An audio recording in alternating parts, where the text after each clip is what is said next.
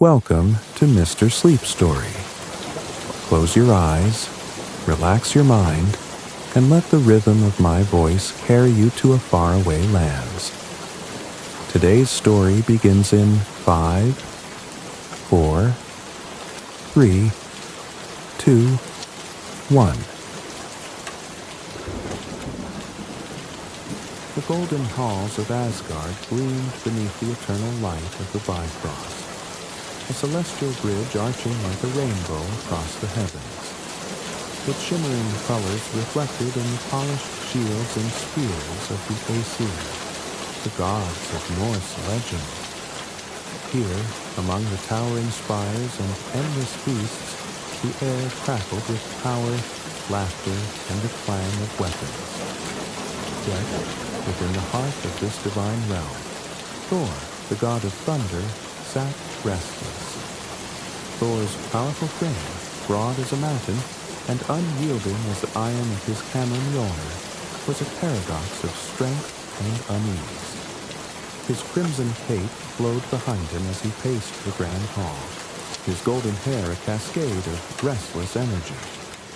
His hammer, forged in the heart of a dying star, rested nearby, a constant reminder of his might.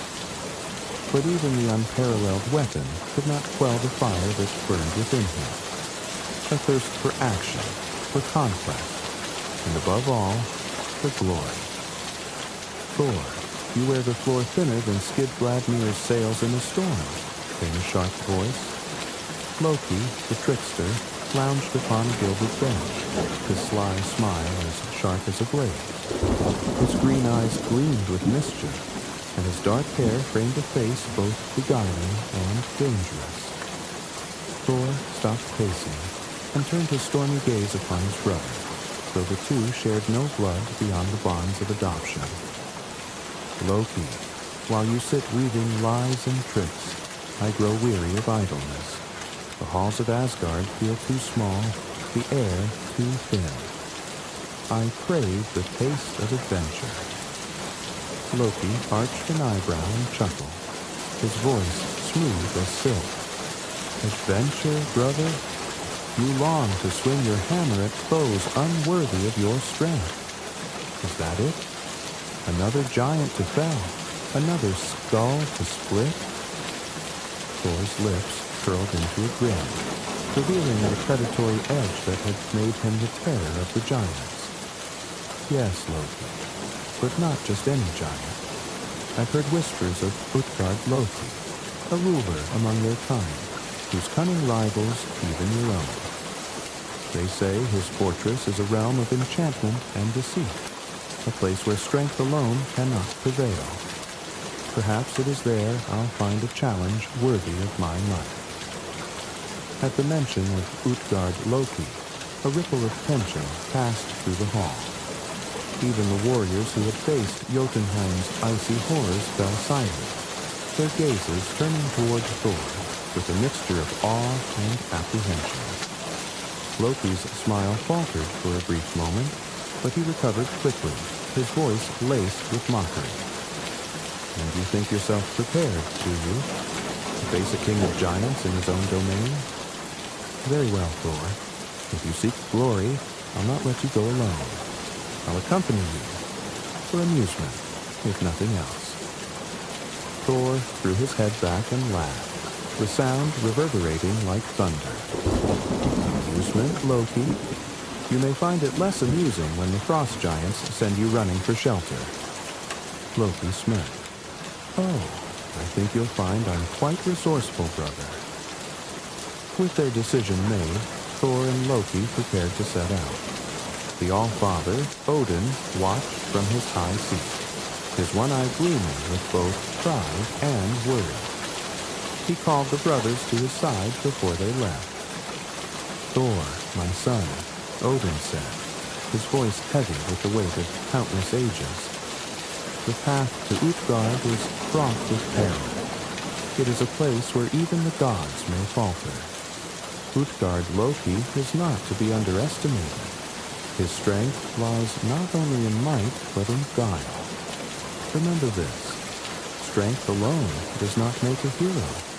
wisdom and humility will serve you better than the sharpest weapon."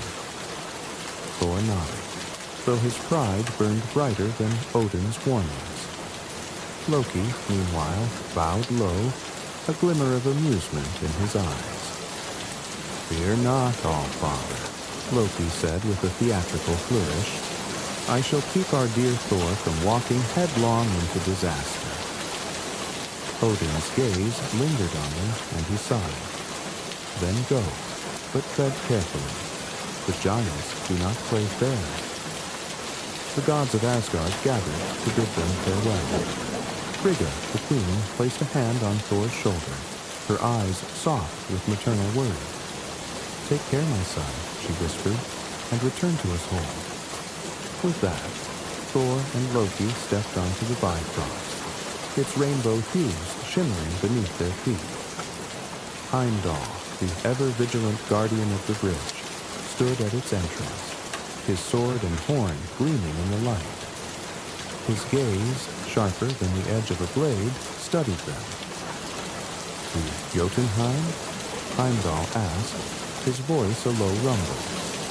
"To Utgard," Thor declared, his voice echoing with the promise of thunder.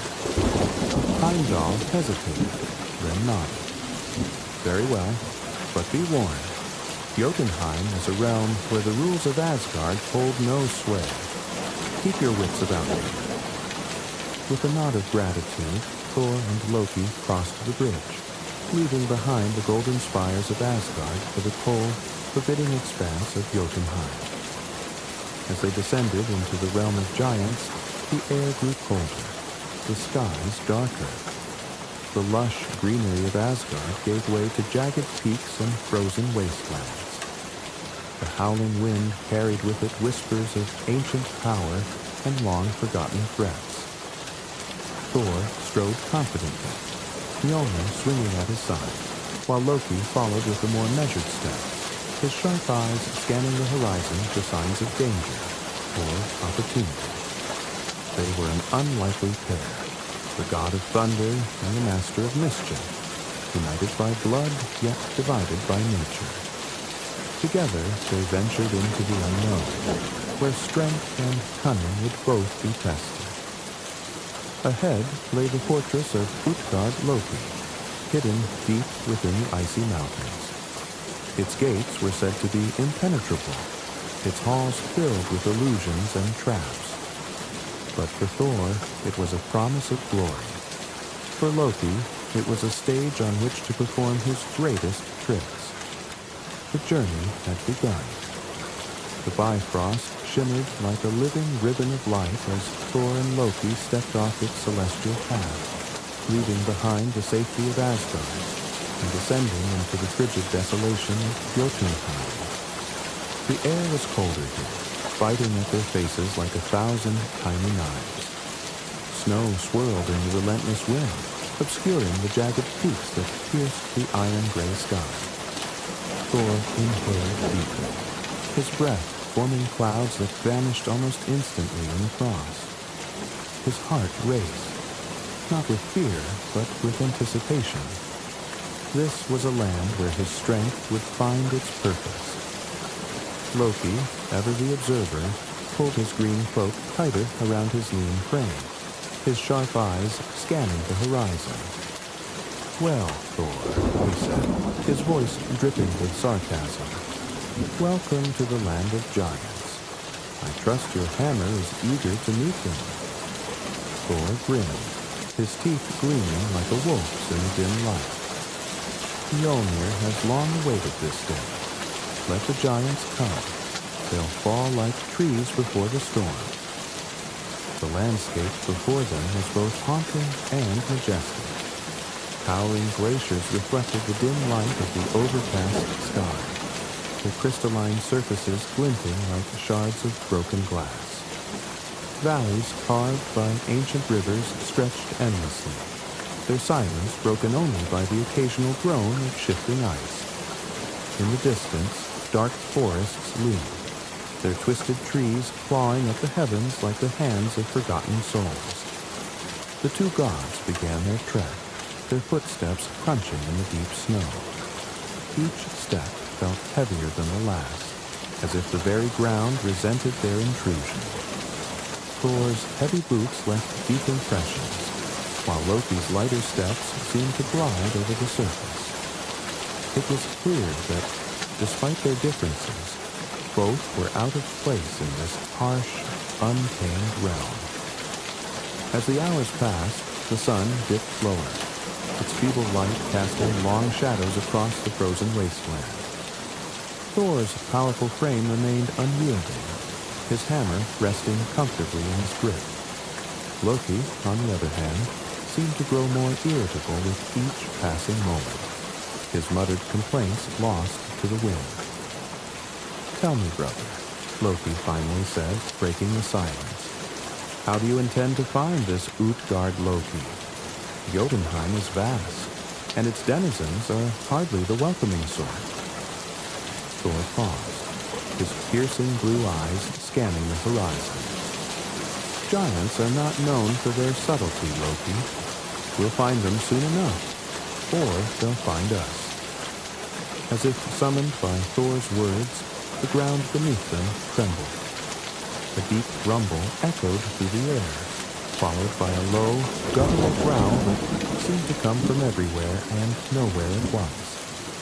Loki's hand instinctively moved to the dagger at his side, while Thor gripped Mjolnir with a warrior's readiness. From behind a nearby ridge, a figure emerged, its massive silhouette cutting through the swirling snow. The giant was enormous, even by Jotunheim standards, his hulking form clad in crude armor made of iron and bone.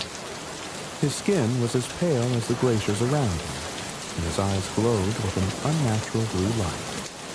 In his hand, he carried a club fashioned from a tree trunk, its surface studded with jagged stones. "Well," Loki murmured, his voice tinged with both awe and apprehension, "it seems you've got your wish, Thor." The giant let out a bellowing roar, his voice shaking the very air.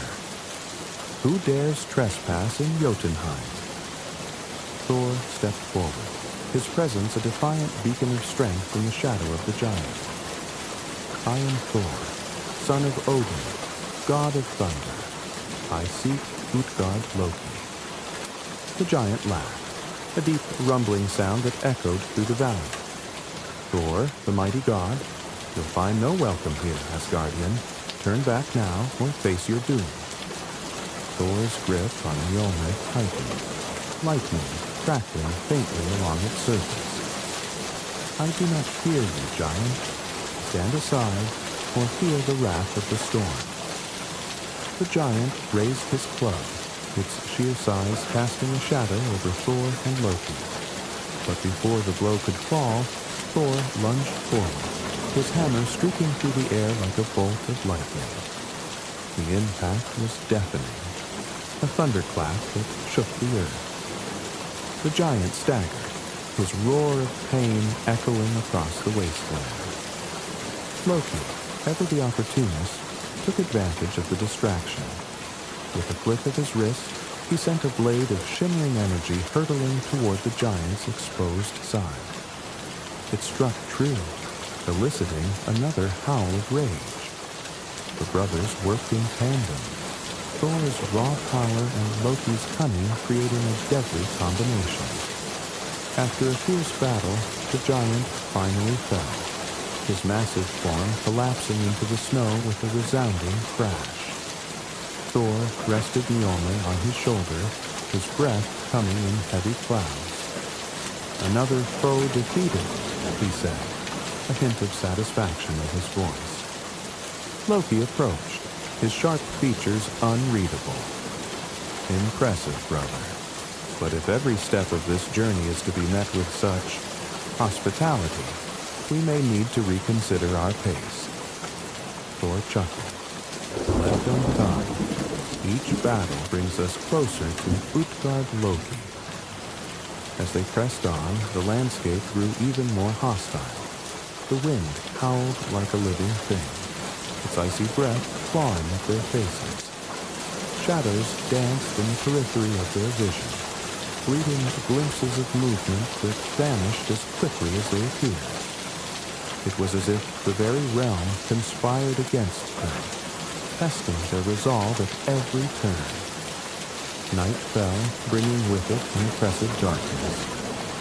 Thor and Loki found shelter beneath a rocky overhang, a small fire providing little warmth against the encroaching cold. The stars above seemed distant and indifferent, their faint light swallowed by the vast emptiness of the land. As they sat by the fire, Loki spoke, his voice low and contemplative. Do you ever wonder, Thor, why we do this? Why we seek out danger and glory, knowing full well the cost? Thor glanced at his brother, his expression thoughtful. Because it is our nature, Loki. We are gods, born to face what others cannot. If we do not fight, who will? Loki's lips curled into a faint smile, though it did not reach his eyes. Perhaps we are fools, chasing illusions of greatness in a world that cares little for our deeds. Thor laughed, the sound echoing in the stillness. Fools or not, brother, we will face whatever comes together. That is enough. The fire crackled softly, its light casting flickering shadows on the rocky walls. For a moment, the two gods sat in silence, united by the unspoken bond of their shared journey. As dawn broke, they rose and continued their trek, the shadows of Jotunheim ever pressing closer. The wilderness stretched endlessly before them, a vast, untamed expanse that seemed determined to test their every step. But Thor and Loki pressed on, their resolve unshaken. For in the heart of this frozen land lay their destiny, and the promise of a challenge unlike any they had ever faced. The icy wilderness of Jotunheim stretched endlessly before Thor and Loki, a desolate expanse of frost and shadow. Days turned to nights, and nights to days, the boundaries between them blurred beneath the perpetual gray skies.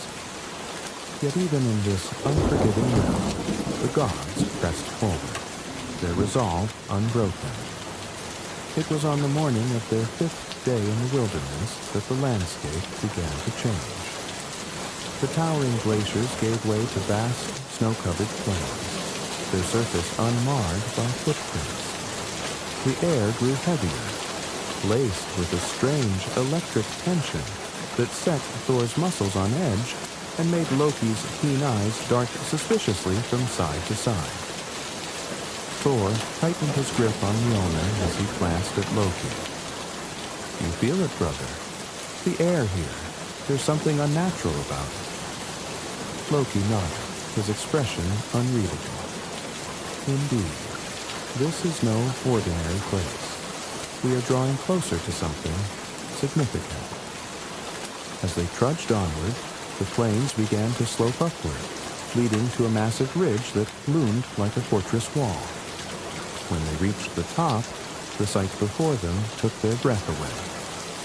Nestled in a deep valley was Utgard, the legendary castle of giants. Its walls were impossibly high, carved from black stone that seemed to absorb the dim light rather than reflect it. The fortress shimmered faintly, as if cloaked in an ethereal veil, and its towering gates were adorned with intricate carvings of ancient battles and monstrous figures. Spires pierced the clouds, their tops shrouded in mist, and a strange, haunting melody echoed faintly in the air, as though the very stones of the castle sang of its power. This, Thor muttered, his voice low and reverent, is a fortress worthy of legend. Loki's lips curled into a faint smile. And you intend to march through those gates as though you belong? The giants do not take kindly to uninvited guests, Thor. Thor's blue eyes burned with determination. Let them try to stop me. As they descended the ridge, the air seemed to grow thicker, pressing against them like an invisible force. Even Thor, with his boundless strength, found his steps heavier, as though the very ground resisted their approach. Loki moved with caution, his every sense attuned to the strange energy that surrounded them. When they reached the gates, they found no guards, no signs of life. The massive doors, carved from ancient wood and bound with iron, loomed before them, their surface etched with runes that pulsed faintly with a blue glow. Thor raised Mjolnir, his intention clear, but Loki placed a hand on his arm. "Patience, brother. A fortress like this is not defended by mere locks and keys. Let me see if these runes speak of their secrets." Loki stepped closer, his fingers tracing the glowing symbols. He murmured under his breath, his words weaving a spell of unraveling. For a moment, the runes flared brighter, as if resisting his touch, but then they dimmed, and with a deep, resonant groan, the gates swung inward. Thor grinned. "Well done, Loki. Perhaps your tricks have their uses after all." Loki's smirk was sharp. "I live to serve, dear brother." Inside, the castle was even more magnificent and unsettling than they had imagined. The vast entrance hall stretched into darkness, its vaulted ceiling held aloft by colossal pillars carved into the shapes of twisting serpents and roaring beasts. The air was cool and carried the faint scent of ancient stone. Torches flickered along the walls, their flames a ghostly blue, casting eerie shadows that seemed to dance of their own accord. As Thor and Loki stepped forward, their footsteps echoed ominously. The silence was oppressive, broken only by the occasional creak of unseen movement. It felt as though the castle itself was alive, watching, waiting. Then, from the shadows at the far end of the hall, a figure emerged. He was tall, even by giant standards, his form radiating power and authority. His skin was pale as moonlight, his hair dark as the abyss. His piercing eyes, glowing with an unnatural light, seemed to see straight into their souls. He wore a cloak of deep blue, trimmed with silver, and his voice, when he spoke, was deep and resonant, filling the hall like the toll of a great bell. Thor, god of thunder, Loki, the trickster, I have been expecting you. Thor stepped forward, his presence as commanding as the giant's. "Are you Utgard Loki?" The giant inclined his head. "Indeed, I am, and you have ventured far to reach me. Tell me, what brings the gods of Asgard to my hall?" Thor's voice was steady, his tone defiant. "We seek challenge and glory. I have heard of your strength and cunning, Utgard Loki. I wish to test myself against them." A slow smile spread across Utgard Loki's face, revealing teeth sharp as daggers. "You wish to test yourself? Very well, Thor, but know this. In my hall, strength alone will not suffice. Here, the rules are different, and the challenges unique." Thor's grip on Mjolnir tightened, but Loki stepped forward, his expression unreadable. "And what of me, Utgard Loki? I am no mere warrior. Do you have challenges fit for one of my particular talents?" Utgard Loki chuckled, a deep rumbling sound that echoed through the hall. "Oh, I have challenges for both of you, trickster. But first, let us not be poor hosts. You have traveled far and faced many dangers to reach this place. Come, let us feast. The night is long, and the games can wait until dawn." With a wave of his hand, Utgard Loki summoned an entourage of giants who appeared from the shadows as though conjured by magic. They carried trays laden with food and drink, roasted meats, loaves of dark bread, goblets of spiced mead. The hall transformed before their eyes, tables and chairs appearing as if from nowhere, their surfaces gleaming with gold and silver. Thor and Loki sat among the giants, their smaller forms dwarfed by the massive beings around them. Thor ate heartily, tearing into the food with gusto, while Loki sipped his mead with measured elegance, his sharp eyes taking in every detail of their surroundings. The giants laughed and jeered, their voices booming, but Thor was unfazed. He matched their roars with his own, his presence a storm in the midst of their revelry. Loki, meanwhile, engaged in a different game, his words sharp as blades as he exchanged barbs and riddles with the cunning Utgard Loki. When the feast ended, Utgard Loki rose, his towering form casting a long shadow across the hall. Now, my guests, the time has come. Tomorrow you shall face the challenges of Utgard. Prepare yourselves, for the games of giants are not for the faint of heart. Thor met the giant's gaze, his blue eyes blazing. I am ready. Loki inclined his head, a faint smile playing on his lips. As am I. Utgard Loki's smile was enigmatic, his glowing eyes betraying nothing. Very well. Rest now, for the dawn brings trials that will test your strength, your cunning, and your resolve. With that, the giants led Thor and Loki to chambers deep within the castle. The rooms were vast, their walls adorned with tapestries depicting ancient battles and strange, otherworldly creatures. Thor's room was austere, its furnishings simple but sturdy, reflecting his warrior's nature. Loki's, in contrast, was opulent, its rich fabrics and gilded mirrors a fitting match for his refined tastes. As Thor lay on the massive bed, his mind churned with anticipation. He relished the thought of the challenges to come, confident in his strength and the power of Mjolnir. In the next room, Loki sat by the window, his sharp mind working through the possibilities. He knew that in Utgard, nothing was as it seemed, and that the greatest weapon here would be not strength, but wit. The castle of Utgard was a place of mystery and magic, its halls filled with ancient power and hidden dangers. As the night wore on, the gods prepared themselves for the trials ahead, knowing that the dawn would bring challenges unlike any they had ever faced.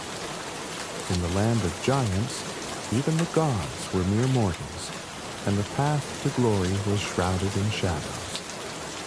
The golden light of dawn filtered dimly through the mist that shrouded Utgard's towering spires. The vast hall of the castle, where giants feasted and roared with laughter the night before, was now transformed into a place of trials. Tables had been cleared, torches flickered with a pale blue light, and the air hummed with an unspoken challenge. Thor and Loki stood at the center of the hall, flanked by giants whose laughter was edged with cruel anticipation. Utgard Loki, seated on his grand throne of black stone and ivory, clapped his massive hands, and the hall fell silent. His glowing eyes swept over the assembly before settling on Loki, the god of mischief. You, Loki, are known for your clever tongue and your cunning tricks, he said, his deep voice resonating through the hall. But here in Utgard, words will not suffice. Let us see if your appetite matches your wit. Loki's lips curled into a sly smile. A contest of eating, then. Very well. I've dined in Asgard and beyond. Bring forth your champion, Utgard Loki, and let us see whose hunger reigns supreme. At the giant's command, the hall erupted with movement. From the shadows emerged a figure unlike any other. He was tall and gaunt, his skin the ashen gray of smoldering embers. His eyes burned like twin coals, and his presence carried the oppressive heat of a roaring fire. This was Loki, a personification of wildfire, a being whose hunger was as boundless as it was destructive. Loki stepped forward, his movements fluid yet predatory, and his thin lips twisted into a feral grin. The giants cheered and pounded their fists against the tables, the noise like rolling thunder. Loki raised an eyebrow, his expression one of amused curiosity. "A worthy opponent," he said, his voice calm despite the murmurs of unease that rippled through even the gods. Utgard Loki raised his hand, silencing the crowd. "The rules are simple," he declared. "Before you lies the table of plenty. You must eat everything placed before you, faster and more completely than your opponent. There will be no magic, no tricks, only appetite and determination. Do you accept, Loki?" Loki glanced at the table. It groaned under the weight of roasted meats, wheels of cheese, towering loaves of bread, and overflowing bowls of stew. The sight of the feast, though overwhelming, only fueled his confidence. He inclined his head. "I accept." Utgard Loki gestured for them to begin. Loki and Logi took their places at the table, their eyes locked in mutual challenge. The giants leaned in, their anticipation palpable, while Thor crossed his arms and watched with a mix of amusement and curiosity. The first platter was set before them, a mountain of roasted venison, glistening with fat and seasoned with fragrant herbs. At Utgard Loki's signal, the contest began. Loki attacked the food with surprising ferocity, tearing into the meat with his bare hands. He ate quickly, each piece vanishing down his throat in rapid succession. The hall echoed with the sounds of his chewing and the scraping of bones against his plate. The giants cheered, impressed by the god's determination. But Loki was no ordinary opponent. His approach was monstrous, almost otherworldly. Where Loki tore and chewed, Loki devoured. His jaw unhinged like a snake's, and the meat disappeared in enormous chunks, his fiery aura intensifying with each bite. The table beneath him scorched and smoked as he worked, the heat of his presence searing the air. As the platters emptied, more were brought forward. Whole boars, steaming loaves, vats of mead. Loki pressed on, his strategy shifting to smaller, quicker bites as he sought to maintain his speed. His sharp mind worked furiously, calculating how best to pace himself against his inhuman opponent. Loki, however, showed no sign of slowing. He consumed not just the food, but the very vessels in which they were served. Goblets, plates, and even the wooden trenchers. His fiery presence grew hotter, forcing the closest giants to retreat, their cheers turning to murmurs of concern. Sweat beaded on Loki's brow as he reached for another piece of bread. He could feel the heat emanating from Loki, a furnace-like presence that made the air difficult to breathe. His stomach churned, but he forced himself to keep going, refusing to concede defeat. When the final platter was set before them, a massive cauldron of stew, the tension in the hall was palpable. Loki and Logi both dove in, their hands and faces slicked with the oily broth. Loki felt his strength waning, his body protesting against the sheer volume he had consumed. But he gritted his teeth, determined to see the contest through. Loki, meanwhile, was relentless. As the last scraps of food disappeared into his gaping maw, he leaned forward and inhaled deeply. The table before him burst into flames, the wood reduced to ash in an instant. The giants erupted into cheers, their laughter shaking the very walls of the hall. Loki sat back, his face pale but his pride intact. He wiped his hands on his cloak and offered a wry smile. "Well, it seems your champion has a rather unique appetite, Utgard Loki." The Giant King rose from his throne, his smile as enigmatic as ever. "Indeed, Loki. You have done well to match Loki for as long as you did. You have the stomach to face such a force. But here in Utgard, there are powers beyond the mortal or divine. Loki is no mere giant. He is the living embodiment of wildfire, a hunger that consumes all in its path. Against such a foe, even the cleverest among us cannot prevail." Thor stepped forward, his expression grim. "You set my brother against a force of nature disguised as a giant. What honor is there in such deceit?" Utgard Loki's laughter filled the hall, a deep, resonant sound that carried both amusement and menace. "Honor, Thor? You are in the land of giants. Here, the rules of Asgard mean nothing. Did your brother not accept the challenge willingly? And did he not perform admirably, even against impossible odds?" Thor's jaw tightened, but Loki placed a hand on his arm. "Enough, brother," he said softly, his voice tinged with both exhaustion and resignation. "The game is theirs, and I played it. Let us see what trials await you." The giants roared with approval, their voices echoing long after the contest ended. Loki, though defeated, carried himself with the grace of a god who had faced fire itself and survived. And as the hall prepared for the next trial, Thor and Loki exchanged a glance, their unspoken bond of brotherhood stronger than any victory or defeat. The contest of eating had ended, but the games of Utgard were far from over. For in this enchanted castle, every challenge was a test not just of strength or skill, but of resolve. And the gods of Asgard were far from finished. The echoes of roaring giants still reverberated through Utgard's grand hall as the next challenge was announced. Loki, having endured the insatiable hunger of wildfire itself, returned to Thor's side, his sly smirk masking his exhaustion. Utgard Loki, seated high upon his obsidian throne, rose once more, his towering form casting a long shadow across the gathered assembly.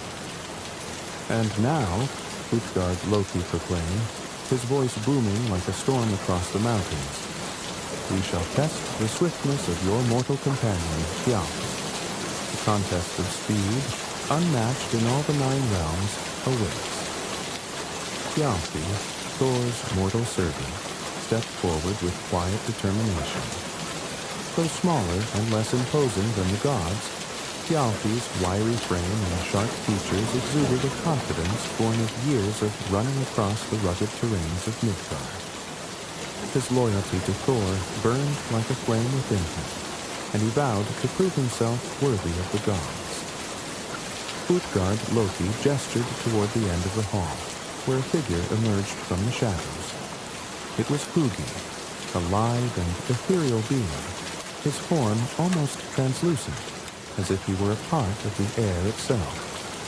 His eyes gleamed with an otherworldly intelligence, and moved with a grace that suggested he was not bound by the same laws of nature as others. "This is Hugi," Utgard Loki said, a sly grin tugging at his lips. "He is the personification of thought itself, swift and fleeting. Do you dare to race him, mortal?" Thjalfi stood tall, meeting Hugi's piercing gaze without flinching. "I do," he replied, his voice steady. "For my master and the glory of Asgard, I will run as no mortal has ever run before." The giants laughed, their deep voices echoing with derision. Even Thor's brow furrowed with concern. "Thjalfi, are you certain?" Thor asked, his tone low. "This is no ordinary opponent." Thjalfi turned to his master, a faint smile on his lips. "I may be but a mortal, my lord, but I have trained under your watchful eye. With your strength in my heart, I will not falter." Thor nodded solemnly, his respect for the young man evident. Loki, meanwhile, whispered with a smirk, "He'll need more than courage to best a foe like that." The hall shifted, the giants clearing the space to create a vast, open course. The ground was uneven and treacherous, littered with jagged stones and icy patches that would challenge even the fleetest of foot. At the far end, a distant pillar marked the finish line, its base illuminated by flickering blue torches. Thjalfi and Hugi took their places at the starting line. The mortal stretched his legs, his muscles coiled like springs, while Hugi stood still, his movements as imperceptible as the breeze. Utgard Loki raised a hand, his booming voice silencing the crowd. "When the torch is dropped," he declared, "the race shall begin." A giant servant approached, holding a torch of blue flame. The tension in the hall was palpable as the torch was raised high, its flickering light casting strange shadows across the competitors' faces. The flame dropped, and in an instant they were off. Thjalfi surged forward, his legs pumping like the pistons of a great machine. Each stride ate up the ground beneath him, his footfalls light and precise despite the treacherous terrain. The crowd gasped at his speed, marveling at the mortal's sheer determination. But Hugi was unlike anything Thjalfi had ever faced. He did not run so much as glide, his form a blur that seemed to defy the very fabric of reality. No matter how fast Thjalfi pushed himself, Hugi was always ahead, his pace effortless and unrelenting. The first stretch of the course led them through a narrow ravine, its walls slick with frost. Thjalfi's sharp reflexes allowed him to dodge the jagged rocks that jutted from the ground, his every movement precise and efficient. Hugi, however, seemed unaffected by the obstacles, his form flickering like a shadow across the uneven terrain. As they emerged from the ravine, the path opened into a vast plain, its surface coated in a thin layer of ice. Thjalfi's feet skidded for a moment, but he quickly adjusted, leaning forward to maintain his balance. His breaths came in sharp, measured bursts, each one a testament to his endurance. Behind him, the giants roared with excitement, their cheers mixing with laughter. Loki leaned toward Thor, his voice low and mocking. "Your mortal friend is impressive, I'll admit, but he races not against flesh and blood, but against thought itself. He cannot win." Thor's eyes remained fixed on Thjalfi. "He races for honor, Loki. That is victory enough." Thjalfi pushed harder, his muscles screaming in protest as he strained to close the gap between himself and Hugi. His heart pounded like a drum, each beat driving him forward. The finish line loomed in the distance, its flickering torches a beacon of hope. But Hugi was relentless. As Thjalfi drew closer, Hugi seemed to vanish entirely, reappearing an impossible distance ahead in the blink of an eye. It was as if the very concept of speed mocked Thjalfi's every effort.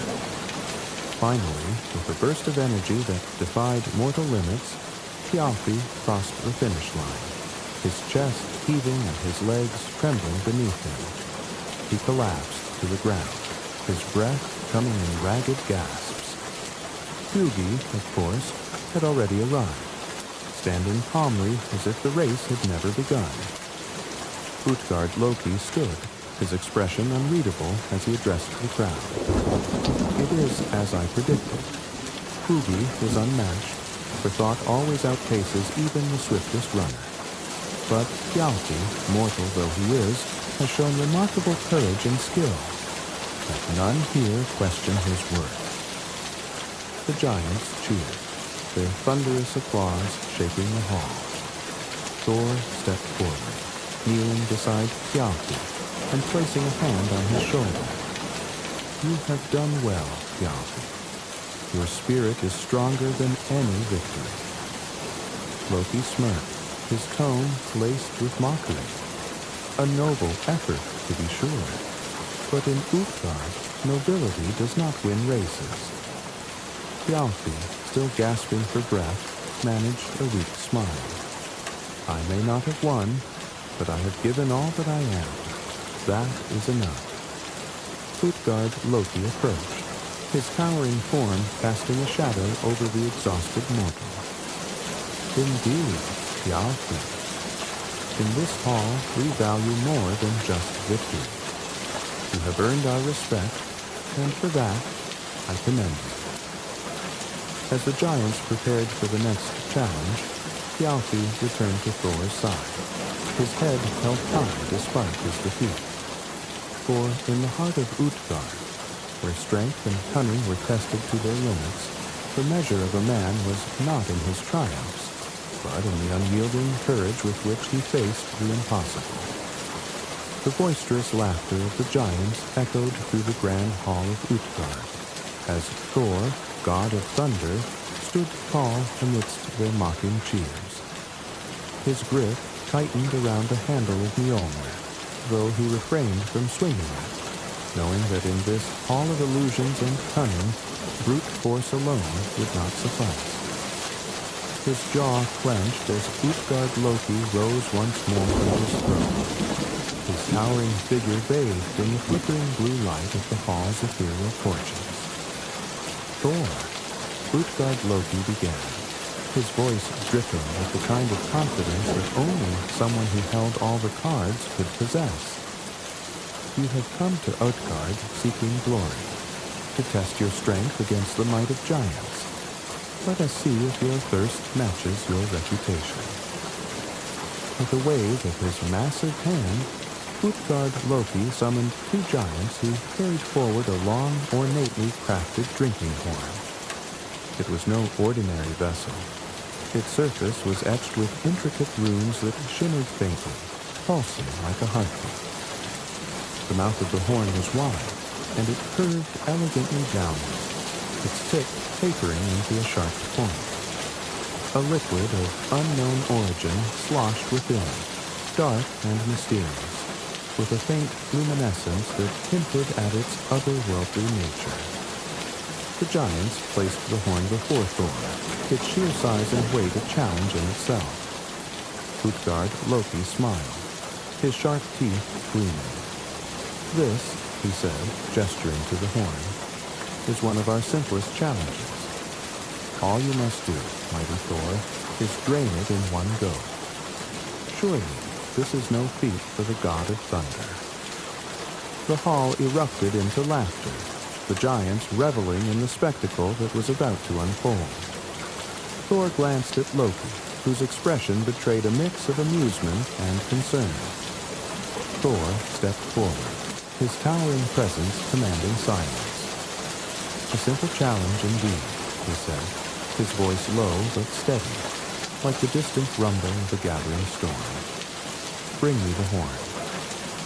The giants snickered as they pushed the enormous vessel closer.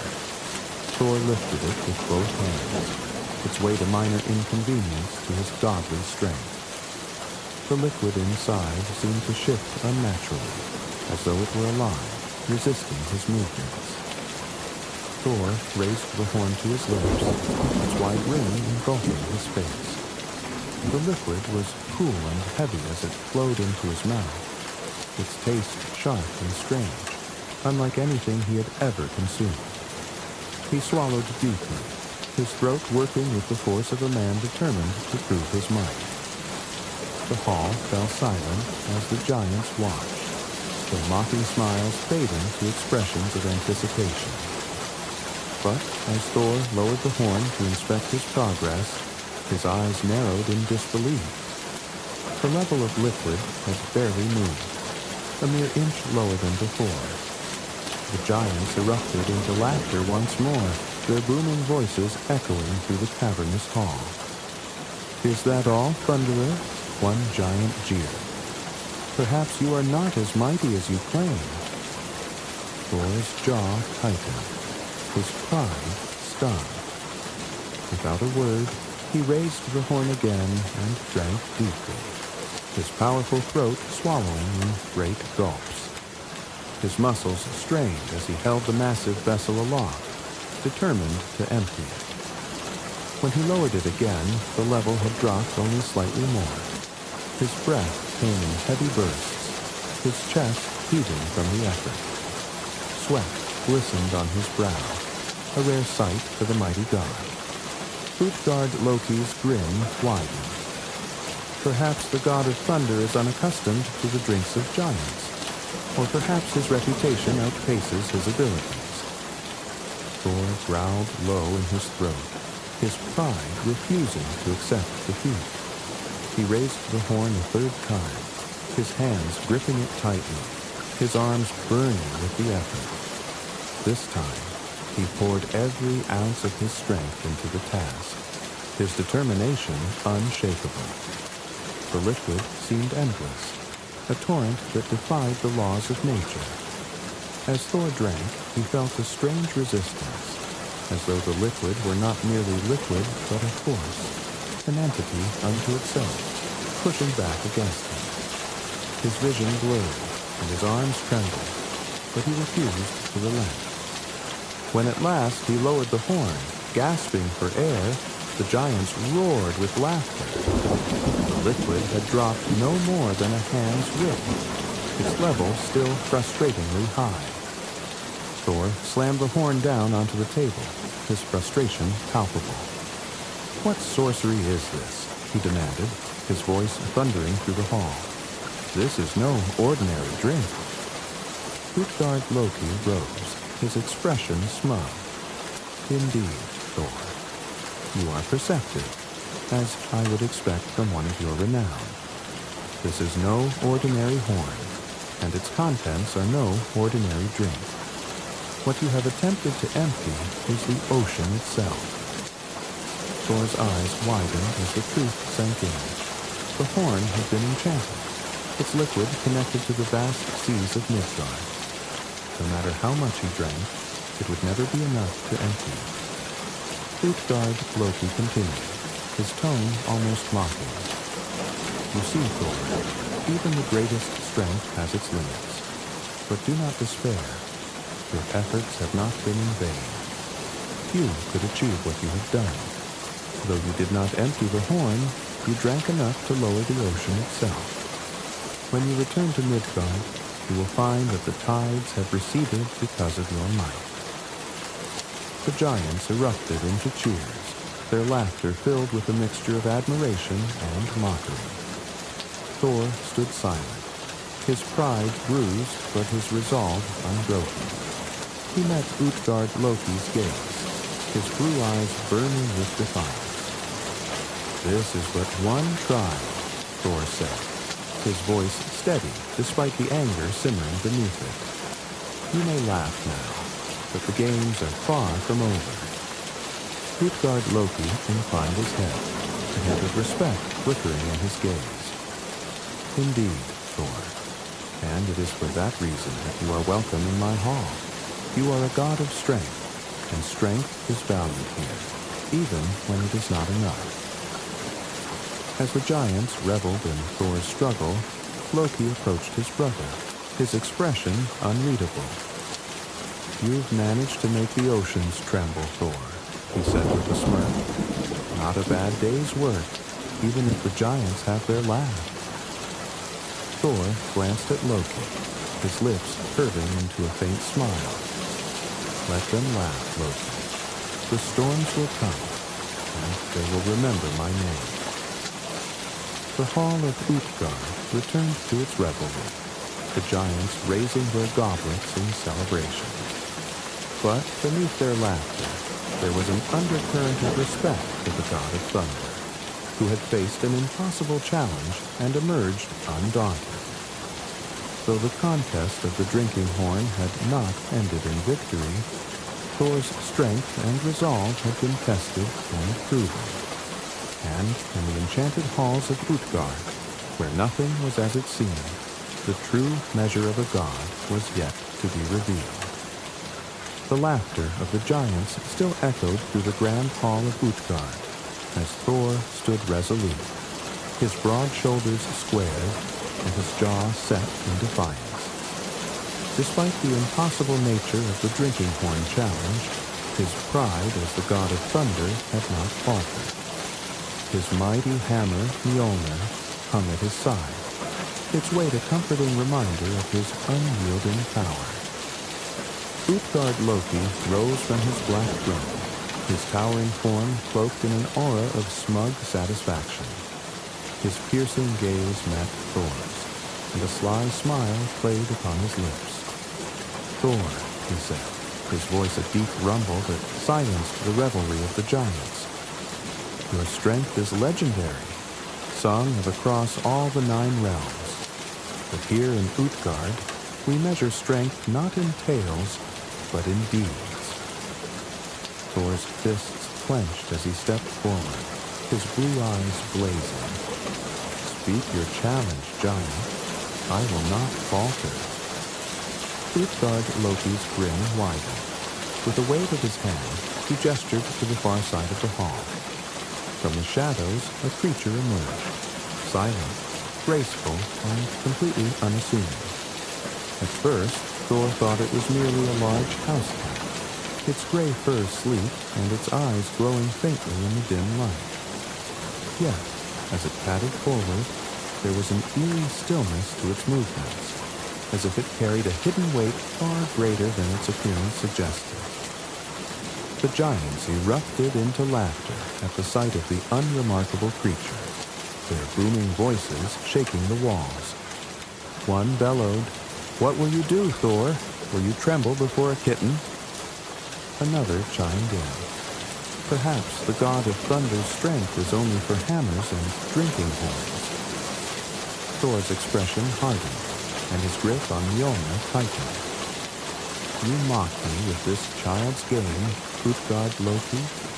Lifting a cat is a task unworthy of my strength." Utgard Loki chuckled, his deep voice tinged with mischief. "Perhaps, but if it is so unworthy, then surely you will succeed with ease. Lift the cat, Thor, and prove your might." The cat gazed up at Thor, its glowing eyes unblinking, as if it understood the stakes. Thor approached it, towering over the creature, his massive frame a stark contrast to its diminutive size. He crouched, reaching out with one hand to grasp the cat's sleek body. Its fur was cool beneath his touch, and as he began to lift, he felt an unexpected resistance.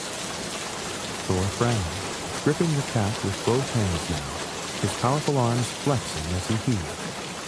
The cat's body refused to rise as it should. Instead, its back arched slowly, its legs stretching impossibly long, its spine curving in defiance of Thor's efforts. The more Thor pulled, the more the cat seemed to grow, its weight increasing until it felt as though he were lifting the very earth itself. The hall erupted with laughter once more, the giants pounding their fists on the tables in delight. Loki, standing to the side, watched with a mixture of amusement and concern, his sharp eyes studying the creature. "Careful, brother," he murmured under his breath. "This is no ordinary cat." Thor's pride burned like a forge as he tightened his grip, his biceps bulging and veins straining against his skin. With a roar that shook the hall, he poured every ounce of his strength into the task. The cat's body lifted slightly, one paw leaving the ground, but no more. The giants howled with laughter, their jeers echoing in Thor's ears. "Behold the might of Thor," one shouted. "He cannot even lift a house cat." Another bellowed. "Perhaps the god of thunder needs help from a mortal to lift his burden." Thor released the cat, his chest heaving as he straightened, his pride stinging from the humiliation. He turned to Utgard Loki, his blue eyes blazing with fury. What trickery is this? This creature defies the laws of nature. Utgard Loki rose from his throne, his expression unreadable. He gestured for the cat to return to his side, and it obeyed, shrinking back to its original size as it padded silently across the hall. The smug satisfaction in Utgard Loki's gaze was unmistakable. "This is no ordinary cat, Thor," he said, his voice calm but laced with condescension. "What you attempted to lift was not a mere creature of fur and bone, but a manifestation of Jormungandr, the Midgard serpent.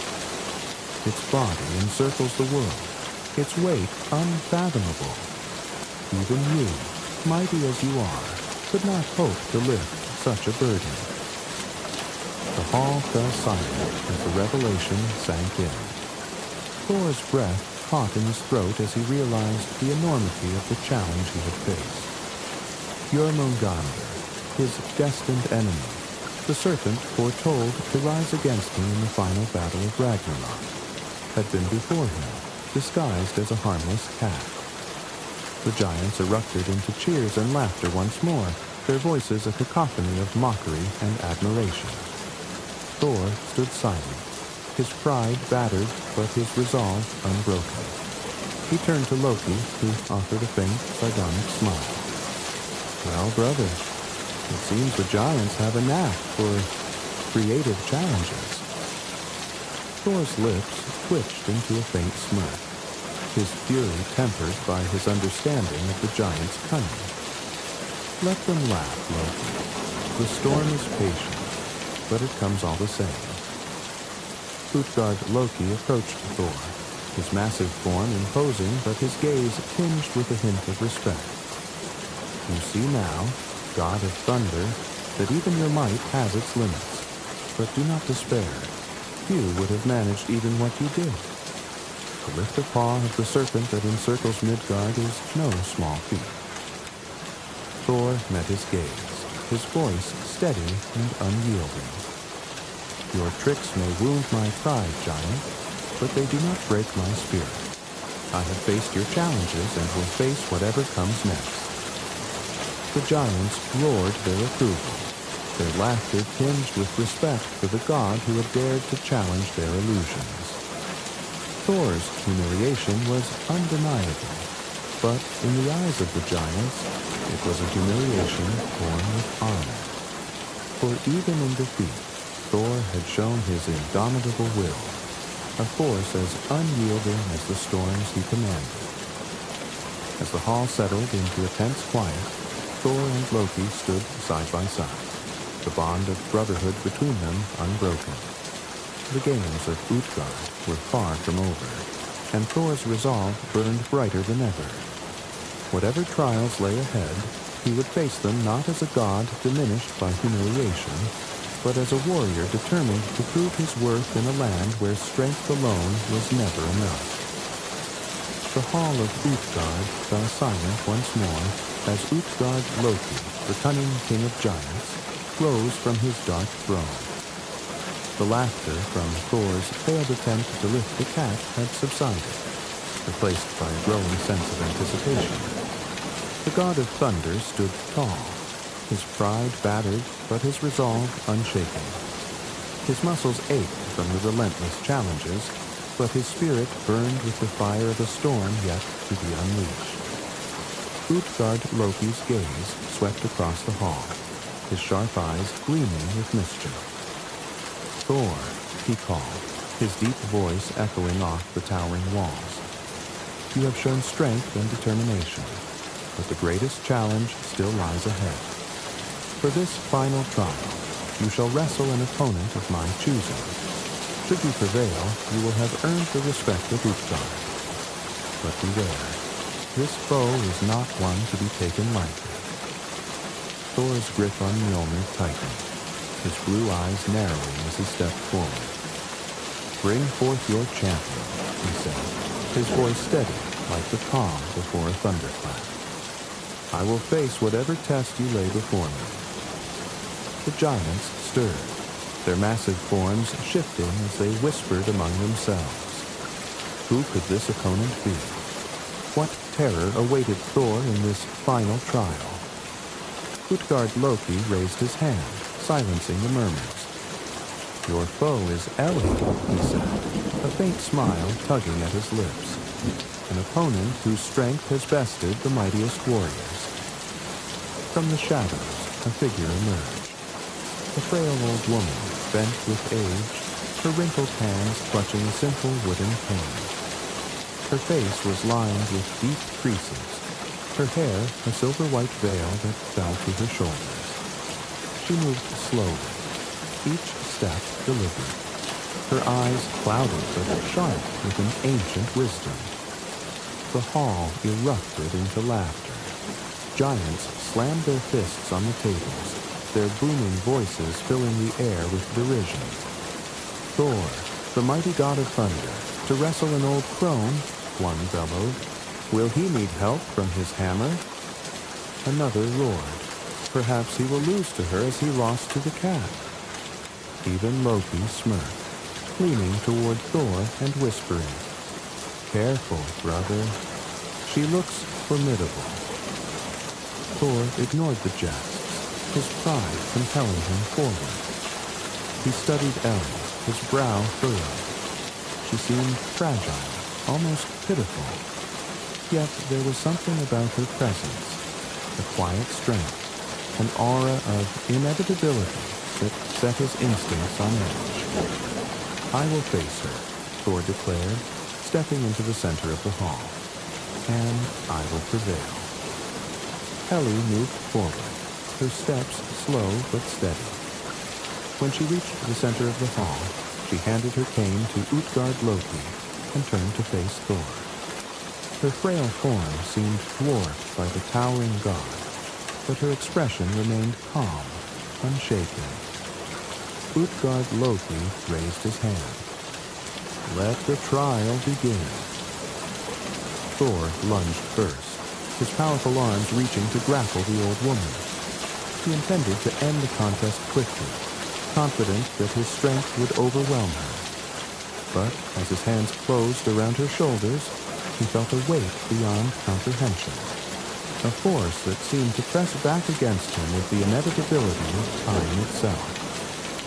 Ellie did not move quickly, nor did she resist with visible effort.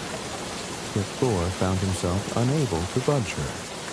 He gritted his teeth, his muscles bulging as he strained against her immovable form. The giants watched in stunned silence, their jeers replaced by murmurs of disbelief. Thor tried again, shifting his grip and digging his heels into the stone floor. He pulled, twisted, and pushed, pouring all his strength into the effort. Sweat beaded on his brow and his breath came in ragged gasps. Still, Ellie stood firm, her expression unchanged. "What is this sorcery?"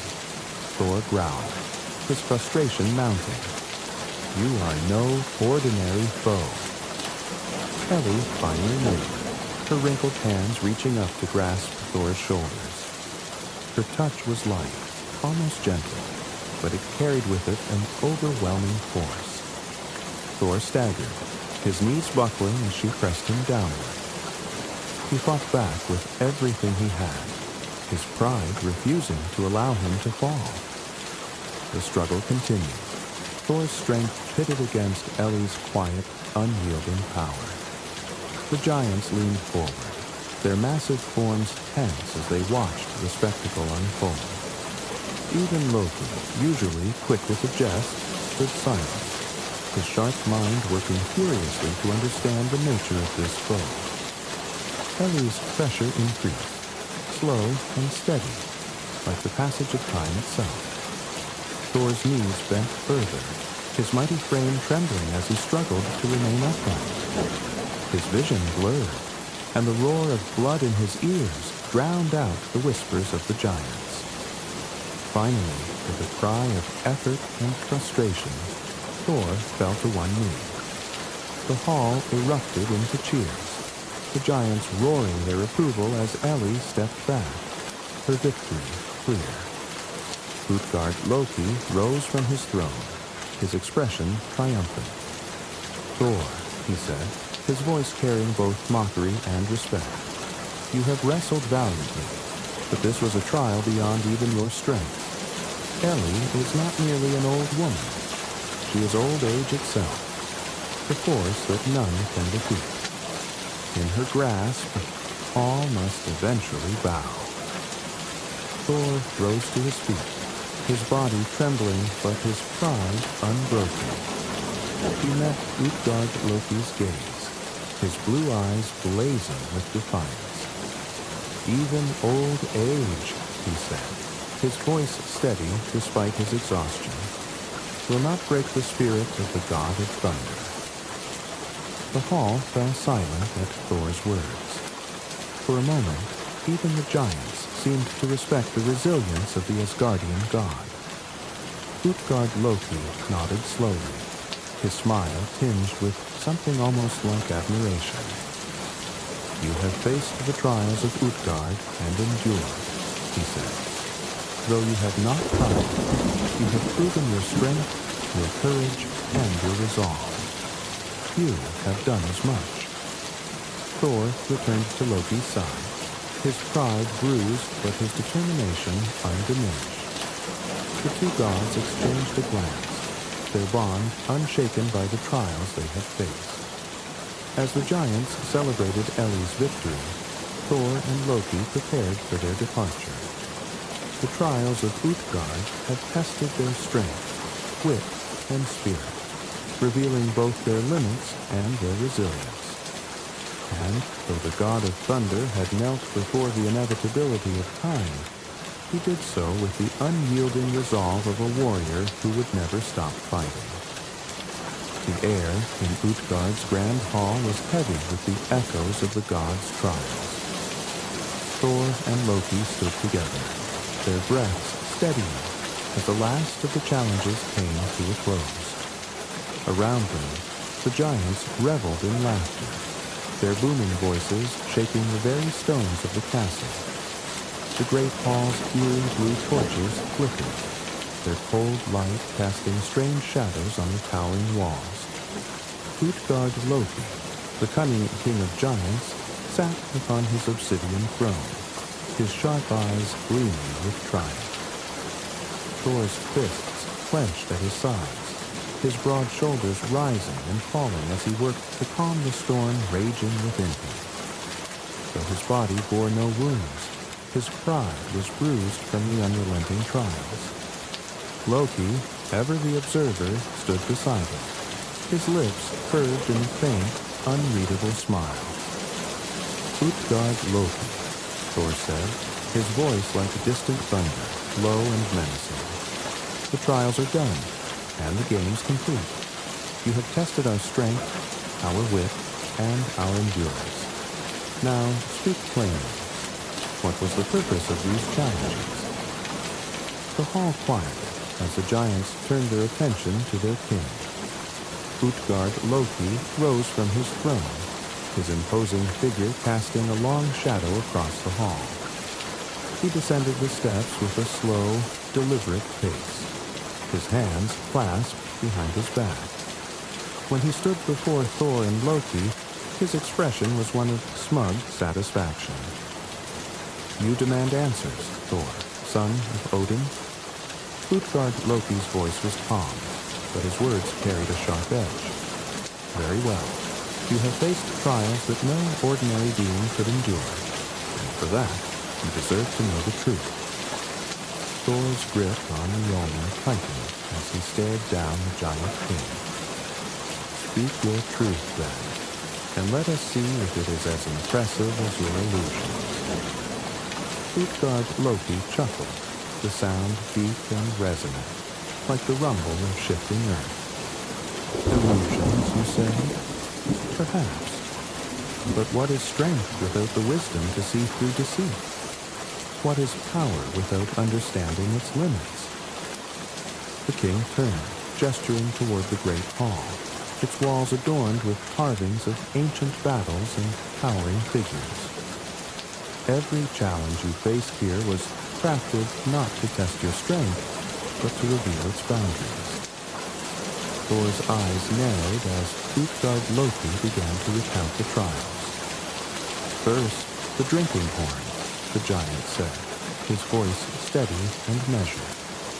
A simple vessel, it seemed, yet its contents were drawn from the ocean itself. No matter how mighty your strength, Thor, you could never drain the sea. And yet, your effort was not in vain. You drank enough to lower the ocean's tides, a feat that no mortal or god has ever accomplished. Thor's jaw tightened, his mind racing as the revelation took hold. He remembered the unnatural weight of the liquid, the way it resisted his every effort. What had seemed a simple challenge had been a contest against the very forces of nature. And then, Utgard Loki continued, the cat, an unassuming creature, yes? But what you sought to lift was no mere feline. That cat was Jormungandr, the Midgard serpent, whose body encircles your world. To lift even a single paw was a testament to your strength, Thor, though you did not see it at the time. The hall erupted into murmurs as the giants whispered among themselves. Even Loki, who rarely showed surprise, raised an eyebrow at the admission. And finally, Utgard Loki said, his voice softening, Ellie, the old woman, a foe so frail in appearance, yet so impossible to defeat.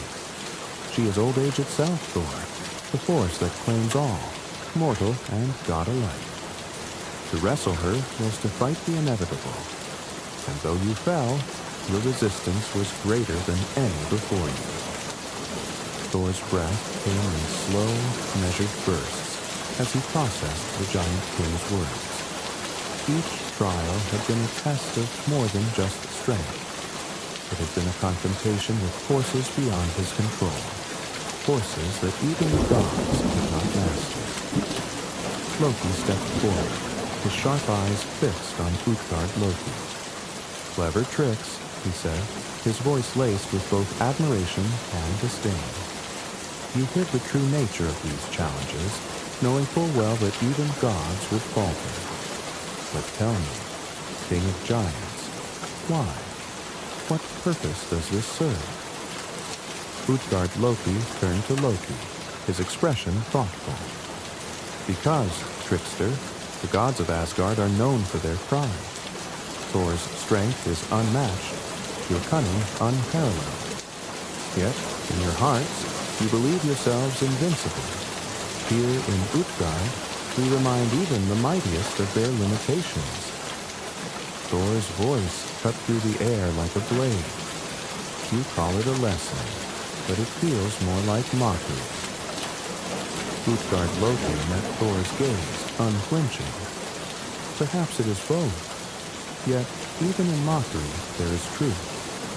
You see, Thor, your strength is not diminished by these trials.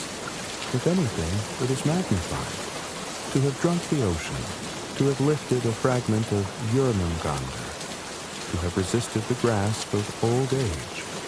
These are feats that no other could accomplish. The giants murmured their agreement, their mocking laughter replaced by a grudging respect. Even Utgard Loki's tone shifted, his words now carrying a weight of sincerity. Thor, son of Odin, he said, his voice steady. You have faced the might of Utgard and endured. You leave these halls with their pride intact, yet you stand unbroken. That is why I offer you and your companion safe passage back to Asgard. You have earned it. Thor's grip on Mjolnir loosened, his anger giving way to a contemplative silence. He turned to Loki, who gave a faint shrug, his smirk returning. Well, brother, Loki said, it seems the giants have a knack for teaching lessons. Shall we take their leave before they decide on more games? Thor nodded, his stormy gaze meeting Utgard Loki's once more. We will take your offer, giant. But know this, the strength of Asgard is not so easily diminished. Your tricks may reveal our limits, but they do not define us. Utgard Loki inclined his head, a faint smile tugging at his lips. Spoken like a true god. Go now, Thor, and carry with you the lessons of Utgard. They will serve you well in the days to come. As Thor and Loki left the great hall, the giants parted to let them pass, their gazes filled with a mixture of awe and respect. The echoes of the trials lingered in the air, a reminder of the challenges they had faced and the truths they had uncovered. When they stepped into the cold, open air of Jotunheim, Thor paused, his eyes scanning the vast, frozen expanse before them. Loki watched him, his sharp features softened by a rare moment of camaraderie. "Do not let their laughter linger, brother," Loki said, "for even in their tricks you have proven what we already knew. You are Thor, the unyielding storm, the god of thunder." Thor's lips curled into a faint smile as he adjusted Mjolnir on his belt. "And you, Loki, remain the cleverest of us all. Together we are a force no giant can withstand." The two gods set out across the icy wasteland, the fortress of Utgard fading into the distance behind them. Though the trials had tested them to their limits, they left with their heads high, their bond unbroken, and the unshakable resolve to face whatever lay ahead. The frozen winds of Jotunheim howled around Thor and Loki as they trudged away from the towering fortress of Utgard. Behind them, the grand castle stood like a dark phantom against the endless expanse of ice, its spires cloaked in mist, and its halls echoing with the laughter of giants. Yet, for all its imposing power, it now seemed smaller, diminished by the lessons learned and the trials endured within its walls. Thor's mighty frame moved with purpose, his every step a reminder of his unyielding resolve. The weight of Mjolnir at his side was comforting, a tangible symbol of his strength and his identity as the god of thunder. His blue eyes, bright as lightning, scanned the icy horizon ahead, where the distant shimmer of the Bifrost Bridge awaited to carry them home. Beside him walked Loki, the trickster, his sharp features calm and contemplative. The usual smirk that played on his lips was subdued, replaced by a thoughtful expression. Loki's green cloak billowed in the wind, his steps light and measured, as though each carried him closer to some private revelation. For a time, neither spoke, the silence between them heavy with the weight of their experiences.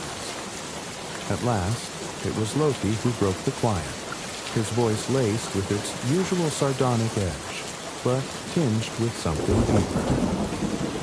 "Well, brother," Loki began, his tone light, "it seems the mighty god of thunder has had his limits tested. I must say, watching you wrestle that old crone was a sight I won't soon forget." Thor turned his gaze to Loki, his lips twitching into a faint smile. "Laugh all you like, Loki. You were there to witness it, and to learn from it. Each trial, though cunningly devised, showed us the strength we possess, even when faced with forces beyond our control." Loki arched an eyebrow, his sharp wit ready. "Strength, yes, but also humility, a lesson you've long needed.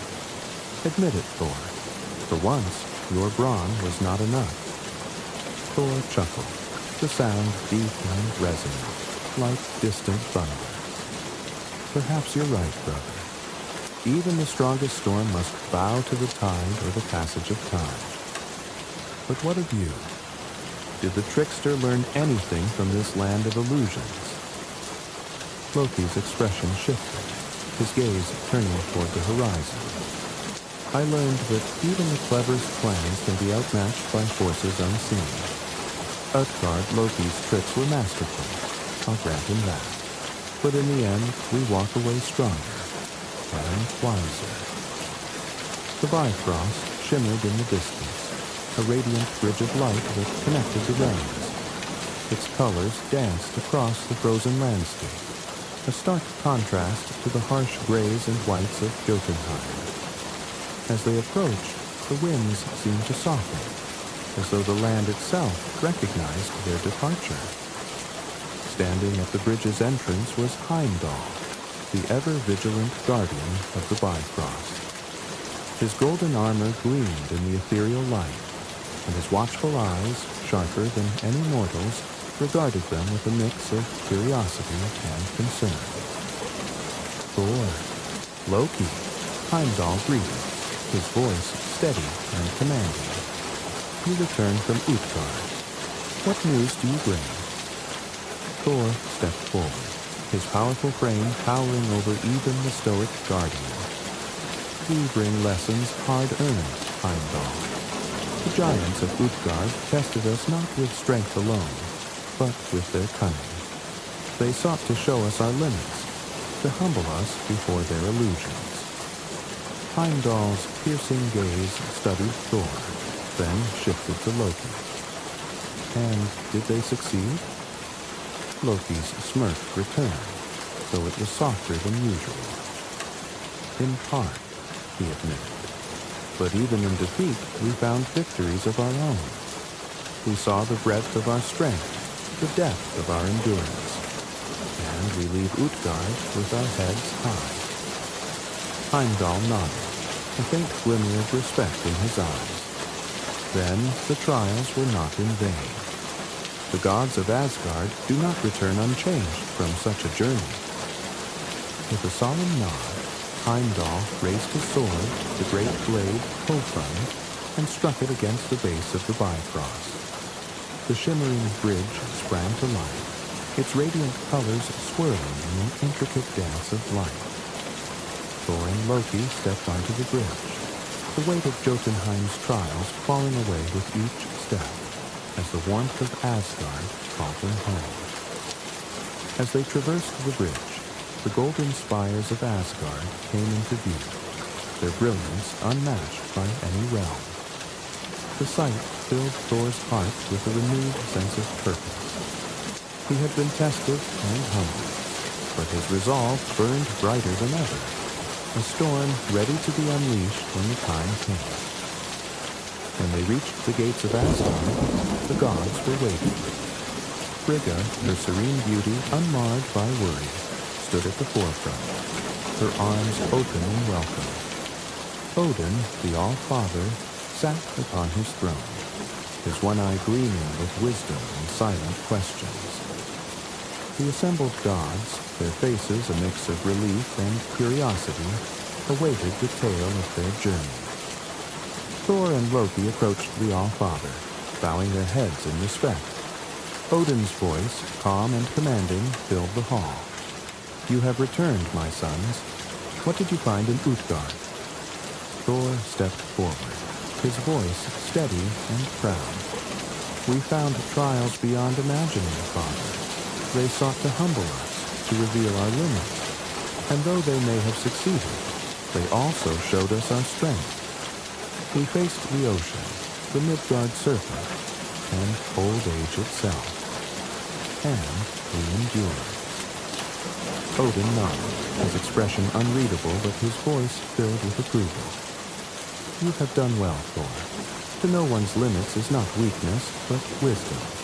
And you, Loki, he added, turning his gaze to the trickster. What have you learned? Loki met Odin's gaze, his smirk returning in full force. I've learned that even the cleverest schemes can be outdone by those who think farther ahead. Utgard Loki is a worthy rival, but his games have only sharpened my own wit. The gods murmured among themselves, their admiration for Thor and Loki's resolve evident. As the All-Father raised his hand for silence, his voice carried the weight of prophecy. The trials of Utgard are but a shadow of what is to come. The lessons you have learned will serve you well. for the end is always closer than it seems. Thor and Loki exchanged a glance, the unspoken bond of their brotherhood stronger than ever. They had faced the cunning of Utgard Loki, the mockery of the giants, and the trials of the unknown. And though they had been humbled, they had emerged stronger, their resolve unbroken. As the sun set over Asgard, its golden light bathing the realm in warmth, Thor stood atop the halls of Valhalla, Mjolnir in hand. The wind carried with it the whispers of storms yet to come, and Thor knew that whatever lay ahead, he would face it with the strength of a god and the wisdom hard won in the land of giants.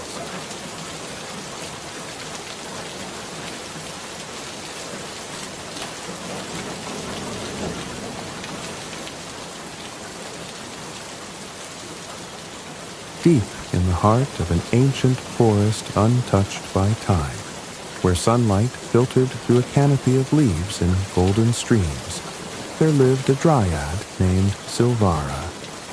Her world was one of beauty and wonder, where the whisper of the wind carried stories of centuries past, and the songs of birds harmonized with the rustling of leaves. This forest was no ordinary place. It was alive with a magic that pulsed through every root and branch. Trees stood as proud sentinels, their bark etched with patterns as intricate as the stars above, and beneath their shade, a carpet of moss and wildflowers spread like a living tapestry. Silvara, the guardian spirit of this enchanted realm, was as much a part of the forest as the ancient oak she called home. Her hair, a cascade of verdant green, shimmered like dew-kissed leaves in the morning sun, and her skin carried the warm, earthen hue of tree bark. Eyes the color of springtime leaves sparkled with the wisdom of countless seasons, yet they also held a hint of sadness, a reflection of the fragility of the world she had sworn to protect.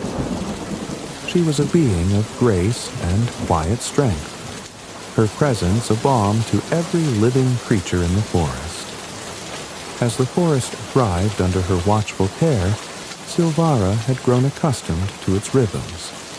She knew the playful antics of the squirrels who chattered from the treetops, the solemn marches of beetles in the undergrowth, and the melancholy cries of owls echoing through the night.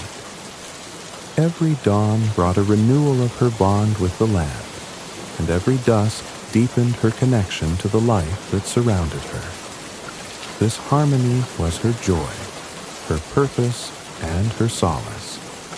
But one morning, as the mist clung to the forest floor and the sun's rays began to pierce through the veil, Silvara sensed a disturbance. It was subtle at first, a ripple in the energy that coursed through the forest, like the faint tremor of an unseen predator stalking its prey. Rising from the heart of her ancient oak, Silvara extended her senses, feeling the pulse of every root, every stream, and every creature. Something was wrong.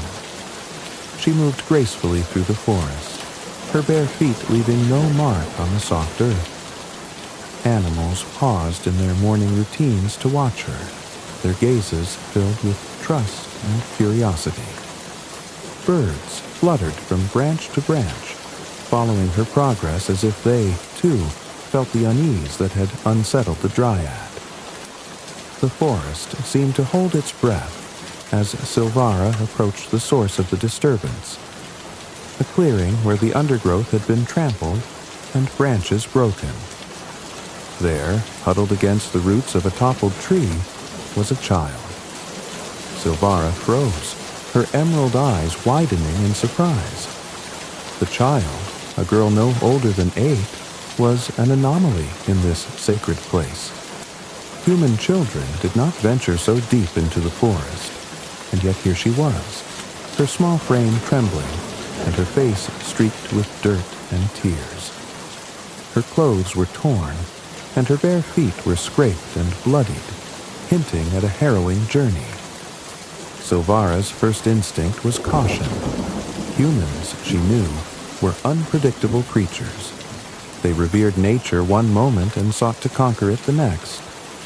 Yet, as she watched the child, her heart softened.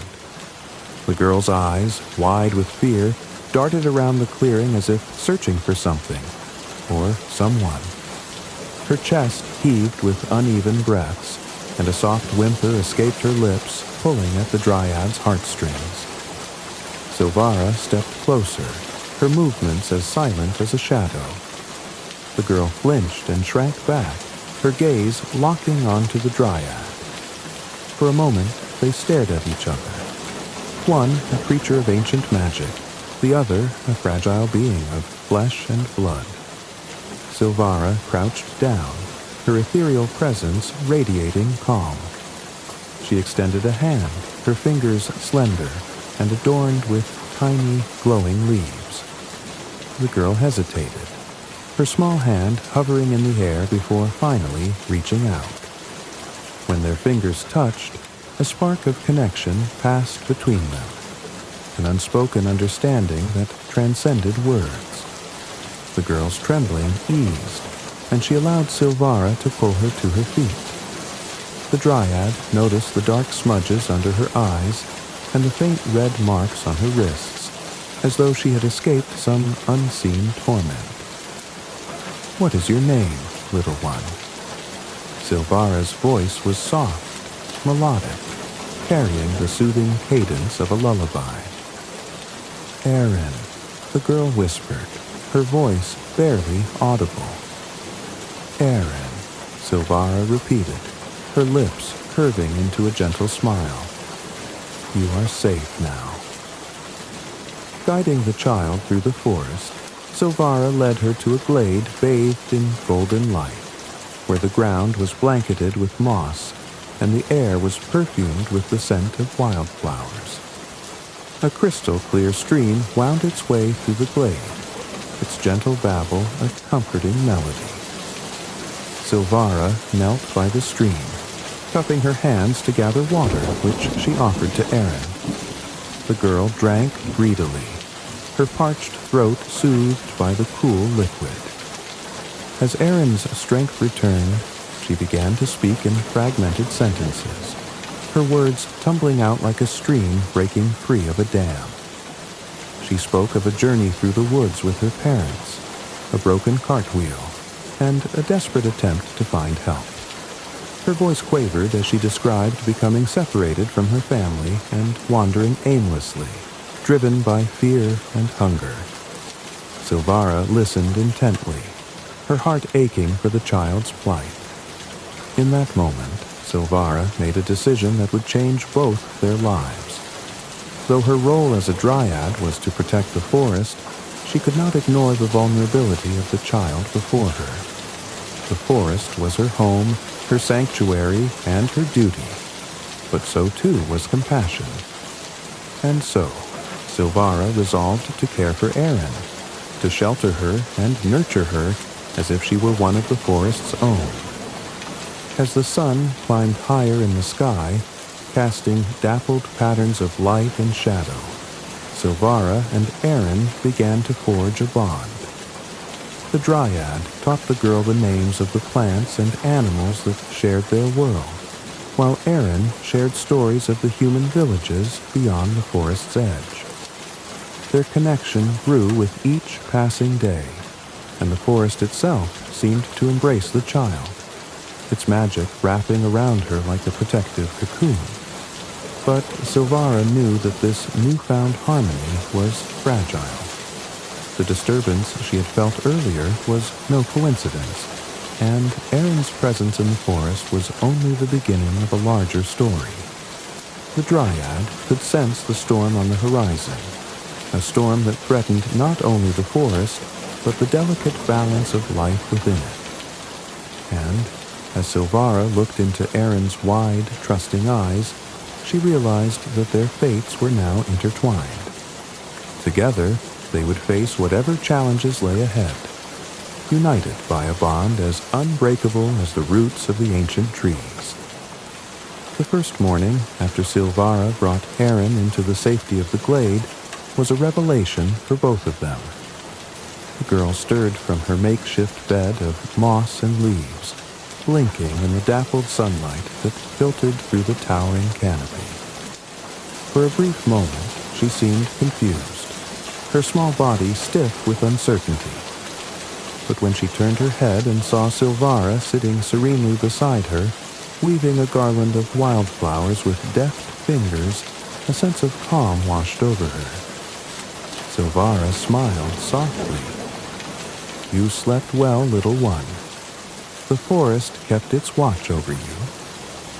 Aaron rubbed her eyes and sat up, the previous day's fear still lingering in her expression.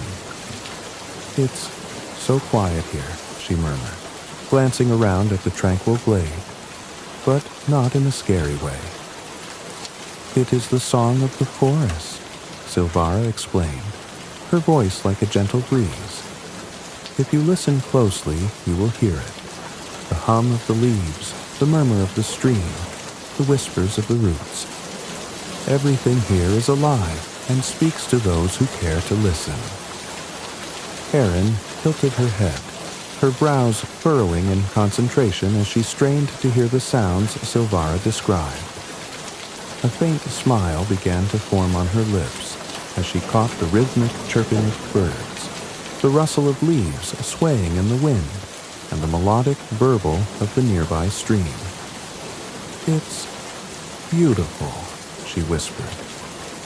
Silvara nodded. "It is the heartbeat of life itself." Over the next few days, Silvara dedicated herself to introducing Aaron to the wonders of the forest. At first, the child was hesitant, sticking close to Silvara's side and flinching at the unfamiliar sounds of rustling bushes or distant animal calls. But the Dryad's patient guidance soon worked its magic. One morning, Silvara led Aaron to a grove where the ground sparkled with bioluminescent mushrooms, their glow a soft blue even in daylight. "These are mooncaps," Silvara said, crouching beside the delicate fungi. "They bloom in places where the forest's magic is strongest. Touch one, and it will hum for you." Aaron hesitated, looking to Silvara for reassurance before reaching out with a trembling hand. The moment her fingers brushed the mushroom's velvety cap, a soft, resonant hum filled the air. Aaron gasped in delight, her fear momentarily forgotten. "It's like it's alive." Silvara chuckled. "It is. Every part of this forest has its own voice, its own purpose. Even the smallest creatures are part of the great tapestry." As the days turned into weeks, Aaron began to explore the forest with growing confidence. Silvara showed her how to identify edible berries and roots, how to follow the paths of the forest creatures without disturbing them, and how to listen for the subtle warnings that signaled danger. In turn, Aaron shared stories of the human world, of bustling villages, market days, and festivals where children danced around bonfires. "Humans sound so busy," Silvara remarked one evening as they sat by the stream watching fireflies flit through the twilight. "Do they ever pause to simply be?" Aaron thought for a moment, her small face serious. "Not really. Everyone's always doing something. Working, building, fixing. My dad says people have to keep moving to get ahead." Silvara's gaze grew distant, her fingers trailing through the water. That is why they so often lose their way. In their haste to move forward, they forget the beauty of the present. Despite their differences, the bond between Silvara and Aaron deepened with each passing day. Silvara marveled at the resilience and curiosity of the human child, while Aaron found comfort and wonder in the Dryad's wisdom and the forest's magic. They became an inseparable pair, moving through the woods like two halves of the same soul. One pivotal moment in their growing relationship came when they encountered a wounded fox. Aaron spotted the creature first, its reddish fur matted with blood as it limped through the underbrush. "Silvara, look!" she cried, pointing to the fox. "It's hurt." Silvara knelt beside the animal, her hands glowing faintly as she assessed its injuries. "It was caught in a snare," she said, her voice tinged with sadness. "A cruel device of humans." Aaron's eyes widened. Humans did this? But why? "To trap animals for food or sport," Silvara replied. "They do not always see the lives they take as precious." Aaron's lower lip quivered as she knelt beside Silvara. "Can we help it?" Silvara hesitated for only a moment before nodding. "Yes, but it will not be easy. You must be brave and gentle, little one." Guided by Silvara, Aaron helped tend to the fox's wounds, her small hands steady despite her nervousness. She held the animal as Silvara whispered an incantation, her magic weaving through the air like a golden thread. When the fox's injuries began to mend, Aaron's face lit up with joy. "You did well," Silvara said, placing a hand on Aaron's shoulder. "Compassion is the greatest strength of all." Aaron beamed, her fear of the forest's mysteries fading as she realized her own capacity to make a difference. The Dryad also learned much from the child. Aaron's perspective on the human world, its struggles, joys, and complexities, opened Silvara's eyes to a side of humanity she had never understood. One evening, as they sat by the fire sharing stories, Aaron spoke of her family, her voice tinged with both fondness and sorrow. "My mom loves to bake," Aaron said, her eyes shining with memory. "She makes the best honey cakes, and she always saves the first one for me. And my dad, he's really strong. He says he'll teach me to fish when I'm older." Silvara listened intently, her heart aching for the child's separation from her family. "They must miss you dearly," she said softly. Aaron nodded, a tear slipping down her cheek. "I miss them too, but I don't know if they're even looking for me anymore." Silvara reached out, brushing the tear away with a tender touch. "Do not lose hope, little one. The forest has a way of bringing lost things back to where they belong." As their bond deepened, Silvara began to share more of herself with Aaron. She revealed the stories of the forest, the great storms that had shaped its valleys, the ancient creatures that had once roamed its depths, and the magic that wove it all together. She taught Aaron to respect and cherish the balance of nature, to see the interconnectedness of all life. One night, as they lay beneath the stars, Aaron turned to Silvara with a thoughtful expression. "Do you ever get lonely, Silvara, watching over the forest all by yourself?" Silvara was silent for a moment, her gaze fixed on the twinkling constellations. "The forest has always been my family," she said at last, "but it is nice to have someone to share it with." Aaron smiled, reaching out to take Silvara's hand. "You're not alone anymore. We're family now, right?" The Dryad's heart swelled with warmth at the child's words. "Yes, Aaron, we are family." In the weeks that followed, the forest itself seemed to reflect their growing bond. Trees bloomed with vibrant flowers, animals ventured closer to the glade, and the air thrummed with a sense of harmony. Yet even as they reveled in their newfound connection, Silvara could not ignore the shadow that lingered at the edge of her awareness. A foreboding sense that the peace they had found was fragile. For now, however, she chose to focus on the joy of the present.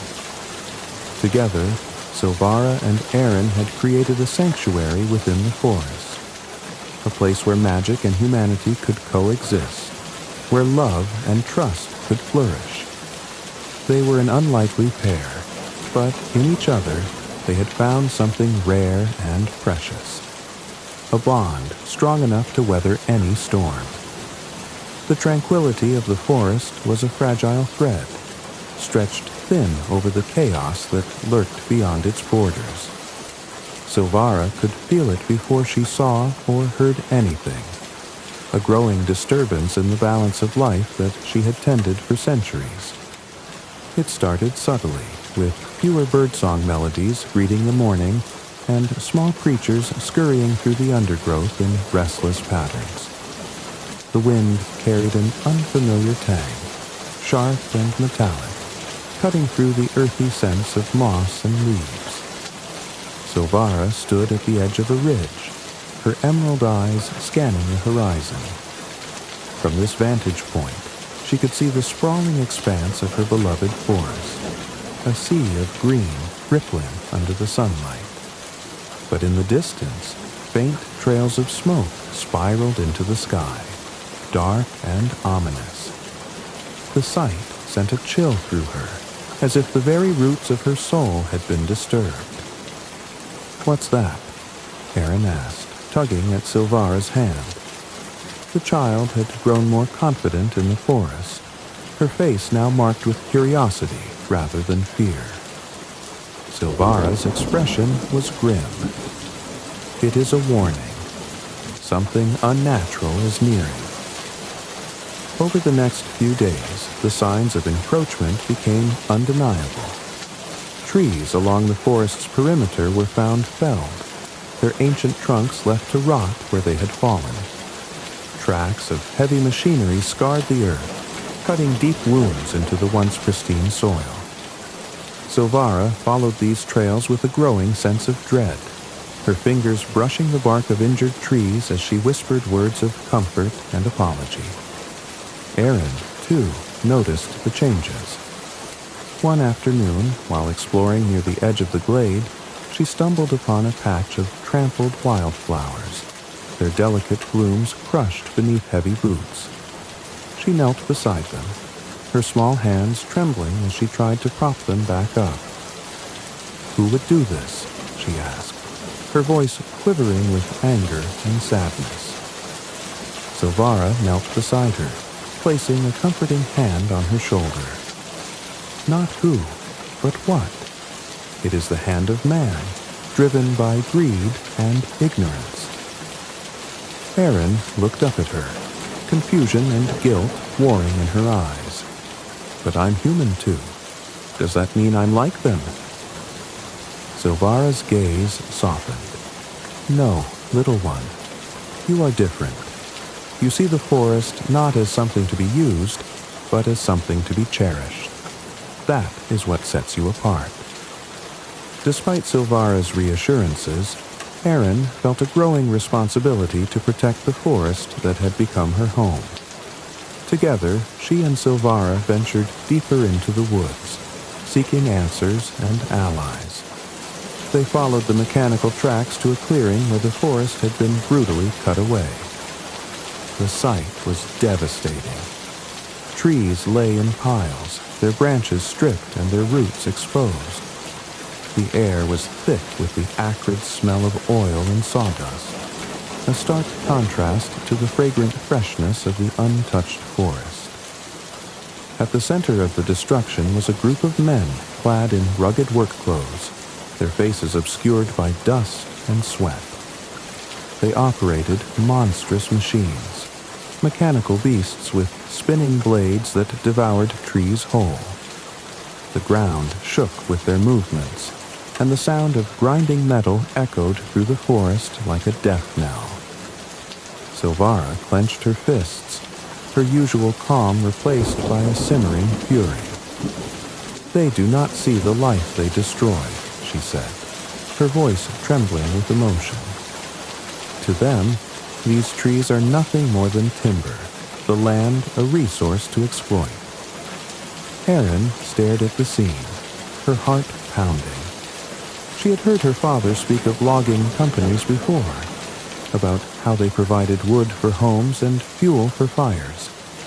But seeing the devastation firsthand was something entirely different. It wasn't just trees they were cutting down. It was homes, habitats, and the very soul of the forest.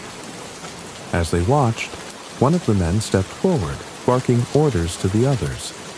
He was tall and broad-shouldered, his presence commanding. His voice carried over the noise, sharp and authoritative. "Keep it moving, boys. We've got quotas to meet, and the boss doesn't pay for delays." Silvara's sharp hearing caught his words, and her eyes narrowed.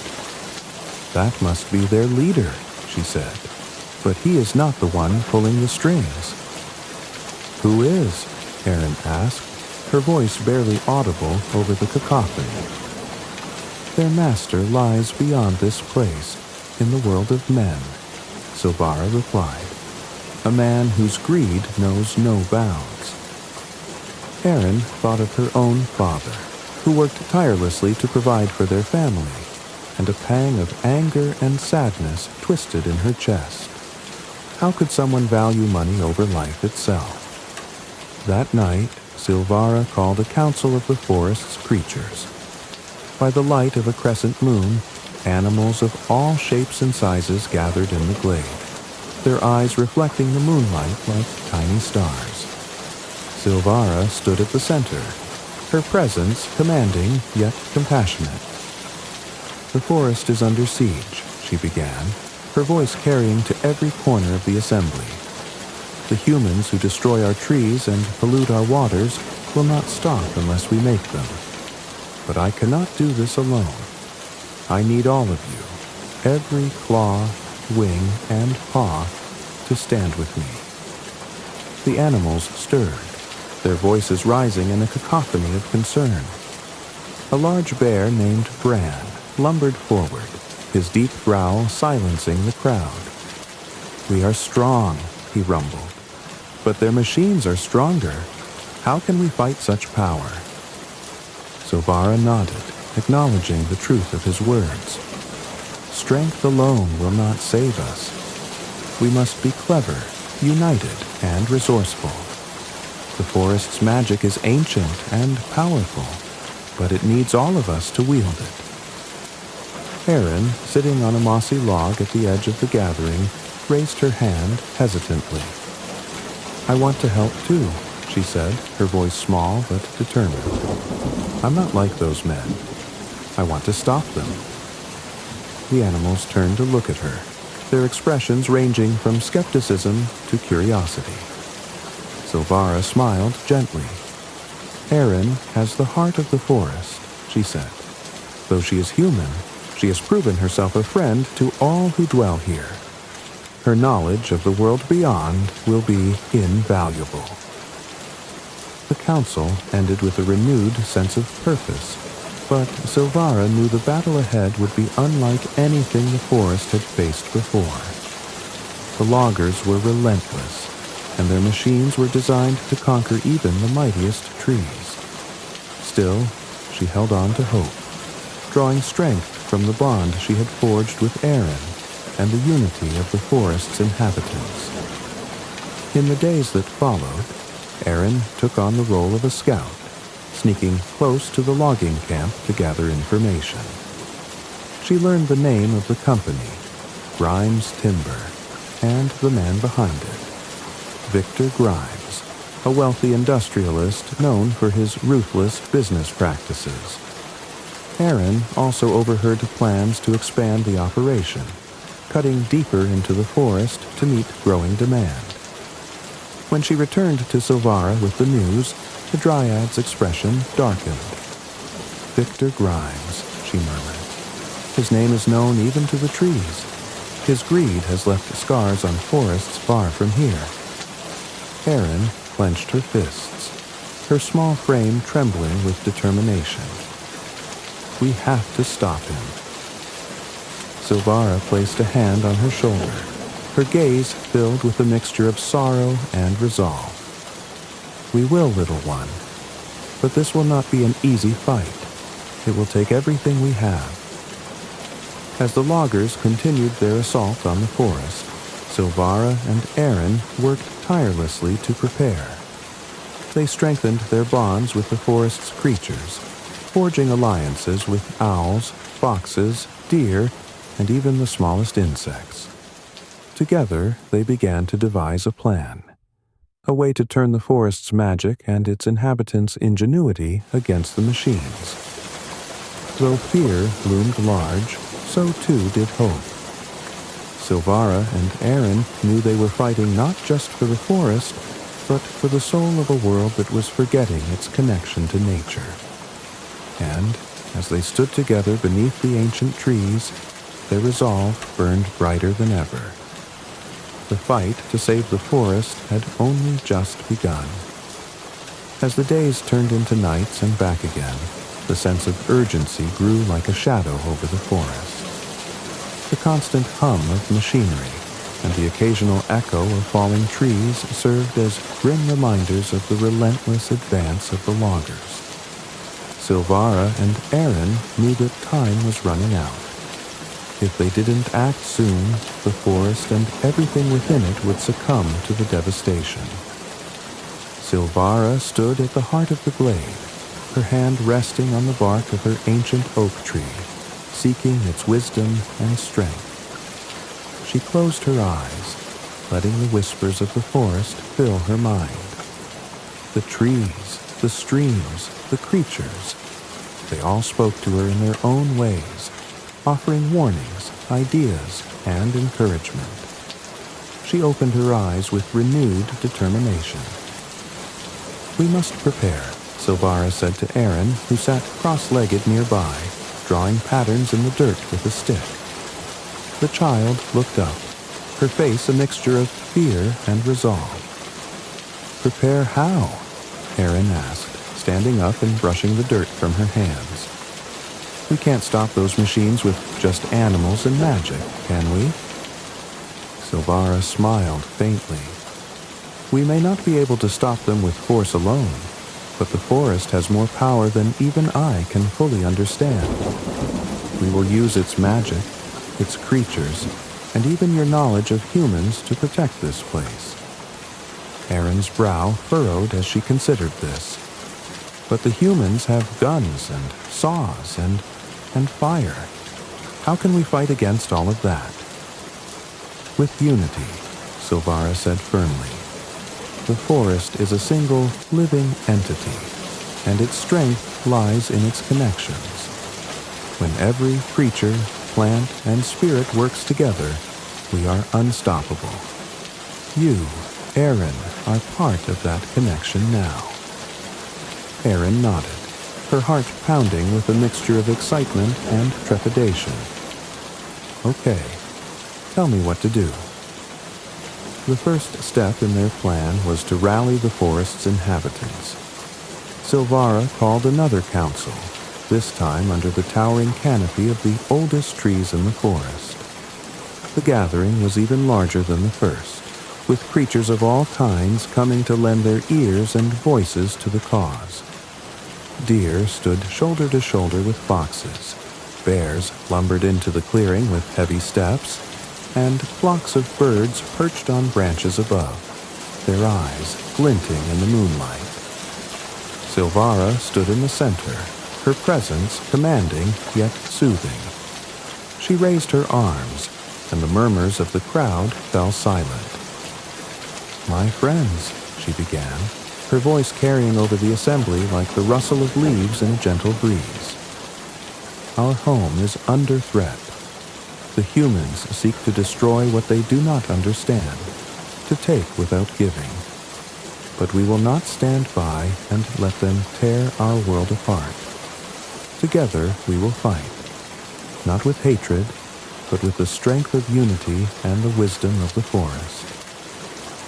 The animals responded with a chorus of growls, chirps, and calls, their spirits bolstered by Silvara's words. Aaron stepped forward, her small figure dwarfed by the creatures around her. "I know I'm just a kid," she said, her voice trembling slightly. "But I want to help too. I know things about the humans, what scares them, what they care about. Maybe I can help figure out how to stop them." The animals regarded her with a mixture of curiosity and respect. Bran, the gruff bear who had questioned her presence before, nodded slowly. "The child has courage," he rumbled. "Perhaps she does belong here after all." Over the next few days, Silvara, Aaron, and the forest's wisest creatures worked together to devise a plan.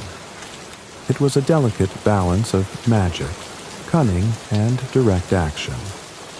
Silvara used her powers to create enchantments around the forest's core, weaving protective spells into the roots and branches. These barriers would confuse the loggers, leading them in circles and preventing them from venturing too far. Aaron watched in awe as Silvara worked, her hands glowing with a soft green light as she murmured ancient incantations. "Will it really work?" she asked. Silvara nodded. "It will buy us time, but it won't hold forever. That's why we need the others." The creatures of the forest were tasked with subtle acts of sabotage. The foxes, led by the clever Zyric, were to sneak into the logging camp at night, gnawing through ropes and wires. Birds would carry away small tools and scatter them across the forest. Even the squirrels played a role, dropping acorns onto the heads of unsuspecting loggers, creating distractions. Aaron couldn't help but giggle at the sight of a group of squirrels practicing their aim under Zyric's watchful eye. "You're like a little army," she said, earning a cheeky grin from the fox. Aaron's most important contribution was her knowledge of human behavior. She explained how humans responded to fear and how they could be persuaded to leave without escalating the conflict. "If they think this place is cursed or dangerous, they might leave on their own," she suggested. Silvara considered this. A clever idea. The forest has ways of appearing, unwelcoming. I will call upon the shadows and the winds to create an aura of foreboding. The first phase of their plan began on a moonless night. The loggers, tired from a long day of work, returned to their camp to find chaos waiting for them. Ropes were frayed, machines sputtered and refused to start, and tools had vanished without a trace. Strange sounds echoed through the forest. Low growls, eerie whispers, and the rustling of unseen figures in the underbrush. One of the loggers, a burly man with a scruffy beard, shivered as he stared into the darkness. "This place gives me the creeps," he muttered to a colleague. "Feels like something's watching us." "Don't be ridiculous," the other man replied, though his voice wavered. "It's just animals. Nothing we can't handle." But as the days passed, their unease grew. Birds circled overhead, their cries sharp and relentless. The shadows seemed to stretch longer, and the wind carried whispers that sent chills down their spines. Even Victor Grimes, who arrived to oversee the operation personally, began to feel the weight of the forest's silent resistance. When sabotage and fear tactics proved insufficient to halt the loggers entirely, Silvara and Aaron decided it was time for a direct confrontation. Aaron, her heart pounding with both fear and determination, approached the edge of the logging camp under the cover of twilight. She wore a cloak woven from leaves and vines, a gift from Silvara that shimmered faintly with magic. "Are you sure about this?" Silvara asked, her voice filled with concern. She had hidden herself in the shadows, ready to intervene if things went wrong. Aaron nodded. "I have to try. If they see me, if they see a human, they might listen." Taking a deep breath, Aaron stepped into the clearing. The loggers turned at the sound of her footsteps, their expressions shifting from surprise to suspicion. "What are you doing here, kid?" one of them demanded. "It's dangerous out here." Erin straightened her shoulders, her voice steady despite her fear. "You need to leave," she said. "This forest isn't just trees. It's alive, and it doesn't want you here." The men exchanged uneasy glances, but Victor Grimes stepped forward, his cold eyes narrowing as he studied her. "And who are you to tell us what to do?" he sneered. "This land belongs to my company. We have every right to be here." "It doesn't belong to you," Erin shot back. "It belongs to the forest, and it belongs to everyone who loves it. You're destroying something beautiful, and you don't even care." Victor smirked. "And what's a little girl going to do about it?" Erin held her ground, her voice rising with emotion. "I'm not alone. The forest is watching, and it won't let you win." At that moment, Silvara stepped into the clearing, her presence radiating power and grace. The loggers froze, their eyes wide with fear and awe as they took in the sight of the dryad. Her hair shimmered like moonlight, and her eyes glowed with the wisdom of the ages. "You were warned," Silvara said, her voice echoing like thunder through the clearing. "Leave this place, or face the wrath of the forest." The ground beneath their feet trembled, roots snaking out of the soil as if to underscore her words. The loggers scrambled back, their bravado crumbling in the face of the forest's magic. Even Victor Grimes, usually unshakable, took a step back, his face pale. "This isn't over," he growled, but his voice lacked its usual conviction. Silvara's eyes bore into his. "Yes, it is. Take your machines and your greed elsewhere. You will not find victory here." As the loggers retreated, the forest seemed to exhale in relief. Silvara and Erin returned to the glade, their bond stronger than ever.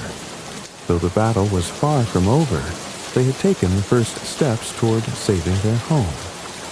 Together, they had proven that unity, courage, and the magic of the natural world could stand against even the most formidable of foes. And in the heart of the forest, hope began to bloom. The air in the forest was electric, heavy with anticipation and fear. The loggers had retreated for a time, their machinery silent, but Silvara and Erin knew it was only a temporary reprieve. Victor Grimes was not the kind of man to abandon a lucrative operation without a fight. He would return, likely with more men, more machines, and a renewed determination to claim the forest for his own. Silvara stood at the edge of the glade, her hand resting on the trunk of her ancient oak. Her connection to the forest ran deep, and she could feel its unease. The trees whispered warnings, the roots trembled, and the streams carried messages of the coming storm. "They're coming back, aren't they?" Erin asked, standing beside Silvara.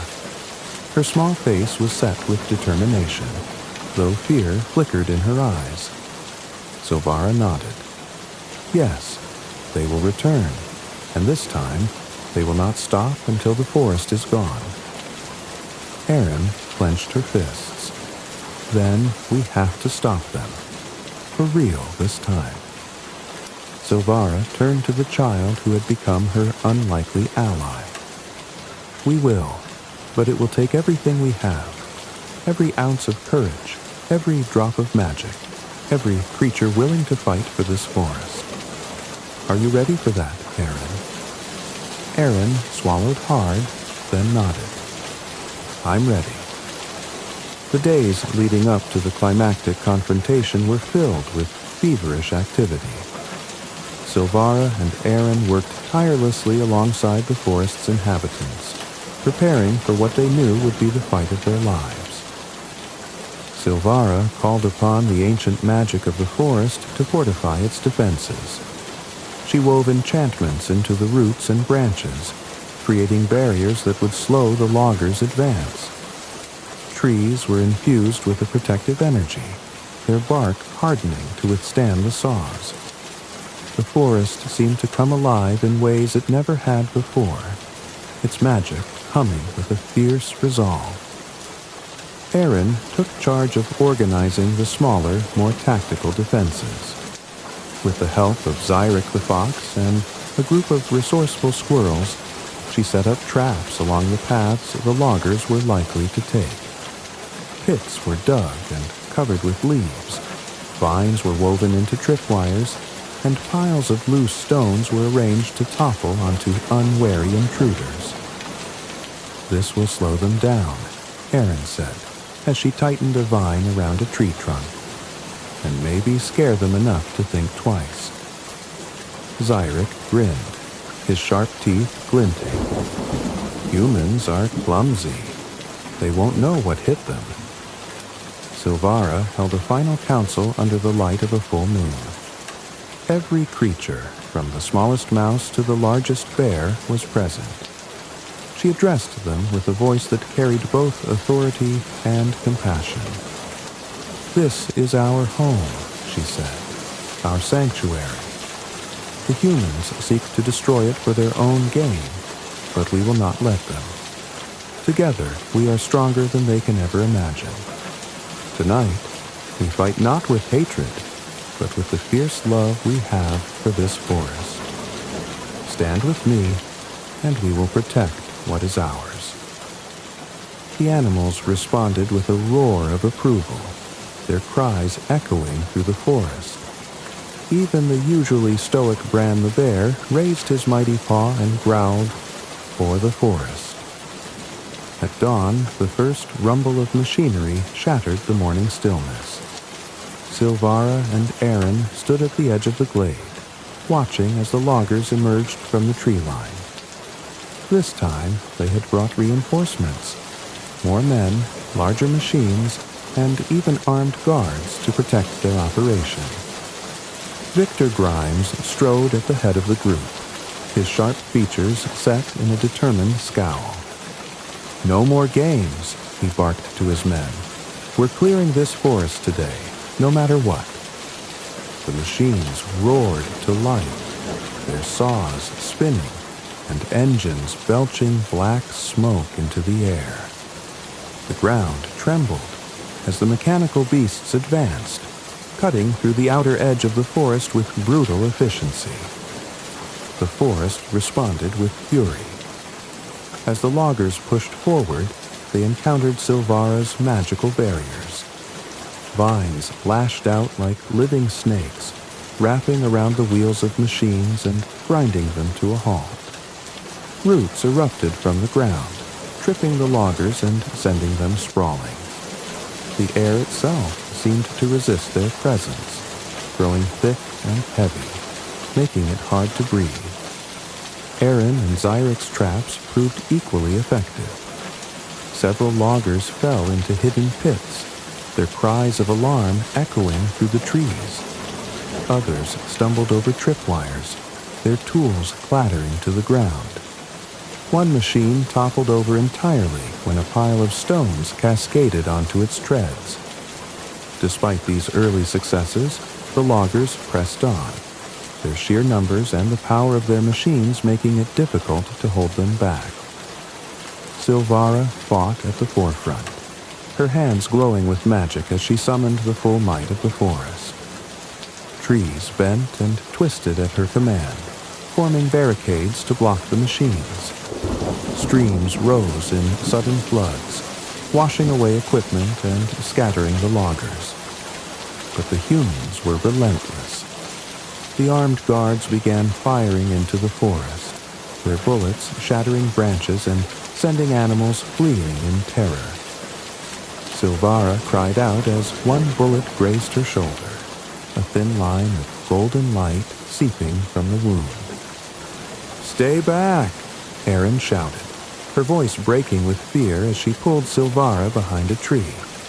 "You can't let them hurt you." "I'll be fine," Silvara said, though her face was pale. "The forest needs me."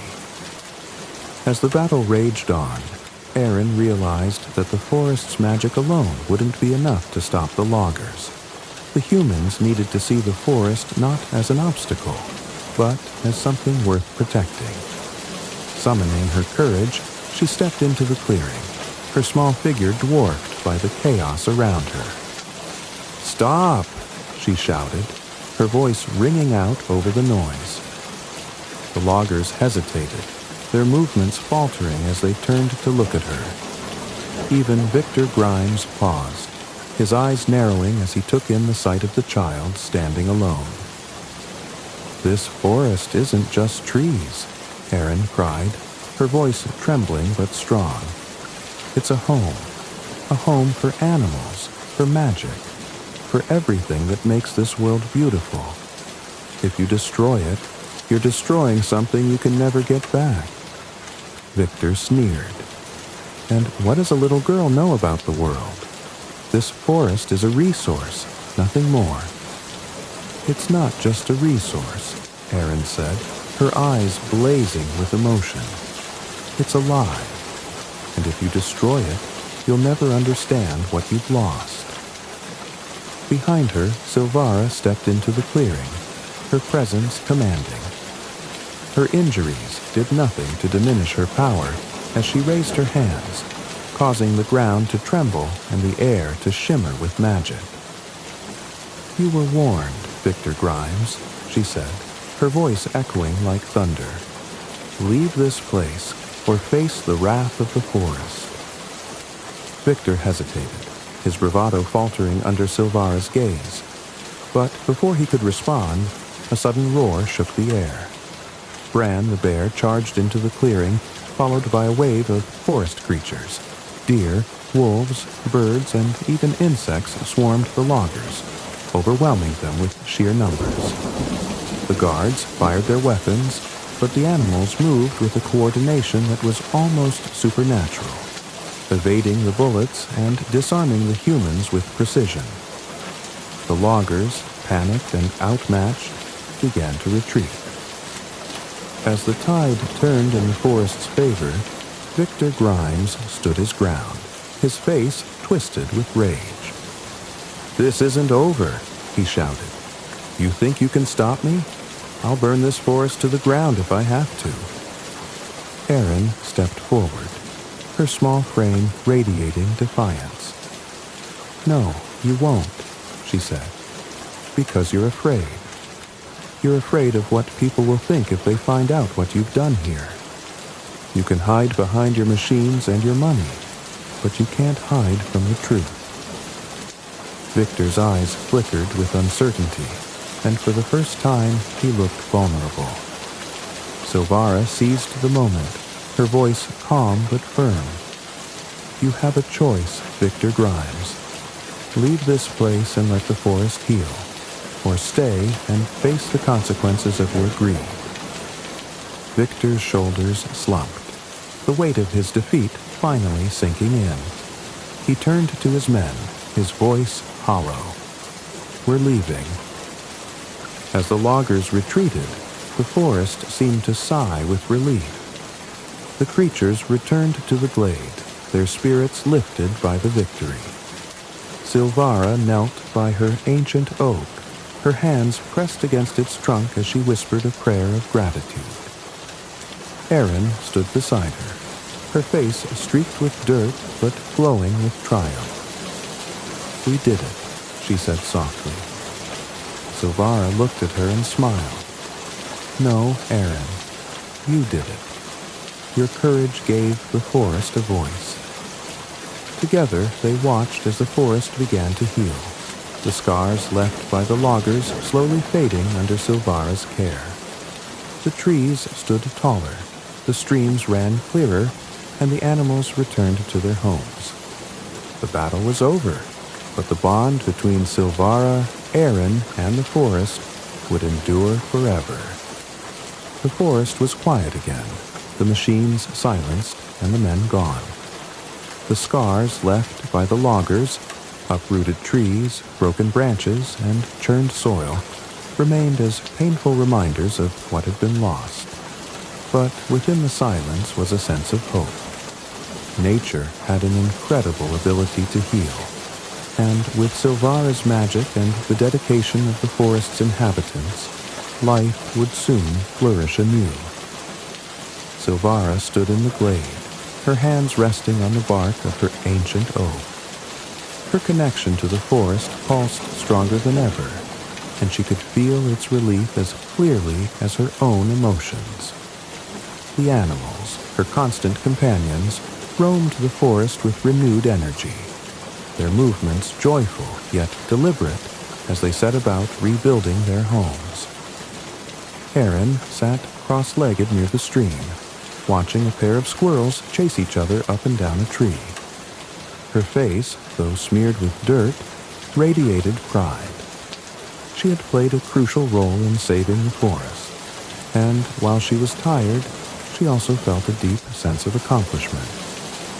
Silvara approached and crouched beside her, her green hair shimmering in the afternoon light. "You've done well, Erin," she said softly. "The forest owes you its life."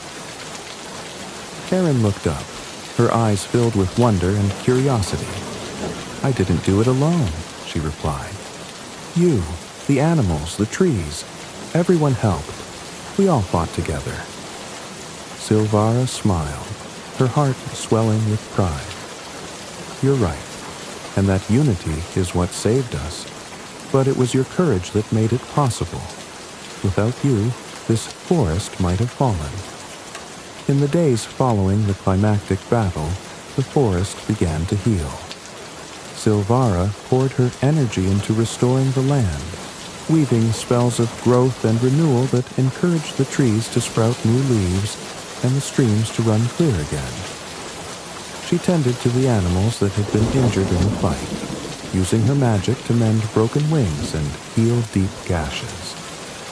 Erin helped wherever she could. She carried water to the roots of saplings, cleared debris from paths, and even used her small hands to help birds rebuild their nests. The animals, who had initially viewed her with suspicion, now welcomed her as one of their own. Birds perched on her shoulders, foxes playfully nipped at her heels, and even the gruff bear Bran offered a grumbled word of approval as he passed her by.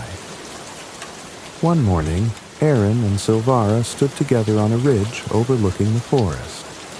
The sun was just beginning to rise, casting a golden glow over the treetops. The damage caused by the loggers was still visible, but new growth had already begun to soften the edges of the destruction. Shoots of green pushed through the soil, and the sounds of life, the chirping of birds, the rustling of leaves, the hum of insects, filled the air. "It's amazing," Erin said, her voice tinged with awe. "Even after everything that happened, the forest is still alive. It's still beautiful." Silvara nodded, her gaze distant. Nature is resilient, but it needs time and care to heal. The scars may never fully disappear, but they will become part of the forest's story, a reminder of what was lost and what was saved. Erin turned to Silvara, a question lingering in her eyes. "What about the loggers? Do you think they'll ever come back?" Silvara's expression darkened for a moment, but then she shook her head. "I don't believe so. Victor Grimes may have been driven by greed, but even he saw the power of this forest. And with you carrying its story back to your world, others will know as well. Awareness is a powerful shield." As much as Erin loved the forest and the life she had built within it, she knew she couldn't stay forever. Her heart ached for her family, and she felt a growing responsibility to share what she had learned with the human world. The forest had given her so much: courage, purpose, and a sense of belonging, and now she wanted to give something back. One evening, as the sky turned shades of orange and pink, Erin approached Silvara with her decision. I think I need to go home, she said, her voice trembling with emotion. I need to find my family and tell people about the forest. If they understand how important it is, maybe they'll help protect it. Silvara's gaze softened, and she placed a hand on Aaron's shoulder. I knew this day would come, she said. You have grown so much, Aaron. You are no longer the frightened child I found in the woods. You are strong, brave, and wise beyond your years. The forest will always be a part of you, and you will always be a part of it. Aaron felt tears welling in her eyes. I'll come back, she promised. I'll visit as often as I can, and I'll make sure people know how special this place is. Silvara smiled, though her own eyes shimmered with unshed tears. You will always have a home here, Aaron, and the forest will remember you. On the morning of Aaron's departure, Silvara prepared a special gift for her, a pendant crafted from a single glowing leaf taken from her ancient oak. The leaf shimmered with an otherworldly light, a symbol of the forest's magic and Silvara's bond with Aaron. This will remind you of the forest, Silvara said as she fastened the pendant around Aaron's neck. And it will protect you, no matter where you go. If you ever need me, or if the forest needs you, this pendant will guide you back. Aaron clutched the pendant, her heart swelling with gratitude. Thank you, she whispered, for everything. The animals gathered to bid Aaron farewell, their voices rising in a chorus of chirps, growls, and howls. Even Bran the bear, who rarely showed emotion, gave her a solemn nod of approval. As Aaron made her way through the forest, retracing the steps that had brought her there, she felt a mixture of sadness and hope. She knew she was leaving behind something extraordinary, but she also knew that her journey was far from over. The lessons she had learned, and the bond she had forged with Silvara, would guide her as she returned to the human world.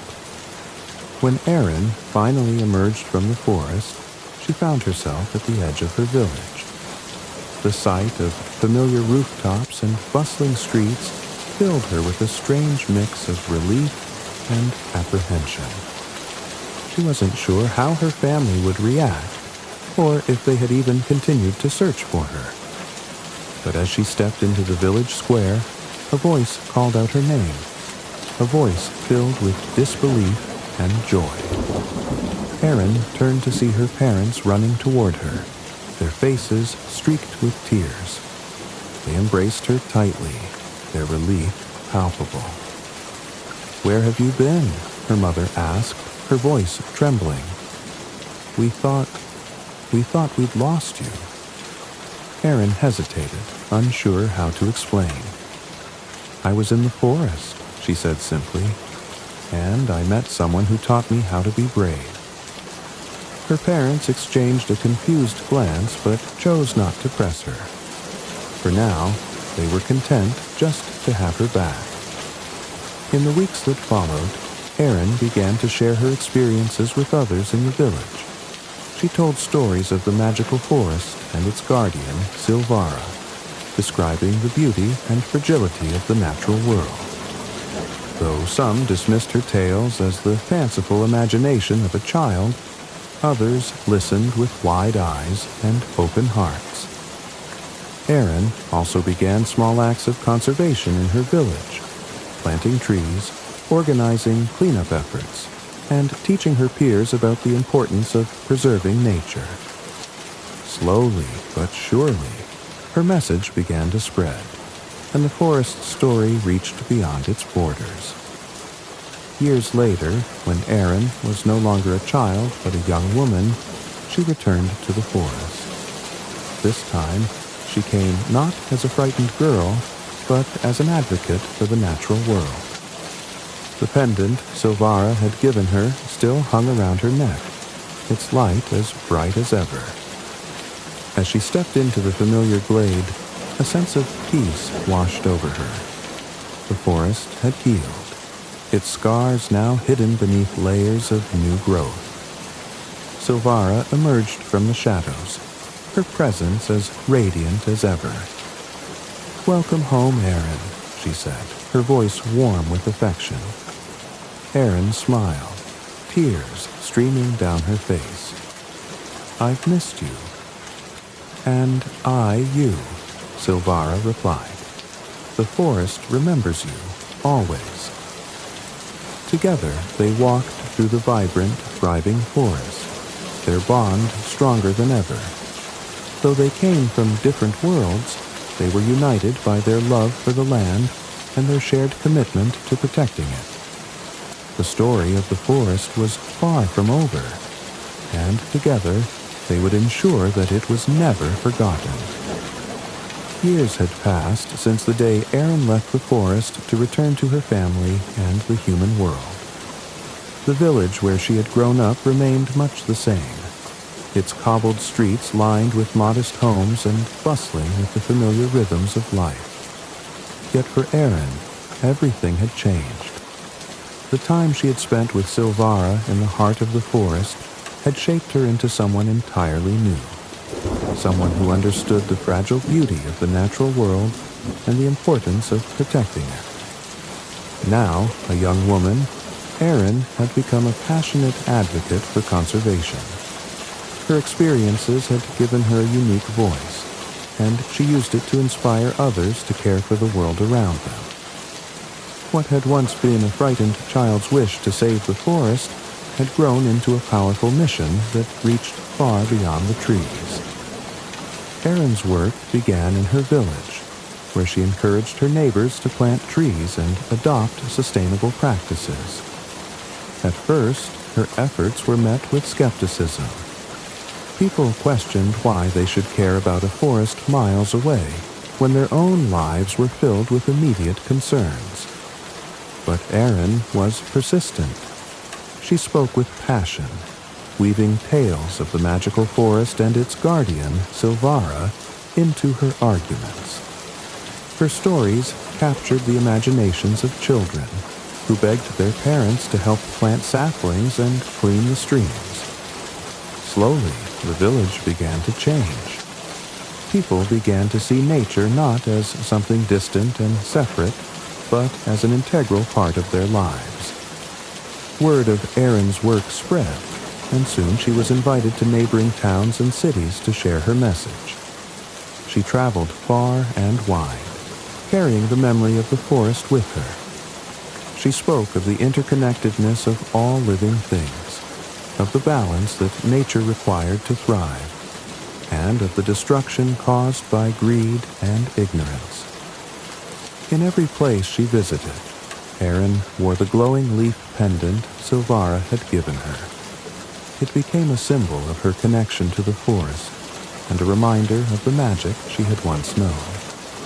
When people asked about the pendant, she told them of Silvara and the ancient oak, of the animals that had fought alongside her, and of the lessons she had learned in the heart of the woods. Back in the forest, Silvara watched over her home with the quiet pride of a guardian who had seen her efforts bear fruit. The trees had grown tall and strong, their leaves whispering songs of gratitude. The creatures of the forest thrived, their lives untroubled by the threat of human encroachment. The forest itself had become a sanctuary, not just for its native inhabitants, but for those who sought refuge from the chaos of the outside world. Travelers who stumbled upon its borders often left with a sense of peace they couldn't explain, their hearts touched by the subtle magic that lingered in the air. Silvara's connection to the forest remained as deep as ever, but she often found herself thinking of Erin.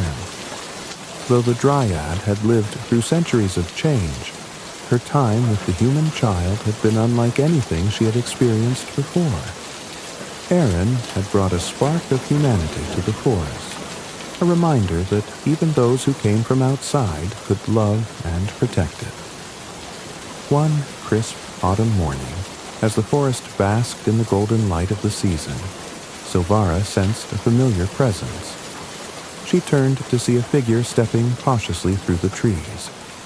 Though the years had transformed her, Silvara recognized Aaron immediately. Her hair was longer, her frame taller, but her eyes still held the same spark of determination and kindness. "Aaron," Silvara said, her voice a mix of joy and wonder. "You've returned." Aaron smiled, her eyes misting with emotion. "I promised I would." The two embraced, their bond as strong as it had ever been. For a moment, they simply stood together, letting the sounds of the forest wash over them. The trees seemed to hum with approval, their leaves rustling in gentle applause. "I've missed this place," Aaron said, looking around at the familiar sights. "It's even more beautiful than I remembered." "The forest has missed you too," Silvara replied. "Your presence here was a gift, Aaron. It always will be." As they walked through the forest, Aaron shared stories of her work in the human world. She spoke of the people she had inspired, the forests she had helped to protect, and the challenges she continued to face. Silvara listened with pride, her heart swelling at the impact Aaron had made. "You've carried the forest's message far beyond its borders," Silvara said. "You've done more than I could have ever imagined." Aaron shook her head. "I couldn't have done any of it without you. You taught me what it means to care for something bigger than myself." They reached the glade where Silvara's ancient oak stood, its branches reaching high into the sky. Aaron placed a hand on the tree's trunk, feeling the familiar warmth of its magic. "I want to do more," she said. "I want to make sure that this forest, and others like it, are protected for generations to come." Silvara placed a hand on Aaron's shoulder. "Then you will. The strength you carry within you is greater than any magic I could bestow. Trust in it, and you will accomplish great things." As the sun began to set, casting the forest in shades of amber and crimson, Aaron and Silvara sat together beneath the ancient oak. They spoke of the past, of the battles they had fought and the lessons they had learned, but they also spoke of the future. Aaron shared her plans to create a network of sanctuaries where nature could thrive, and Silvara offered her guidance and wisdom. "I'll always carry the forest with me," Aaron said, her hand resting on the glowing leaf pendant. "But knowing you're here, watching over it, makes me feel like I'm never really leaving." Silvara smiled, her eyes shimmering with unshed tears. "You will never be far from my heart, Aaron. No matter where your path takes you, the forest will always be with you." As night fell, the stars began to appear, their light twinkling through the canopy. Aaron leaned back against the oak, her eyes fixed on the sky. For the first time in a long while, she felt truly at peace. The forest had given her so much: love, purpose, and the courage to make a difference. And in return, she had given the forest her heart. Though Aaron eventually returned to the human world, she visited the forest whenever she could. Each time, she and Silvara would walk through the trees, sharing stories and strengthening the bond that had brought them together. And though the years continued to pass, the legacy of their shared journey endured. The forest stood as a testament to their efforts, a living symbol of resilience and unity. And in the hearts of those who heard Aaron's stories, the magic of the forest lived on, inspiring a new generation to cherish and protect the natural world. Aaron and Silvara had proven that even the smallest actions, born from love and courage, could ripple outward to create profound change. their bond was unbreakable, their story eternal, a reminder that, in the end, the greatest magic of all was the connection between hearts.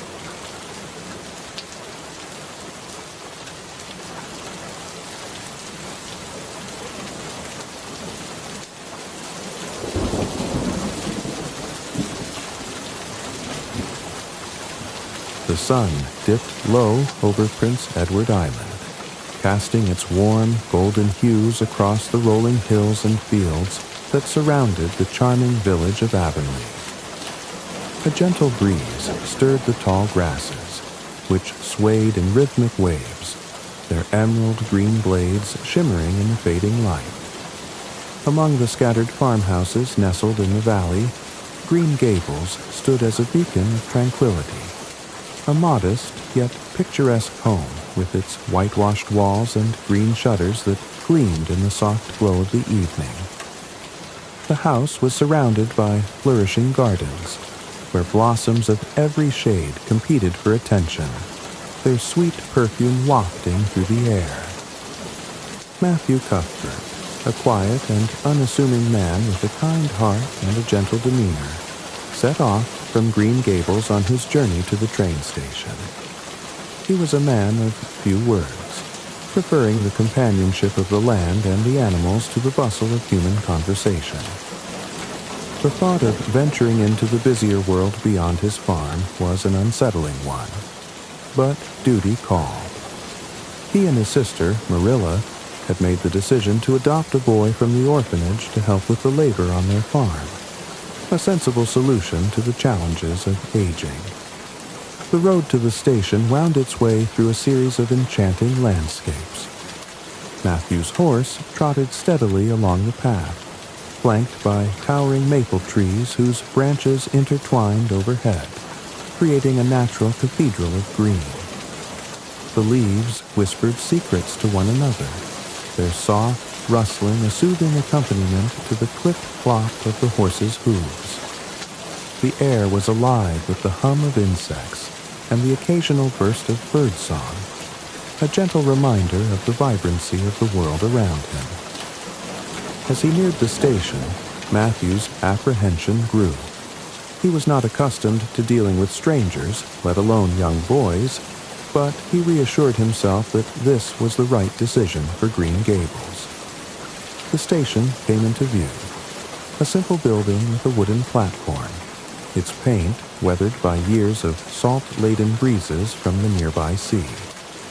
Smoke from an approaching train curled into the sky, its plume a ribbon of gray against the deepening blue. When the train finally screeched to a halt, Matthew dismounted and approached the platform, his heart thudding uncomfortably in his chest. He scanned the passengers disembarking, searching for a boy of about 11 or 12. Instead, his gaze landed on a thin, freckled girl with fiery red hair tied back in two unruly braids. She wore a faded, ill-fitting dress that spoke of her modest circumstances, but her eyes, a vivid, luminous green, sparkled with a mixture of curiosity and hope. Before Matthew could fully process the sight of her, she darted forward, her small frame exuding an unexpected energy. "Are you Mr. Matthew Cuthbert of Green Gables?" she asked, her voice bright and lilting. Matthew nodded, his surprise rendering him temporarily speechless. The girl, undeterred, clasped her hands in front of her chest and sighed with what seemed like genuine relief. "Oh, I'm so glad. I just knew you'd come. Isn't it splendid to think that I'll have a home of my own? A real home, with people who care about me and a room all to myself. And trees. Do you have trees at Green Gables? I've always dreamed of living among trees." Matthew, still bewildered, managed a faint smile. He wasn't quite sure what to make of this exuberant creature who spoke so freely and with such vivid imagination. "Yes," he replied softly, "we've plenty of trees." As they climbed into the carriage, Anne continued to chatter, her words tumbling out in an unbroken stream of observations and musings. I've never seen such a lovely evening. Look at the sky. It's as though someone spilled pink and gold paint across a great canvas, don't you think? And those clouds, they're like puffs of cotton candy. Oh, I do hope Green Gables is as beautiful as I've imagined. Is it near water? I adore the sound of waves. Matthew, who had spent a lifetime avoiding small talk, found himself oddly charmed by Anne's enthusiasm. Her voice, though incessant, was melodious, and there was a poetic quality to her words that painted vivid pictures in his mind. He began to see the familiar landscape through her eyes. The White Way of Delight, a stretch of road canopied by flowering apple trees. Lover's Lane, a winding path bordered by willows whose branches seemed to embrace one another. And the Lake of Shining Waters, a serene pond that reflected the surrounding trees like a mirror. For Anne, every turn of the road revealed new wonders. She marveled at the fields, aglow with the last light of day, and the gentle hills that seemed to roll on forever. It's like stepping into a storybook, she said, her voice softening with reverence. I can't believe I'm part of it. By the time they arrived at Green Gables, the sky had deepened into a tapestry of indigo and silver, with stars beginning to prick through the twilight. Anne's chatter had slowed as she took in the sight of her new home. The farmhouse, with its welcoming glow of lamplight spilling from the windows, stood nestled among gardens that seemed to bloom just for her arrival. The scent of lilacs and roses filled the air, mingling with the earthy aroma of freshly tilled soil. Matthew helped Anne down from the carriage, and for a moment she stood still, her eyes wide as she absorbed the beauty of the place. Oh, it's even more wonderful than I imagined, she breathed. I feel as though I've stepped into a dream. Inside, Marilla awaited them, her stern expression softening only slightly at the sight of the girl.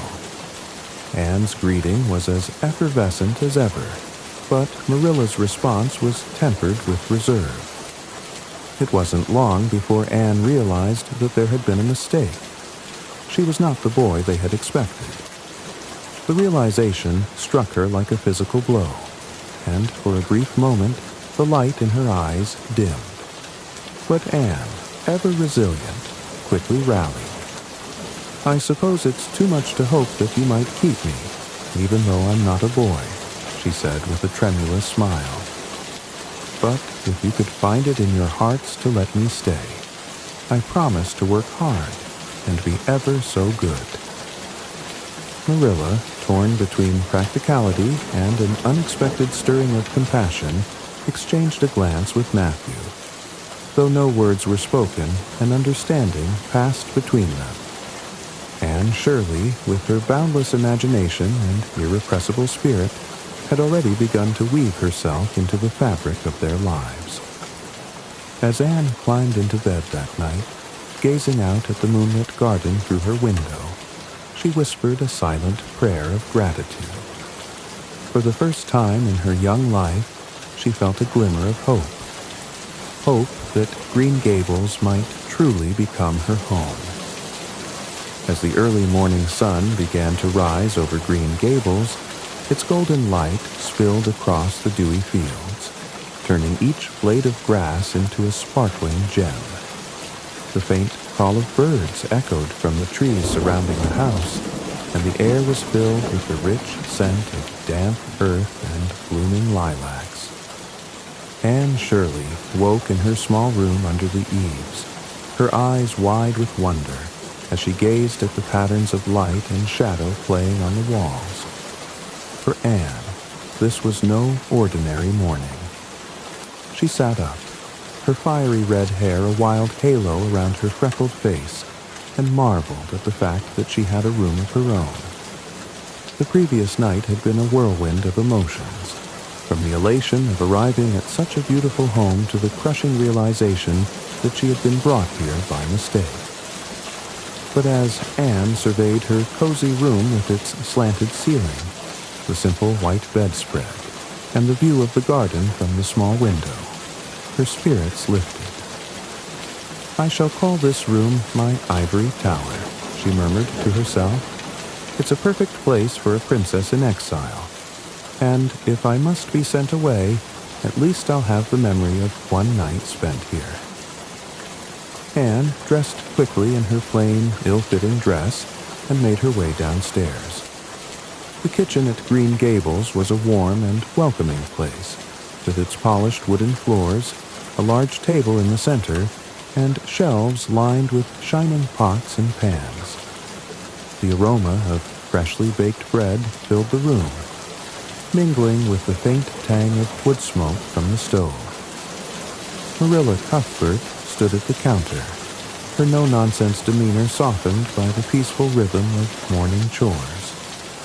Anne hesitated at the door, her green eyes darting around the room as though trying to memorize every detail. "Good morning, Miss Cuthbert," she said brightly, her voice trembling slightly. "Isn't it a wonderful morning? The sun is so golden, and the trees look like they're wearing crowns of light." Marilla turned, her lips twitching in what might have been the beginnings of a smile. "Good morning, Anne," she replied briskly. "Sit down and have some breakfast. Matthew will be in shortly." Anne took her seat, folding her hands primly in her lap as she gazed around the room.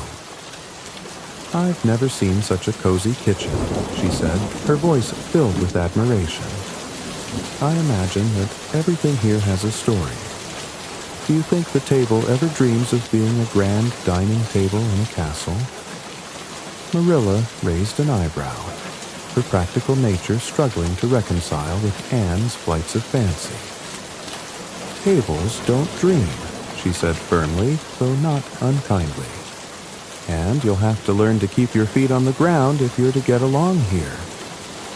Before Anne could respond, Matthew entered the kitchen, his quiet presence filling the room like the gentle hum of a well-tuned fiddle. He greeted Anne with a small smile, and she beamed back at him, grateful for his unspoken kindness. After breakfast, Marilla instructed Anne to help with some chores around the house. As they worked together, Anne's enthusiasm bubbled over in a constant stream of chatter. She spoke of her dreams and fears, her love for poetry and nature, and her deep longing for a place to belong. Marilla listened with half an ear, occasionally interjecting with practical advice, but she couldn't entirely ignore the girl's infectious energy. When the chores were finished, Marilla announced that they would visit Rachel Lynde, the Cuthberts' nosy but well-meaning neighbor. Anne's excitement was palpable as they walked along the lane, the dappled sunlight filtering through the trees and the scent of wildflowers filling the air. She clung to every detail, marveling at the beauty of Avonlea and imagining herself as the heroine of a grand adventure. Rachel Lynde's house was a tidy, well-kept home, surrounded by neat flower beds and a picket fence. As they entered, Anne was immediately struck by the sheer orderliness of the place. Rachel herself was a stout woman with a sharp tongue and a keen eye for detail. Her initial reaction to Anne was one of thinly veiled disapproval. "Well, Marilla, this is certainly a surprise," Rachel said, her tone heavy with skepticism. "I must say, I never expected you to bring home a slip of a girl with hair the color of a carrot." Anne's eyes widened, and a flush crept up her cheeks. "It's not polite to criticize a person's looks," she said, her voice trembling with indignation. "I may not be beautiful, but I have an imagination, and that's worth something, isn't it?" Marilla's sharp intake of breath signaled her disapproval of Anne's outburst, but Rachel, to her credit, seemed more amused than offended. "Well, you certainly have a tongue in your head," she said with a chuckle. You'll need to learn some manners, though, if you're going to stay at Green Gables." The visit concluded with an apology from Anne, coaxed out by Marilla's firm insistence and a reluctant acceptance from Rachel. As they walked back to Green Gables, Anne's mood swung from indignation to despair. "I've made such a dreadful impression," she wailed. "Mrs. Lynde will think I'm an ungrateful, ill-mannered orphan." Marilla sighed, her patience wearing thin. "You'll have to learn to control that temper of yours," she said. "But Mrs. Lynde isn't one to hold a grudge. You'll have another chance to make things right." Back at Green Gables, Anne retreated to her ivory tower to reflect on the day's events. She sat by the window, her chin resting on her hands as she gazed out at the garden. The late afternoon light bathed the flowers in a warm glow, and the gentle rustle of leaves seemed to whisper words of comfort. "I suppose I must be brave," she said aloud, her voice tinged with determination. "Green Gables is the most beautiful place I've ever seen, and I won't let one mistake ruin my chance to stay here." Anne's first impressions of Avonlea were a mix of wonder and trepidation, shaped by her boundless imagination and her deep-seated fear of rejection. She saw beauty in every corner of the world around her, from the towering trees to the smallest wildflower. But she also struggled to navigate the expectations and judgments of those around her, her fiery spirit often clashing with the more reserved sensibilities of the community. As the sun set over Green Gables, casting long shadows across the fields, Anne made a silent promise to herself. She would do whatever it took to prove that she belonged. With her vivid imagination and her unyielding determination, she was ready to face whatever challenges lay ahead. Anne Shirley's first weeks at Green Gables were a whirlwind of discovery, joy, and the occasional misstep. For the first time in her life, she had a place to call home, and she threw herself into the rhythms of farm life with boundless enthusiasm. Every corner of Green Gables seemed to hold a secret waiting to be uncovered, and every task, no matter how mundane, became an adventure in Anne's vivid imagination. The mornings at Green Gables were a symphony of soft sounds, the gentle cooing of doves in the eaves, the rustling of leaves in the orchard, and the faint hum of bees flitting from flower to flower. The air was cool and crisp, carrying the earthy scent of freshly tilled soil mingled with the faint sweetness of dew-kissed grass. Anne would wake early, her heart light with the promise of a new day, and gaze out the window at the garden bathed in the golden light of dawn. She loved to imagine herself as a character in a grand novel, living in an enchanted realm where every flower and tree was alive with magic. Marilla Cuthbert, ever practical, had little patience for Anne's flights of fancy, but even she couldn't deny the girl's eagerness to help. "There's work to be done," Marilla would say, her tone brisk but not unkind. "Daydreaming won't get the dishes washed or the cows milked." Anne would nod solemnly, her eyes sparkling with determination. "Oh, I'll do my very best, Miss Cuthbert. But do you think I might name the cows? They deserve to be more than just cows. They should have identities, don't you think?" Marilla's lips twitched as though suppressing a smile. "As long as you get the milking done, you can call them whatever you like." And so, the cows of Green Gables became Bessie, Clarabelle, and Millicent, each with a personality crafted by Anne's fertile imagination. She would speak to them as she worked, weaving stories about their lives and adventures, much to Matthew's quiet amusement. He often lingered in the barn longer than necessary, listening to Anne's animated monologues and marveling at the life she breathed into everything she touched.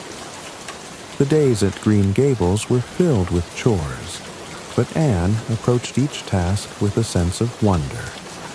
Whether she was gathering eggs from the chicken coop, scrubbing the kitchen floor until it gleamed, or hanging freshly laundered linens on the line, she found beauty in the simplicity of the work. The smell of sun-warmed fabric and the sight of sheets billowing in the breeze were, to Anne, poetry in motion. Despite her enthusiasm, Anne's penchant for distraction often led to mishaps. There was the time she attempted to bake a cake for Marilla's Ladies' Aid Society meeting and mistook liniment for vanilla, resulting in a confection so pungent that it left the kitchen reeking for days. Then there was the unfortunate incident with the currant wine, which Anne innocently served to Diana Barry during a tea party, not realizing it was alcoholic. The aftermath, Diana's intoxication and her mother's outrage, was mortifying for Anne.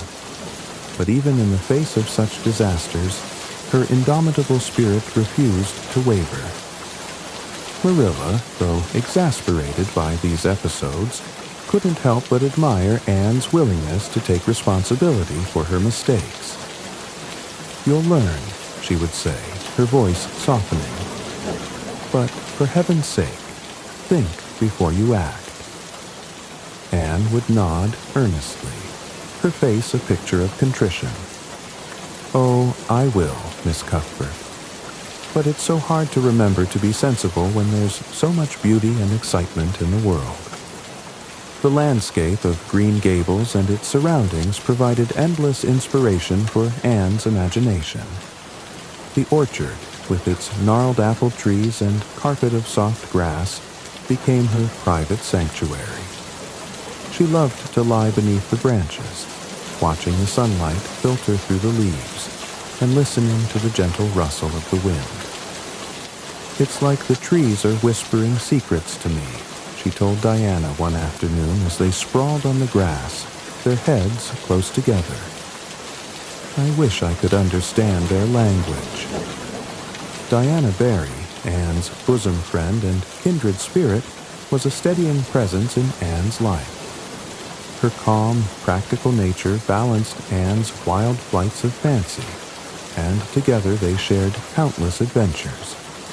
They explored the haunted wood, a patch of forest that Anne had imbued with a thrilling sense of mystery, and floated on the lake of shining waters, which glimmered like a sapphire beneath the summer sun. To Anne, every moment spent with Diana was a treasure, and she vowed that their friendship would last forever. Yet, for all her joy, Anne's adjustment to life at Green Gables wasn't without its challenges. Her temper, quick to flare, often landed her in trouble. She struggled to forgive Gilbert Blythe, the boy who had dared to call her carrots in front of the entire school, and she refused to acknowledge his repeated attempts at apology. Her rivalry with Gilbert fueled her determination to excel in her studies, and she poured herself into her lessons with a single-minded intensity that impressed even Marilla. Anne's fiery spirit was both her greatest strength and her greatest weakness. She was fiercely loyal, deeply empathetic, and unafraid to stand up for what she believed in. But her passion sometimes blinded her to the consequences of her actions. Marilla, recognizing the girl's potential, worked to instill in her a sense of balance and discipline.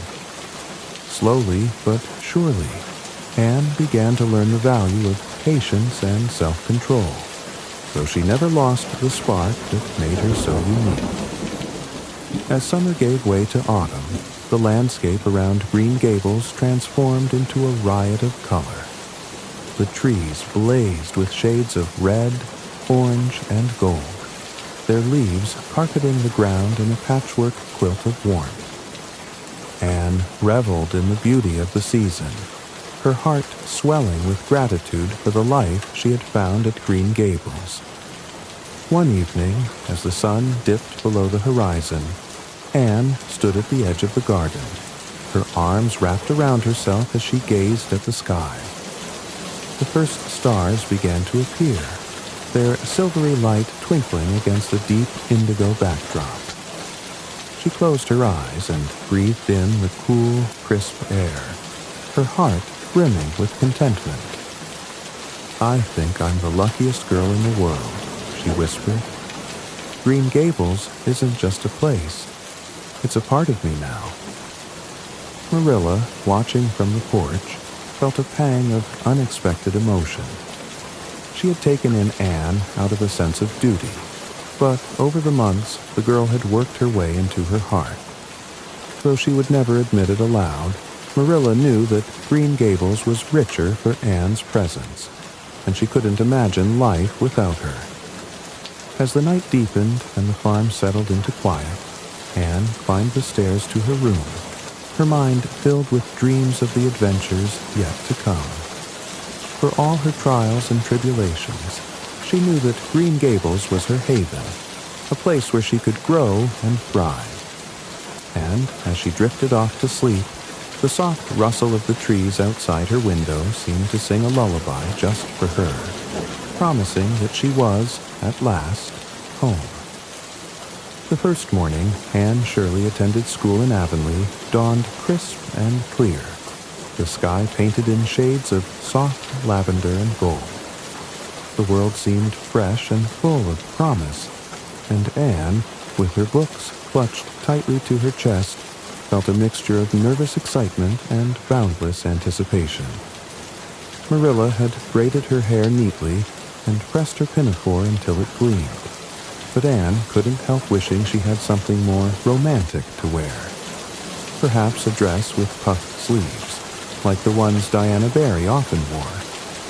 Still, as she walked along the red dirt road, the beauty of the world around her soon distracted her from her sartorial woes. The trees lining the path stretched their branches overhead, forming a cathedral of amber and scarlet leaves, while the air carried the faint scent of ripening apples from a nearby orchard. Diana Barry waited for her at the gate to the schoolyard, her round face glowing with warmth and excitement. "Oh, Anne," she exclaimed, "you'll love school. Miss Stacy is the nicest teacher we've ever had, and the other students are mostly friendly, except for Josie Pye, but you'll learn to ignore her." Anne beamed, her nervousness easing under Diana's cheerful chatter. "It all sounds perfectly splendid," she said, her green eyes sparkling. "I do hope I'll be able to impress Miss Stacy. I want her to see that I'm serious about my education." The schoolhouse, nestled at the edge of the village, was a modest building with whitewashed walls and a pitched roof. A bell hung in the belfry, and its cheerful chime echoed across the fields as students gathered in clusters outside, their laughter and chatter filling the air. Anne paused for a moment, taking it all in. To her, the schoolyard seemed like a vibrant tapestry of life, each child a brightly colored thread. As Anne and Diana approached the entrance, a boy with dark, mischievous eyes and an easy smile caught sight of them. He nudged the boy next to him and said something that made both of them laugh. Anne noticed, but she refused to let it dampen her spirits. She lifted her chin and followed Diana into the classroom, where the scent of chalk and polished wood greeted her like an old friend. Miss Stacy, a tall woman with kind eyes and a commanding presence, greeted Anne warmly. "You must be Anne Shirley," she said, her voice melodic and reassuring. "I've heard wonderful things about your love of reading and learning. I think you'll do very well here." Anne blushed deeply, her heart swelling with pride.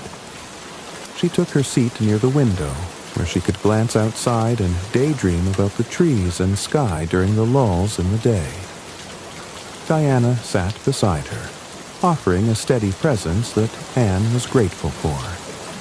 The first lesson passed smoothly, though Anne found herself struggling not to lose herself in the rhythm of Miss Stacy's voice.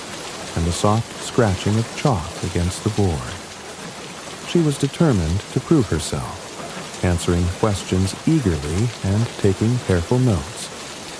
But as the morning wore on, she became aware of a persistent whispering behind her. Turning slightly, she caught the dark-eyed boy who had laughed earlier grinning at her. Before she could react, he leaned forward and whispered, "Carrots." The word hit Anne like a slap. Her face turned scarlet as the rest of the class erupted into laughter. Gilbert Blythe, the boy in question, looked triumphant for a moment, but quickly faltered as he saw the tears welling in Anne's eyes. Without a word, she seized her slate and brought it down with a sharp crack across his head. The laughter stopped instantly.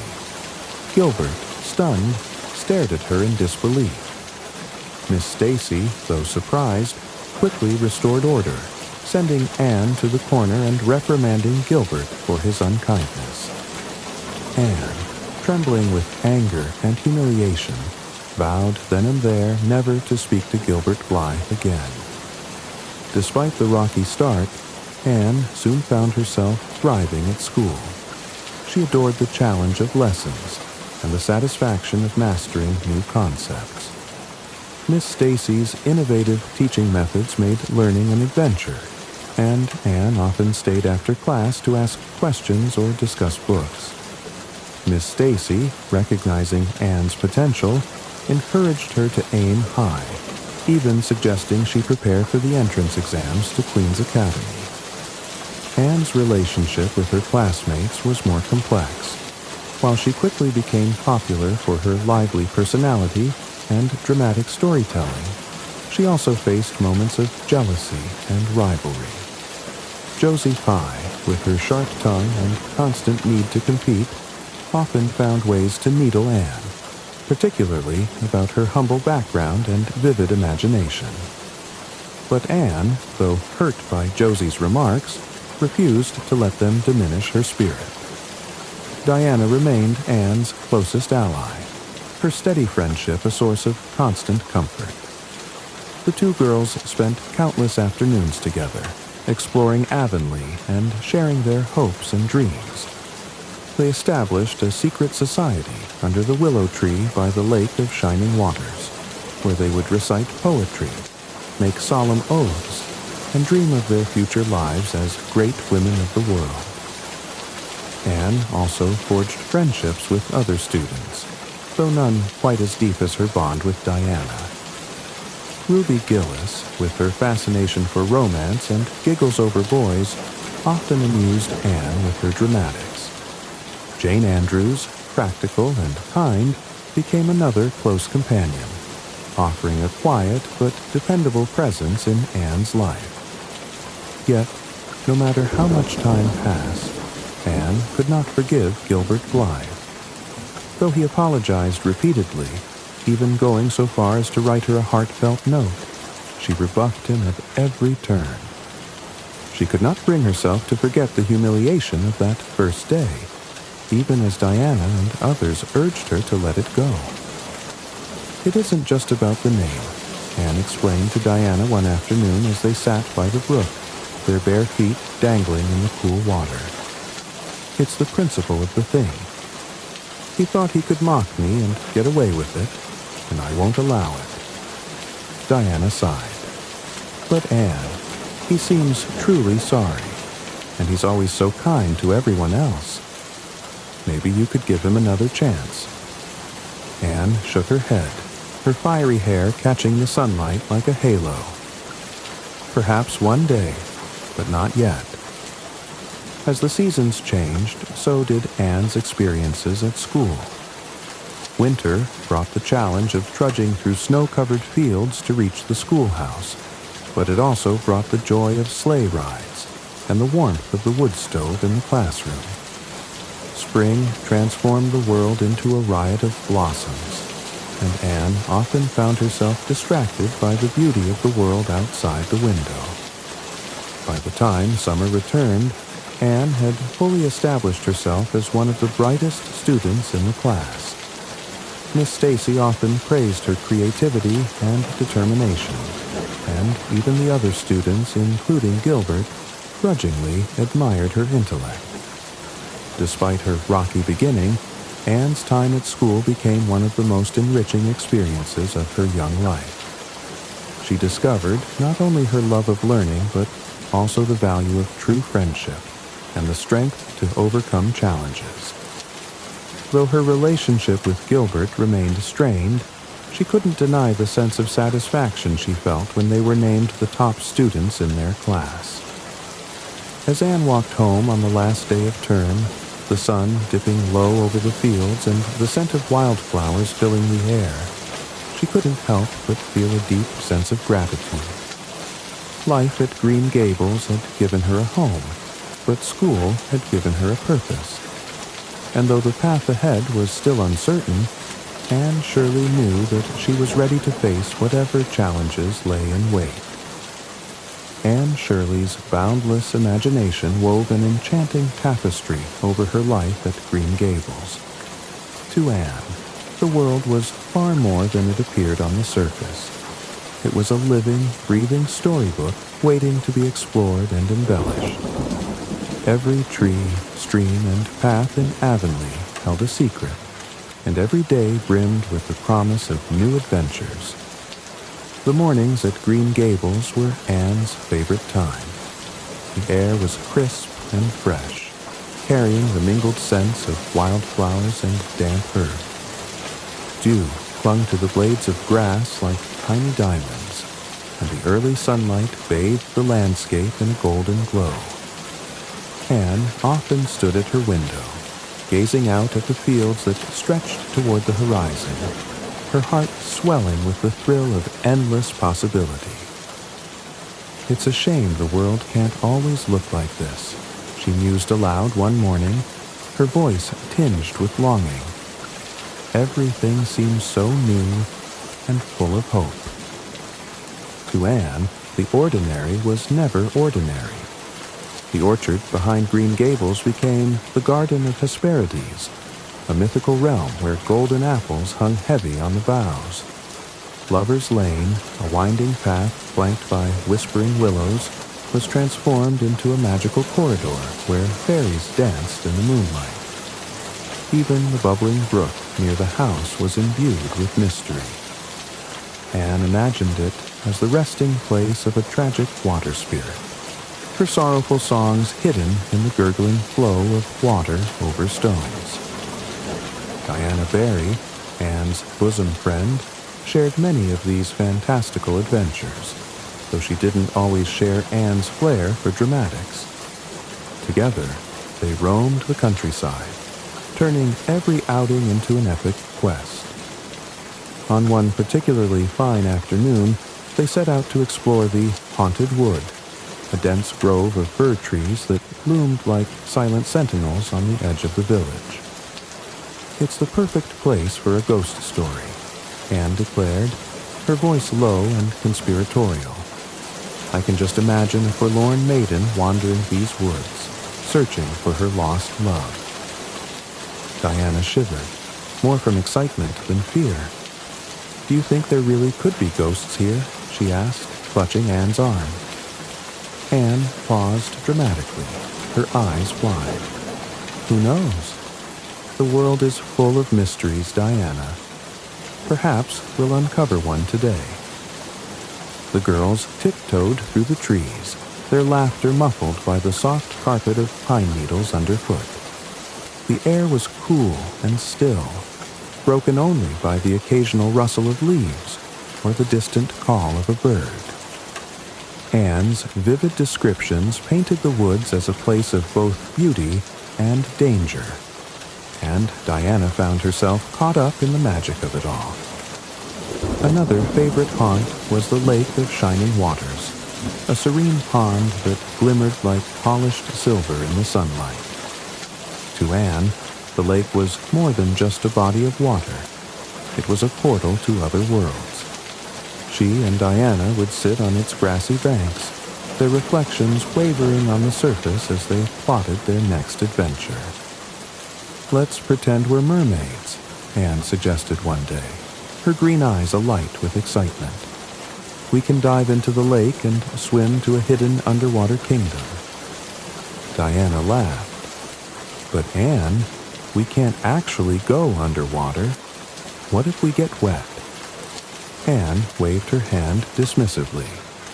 "Details, Diana, details. Imagination isn't about what you can or can't do. It's about what you can dream." Not all of Anne's adventures were confined to the great outdoors. The cozy kitchen at Green Gables, with its cheery curtains and the ever-present aroma of freshly baked bread, often served as the backdrop for her imaginative escapades. One rainy afternoon, Anne decided to reenact the tragic poem, The Lady of Shalott. She fashioned a makeshift boat out of an old wooden skiff and draped herself in a white sheet to resemble the ill-fated maiden. "I shall float down the river like Elaine of Astolat," she proclaimed to a dubious Marilla. "It will be the most romantic thing I've ever done." The river, of course, was merely the brook near Green Gables, and Anne's plan went predictably awry. The skiff capsized halfway through her journey, leaving her drenched and bedraggled, but still clinging to her dramatic vision. "At least it was a memorable death," she quipped to Diana later, wringing out her sopping hair. Anne's imagination wasn't limited to play. She often used it as a refuge during difficult times. When Josie Pye's sharp remarks stung, or when Marilla scolded her for some well-meaning blunder, Anne retreated into her private world, where she could be anyone she wanted to be. She imagined herself as a princess, a heroine, or a great writer whose words would one day inspire the world. Her creativity also found an outlet in storytelling.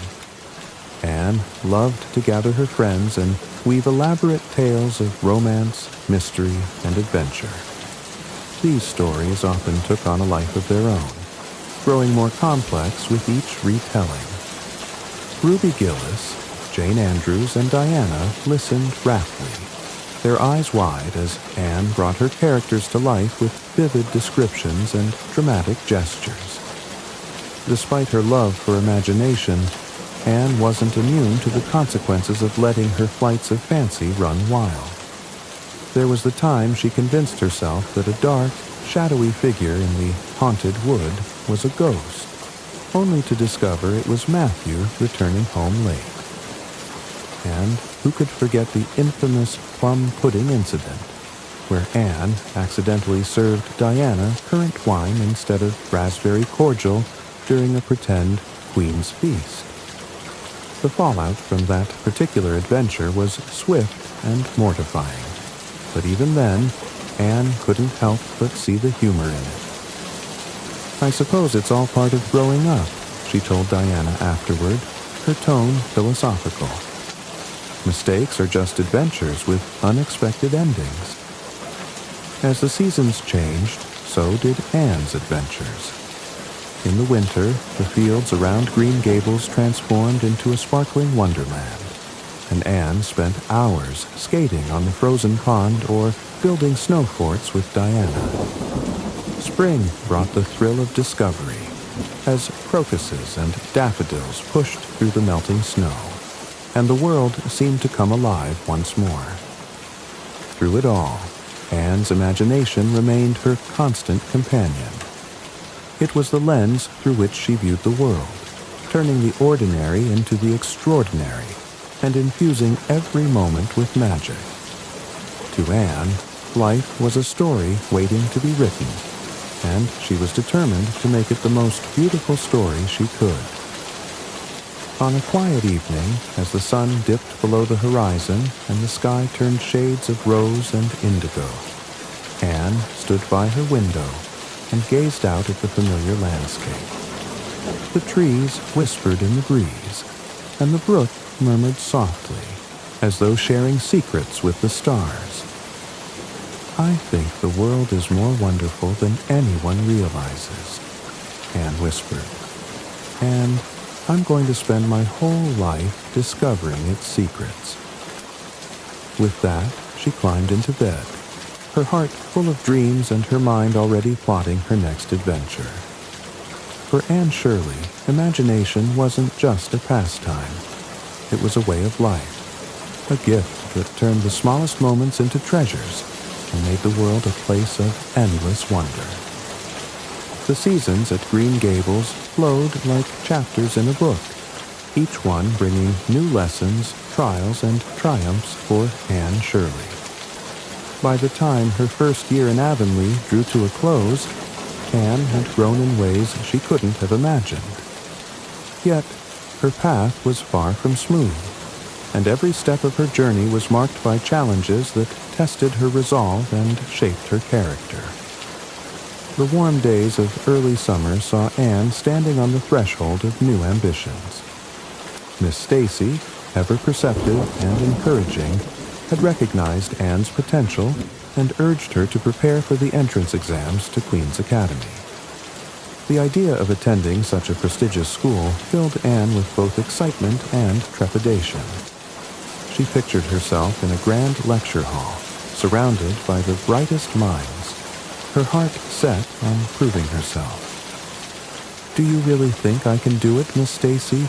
she asked one day after class, her green eyes wide with hope. Miss Stacy smiled, her voice gentle but firm. "Anne, you're capable of anything you set your mind to. The question is whether you're willing to work hard enough to achieve it." And work hard she did. Anne poured herself into her studies with a fervor that surprised even Marilla. Her desk in the cozy corner of her room became a battlefield, where she waged war against algebra, Latin, and history. The pages of her notebooks were filled with meticulous notes, underlined with careful precision, while the margins were adorned with doodles of flowers and stars. Anne's way of adding beauty to the most mundane of subjects. But the road to success was not without its hurdles. The long hours of study left Anne weary, and there were moments when self-doubt crept into her mind. On particularly difficult days, when the words in her books blurred together and frustration bubbled up like an untamed tide, Anne found solace in the natural world around her.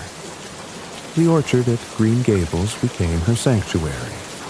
She would sit beneath the apple trees, their blossoms casting a delicate pink glow, and listen to the soothing hum of bees.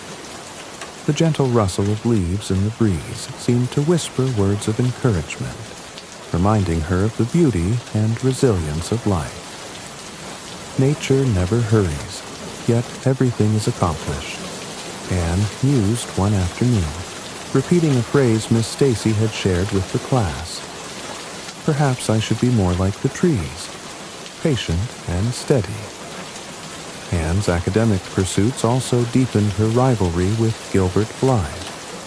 Though she had resolved never to speak to him after the carrots incident, their silent competition in the classroom became a source of motivation for both. Gilbert matched her score for score, and though Anne would never admit it, his presence pushed her to strive for greater heights. One particularly memorable challenge came during the school's annual recitation contest. Each student was required to memorize and perform a poem, and the winner would earn a small scholarship, a tantalizing prize for Anne. She chose Alfred Tennyson's The Lady of Shalott, her favorite poem, and threw herself into practicing with the same fervor she applied to her studies. The night of the contest was one Anne would never forget. The schoolhouse was transformed into a scene of quiet elegance, with lanterns casting a warm glow over the polished wooden floors. The air buzzed with anticipation as students and families filled the room, their murmured conversations creating a symphony of excitement. When Anne's name was called, she stepped onto the small stage, her heart pounding in her chest. She closed her eyes for a moment, imagining herself as the Lady of Shalott, trapped in her tower and longing for freedom. As she began to recite, her voice steady and clear, the audience was drawn into the vivid world she painted with her words. By the time she finished, the room was silent, the spell of her performance lingering in the air. Anne won the contest that night, and the scholarship that came with it. The applause and congratulations filled her with a deep sense of accomplishment, but it was the look of quiet pride on Marilla's face that meant the most to her. "You did well, Anne," Marilla said later that evening, her tone as measured as ever, though her eyes shone with emotion. "You've earned every bit of this." But not all of Anne's growth came from her successes. There were moments of heartbreak and lessons learned the hard way.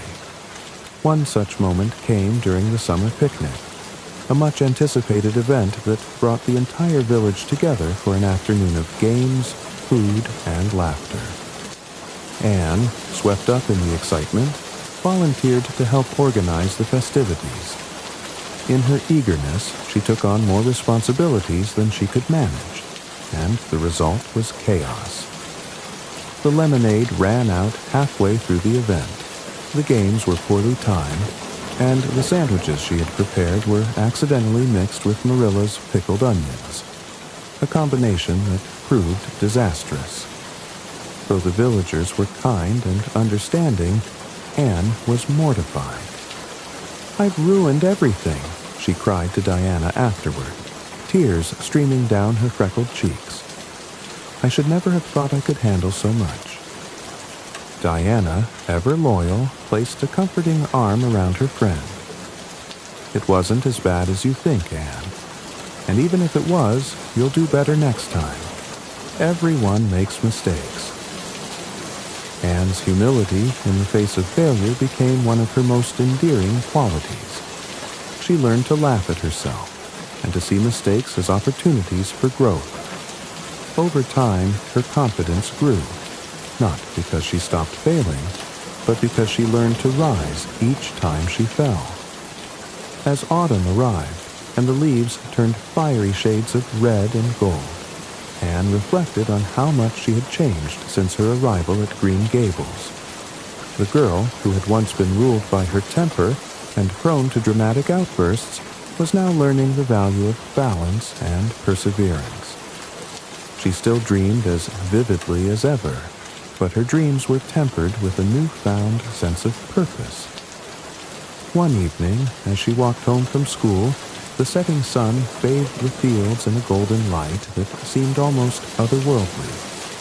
The trees along the path were ablaze with color, their leaves whispering secrets to the wind. Anne paused to take it all in, her heart full of gratitude for the journey that had brought her here.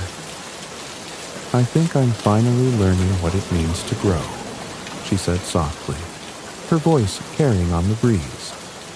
"It's not about becoming someone else. It's about becoming the best version of yourself."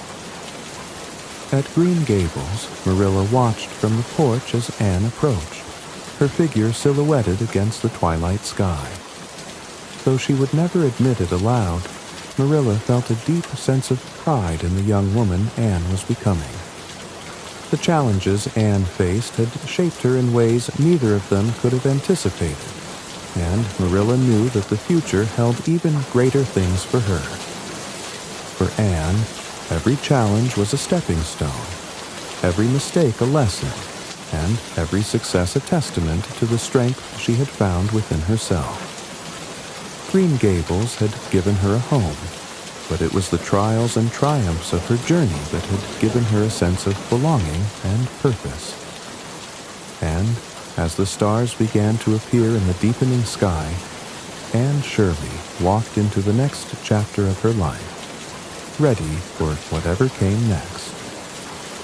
Anne Shirley's life at Green Gables continued to be a tapestry of triumphs and trials, woven with threads of joy, sorrow, and hard-earned wisdom.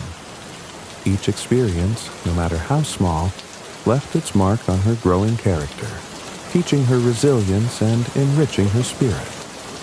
As spring blossomed in Avonlea, the landscape was awash with life and color.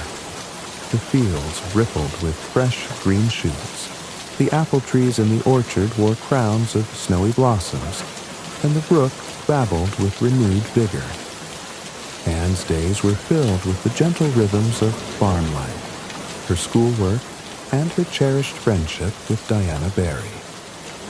Yet, amid these idyllic scenes, Anne faced challenges that tested her determination and revealed her growing maturity. One such trial came in the form of her ongoing rivalry with Gilbert Blythe. Though their academic competition pushed Anne to excel, it also stoked the embers of her lingering resentment. Gilbert's consistent kindness and attempts to reconcile only seemed to irritate her further, and Anne stubbornly clung to her grudge. It was during one of the school's group projects, a performance for the Avonlea Improvement Society, that Anne's feelings toward Gilbert were forced to confront a crossroads. Miss Stacy had assigned each student a role in planning and executing the event, and, to Anne's dismay, she was paired with Gilbert to create the stage decorations. "I don't see why Miss Stacy couldn't have chosen anyone else," Anne grumbled to Diana as they walked home from school one afternoon. The road dappled with sunlight filtering through the trees. "Well, you'll just have to make the best of it," Diana replied gently. "Gilbert isn't so bad, Anne. In fact, I think he rather admires you." Anne flushed at the suggestion. "That doesn't excuse his behavior. I'll be polite, of course, but I won't let him think he's forgiven." The days of preparation that followed were marked by a mix of awkward silences and hesitant collaboration. Gilbert, ever patient, worked alongside Anne without complaint, his easygoing nature diffusing the tension between them. Slowly, Anne began to see past her resentment and acknowledge Gilbert's genuine efforts. By the time the event arrived, a resounding success, thanks in part to their teamwork, Anne felt the first stirrings of reconciliation. Another trial came in the form of Anne's impulsive nature, which often led to unintended consequences. One summer afternoon, Anne and Diana decided to recreate the story of Romeo and Juliet, with Anne playing the doomed heroine. Climbing onto the roof of the Barrys' barn, Anne prepared to deliver her dramatic monologue before pretending to fall to her death. The performance went well, until the ladder she used to descend slipped, leaving Anne stranded. "I'm perfectly fine up here," Anne called down to Diana, trying to sound brave. "But I suppose someone will have to fetch a ladder." Mr. Barry, hearing the commotion, arrived to rescue Anne, his gruff demeanor softened by amusement. "You've got quite the flair for drama, young lady," he remarked as he helped her down. Though the incident ended without injury, Anne's mortification served as a reminder to temper her adventurous spirit with caution. Yet, it was not all trials for Anne. The triumphs in her life were no less memorable, each one a testament to her hard work and growing sense of responsibility. One such moment came during the annual Avonlea School exhibition, where Anne was selected to deliver a speech on the importance of education. The honor filled her with both pride and nervous anticipation. On the day of the exhibition, the schoolhouse was packed with parents, friends, and neighbors, their faces lit with expectation. Anne stood at the front of the room, her heart pounding as she scanned the crowd. She drew a deep breath and began her speech, her voice trembling at first, but gaining strength as she continued. Her words painted vivid pictures of the transformative power of learning, capturing the audience's attention and earning her a standing ovation. Marilla, seated in the back row, felt a swell of pride as she watched Anne accept her applause. Though she would never admit it aloud, Marilla knew that Anne's triumph was as much a victory for Green Gables as it was for the girl herself. Perhaps the most poignant trial Anne faced during this period was the illness of Minnie May Barry, Diana's younger sister. Late one winter evening, a frantic Diana arrived at Green Gables, her face pale with worry. "Minnie May is very sick," she told Marilla, her voice trembling. "Mother sent for the doctor, but he's away, and Minnie May is getting worse." Without hesitation, Anne volunteered to help. Armed with her knowledge of treating croup, a skill she had learned during her time at the orphanage, she accompanied Diana back to the Barry home. The night was a blur of anxious moments and careful attention as Anne worked tirelessly to ease Minnie May's breathing.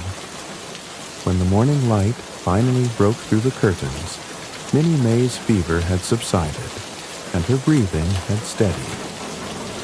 Diana hugged Anne tightly, tears streaming down her face. "You saved her, Anne. I don't know how to thank you." Anne, exhausted but relieved, managed a faint smile. "I'm just glad I could help."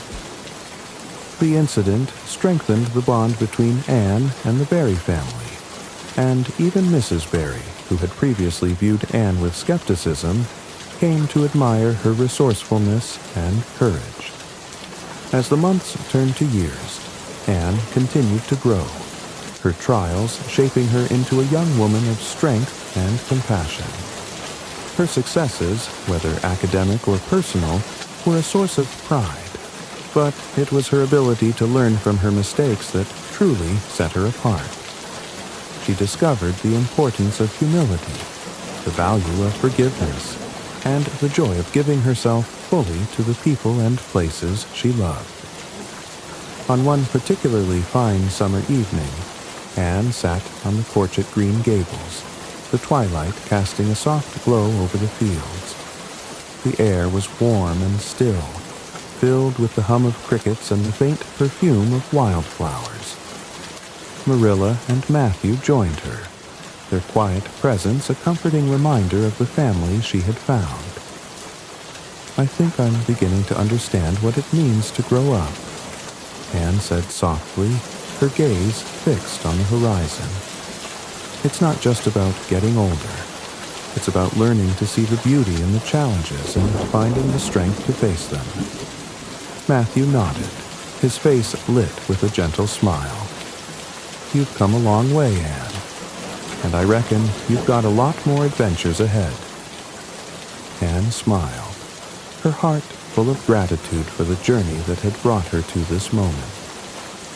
Trials and triumphs alike had shaped her, and though she didn't know what the future held, she was ready to embrace it with the same boundless imagination and unyielding determination that had carried her this far.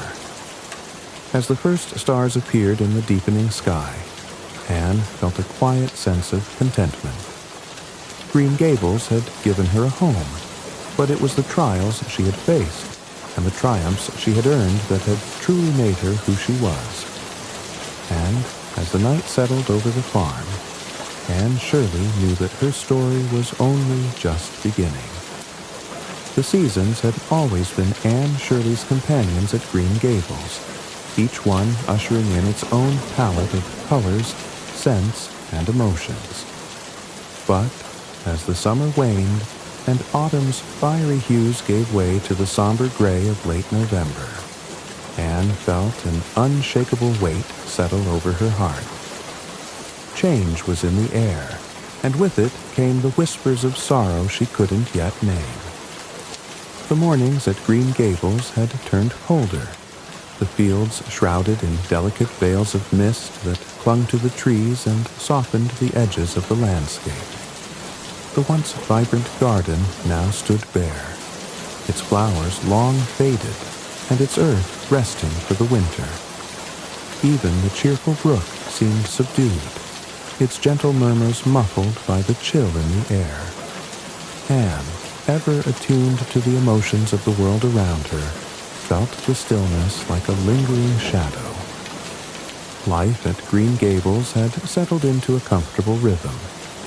Anne's studies consumed much of her time as she prepared for her entrance exams to Queen's Academy.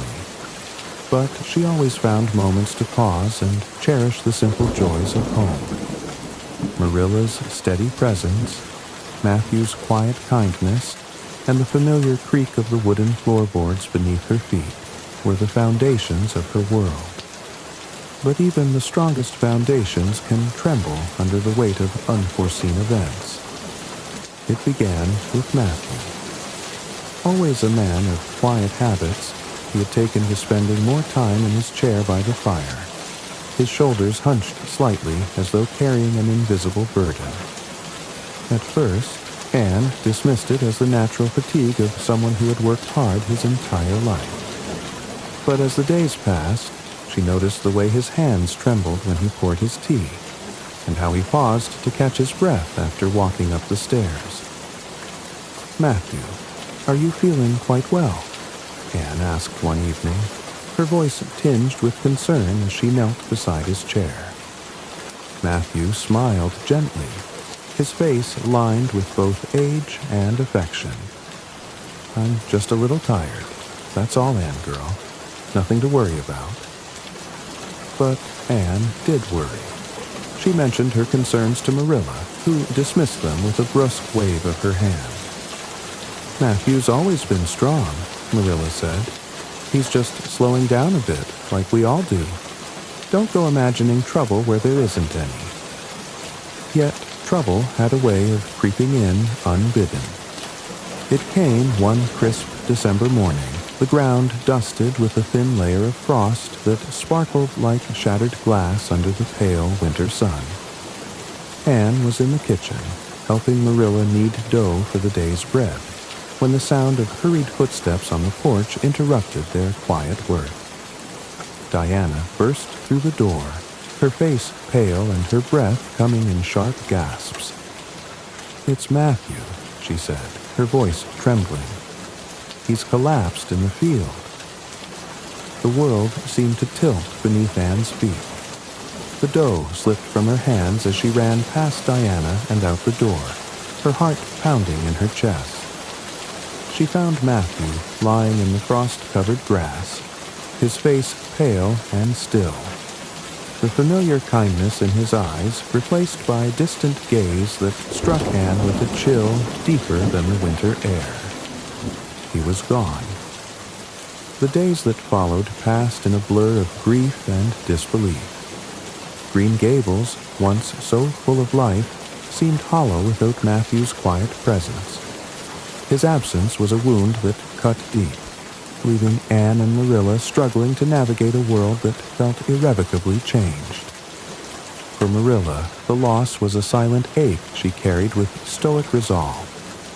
She busied herself with the practicalities of running the farm, her hands steady even as her heart trembled. Anne, however, found herself adrift in a sea of emotions she couldn't fully articulate. She wandered the familiar paths around Green Gables, seeking solace in the places that had once brought her joy. The orchard, now stripped bare of its blossoms, stood like a skeletal remnant of what it had been. The brook, though still flowing, seemed darker and more somber, its song tinged with melancholy. Even the stars, which Anne had always found so comforting, seemed distant and cold. One evening, as Anne sat by the window in her room, staring out at the moonlit fields, Marilla came to her. The older woman's face was lined with exhaustion, but her eyes held a rare softness. "Anne," Marilla said quietly, taking a seat beside her. "We've been through hard times before, and we'll get through this too. Matthew wouldn't want us to stop living." Anne nodded, her throat tight with emotion. "I know, Marilla, but it's so hard to imagine Green Gables without him. He was the heart of this place." Marilla reached out and placed a hand on Anne's shoulder, her grip firm but comforting. "You're part of the heart now, Anne." Green Gables is as much yours as it was his, and it's up to us to keep it alive." Those words stayed with Anne, a quiet spark of hope in the darkness of her grief. She threw herself into her studies with renewed determination, finding purpose in the dream of earning her place at Queen's Academy. The work was a balm, giving her a sense of direction even as she continued to grapple with the weight of loss. As winter deepened, so did Anne's bond with Marilla. The two women, so different in temperament, found strength in their shared sorrow and grew closer in ways neither had anticipated. Marilla, though still reserved, began to show more of the warmth that had always lingered beneath her stern exterior. She listened more patiently to Anne's stories, and even offered gentle encouragement when Anne doubted herself. "You've got a good head on your shoulders, Anne," Marilla said one evening as they sat by the fire. "Matthew always believed in you, and so do I." Anne smiled through her tears, her heart swelling with gratitude. "Thank you, Marilla. I promise I'll do my best to make you both proud." The winter passed slowly, the days lengthening as the promise of spring began to stir in the air. By the time the first crocuses pushed through the snow, Anne felt a sense of renewal taking root within her. She began to see the world not as it had been, but as it could be, still full of beauty, even amid the sorrow. One particularly fine morning, Anne stood on the porch of Green Gables, the sun warm on her face and the sound of birdsong filling the air. She took a deep breath, the crisp scent of new growth filling her lungs, and closed her eyes. For the first time in months, she felt a glimmer of peace.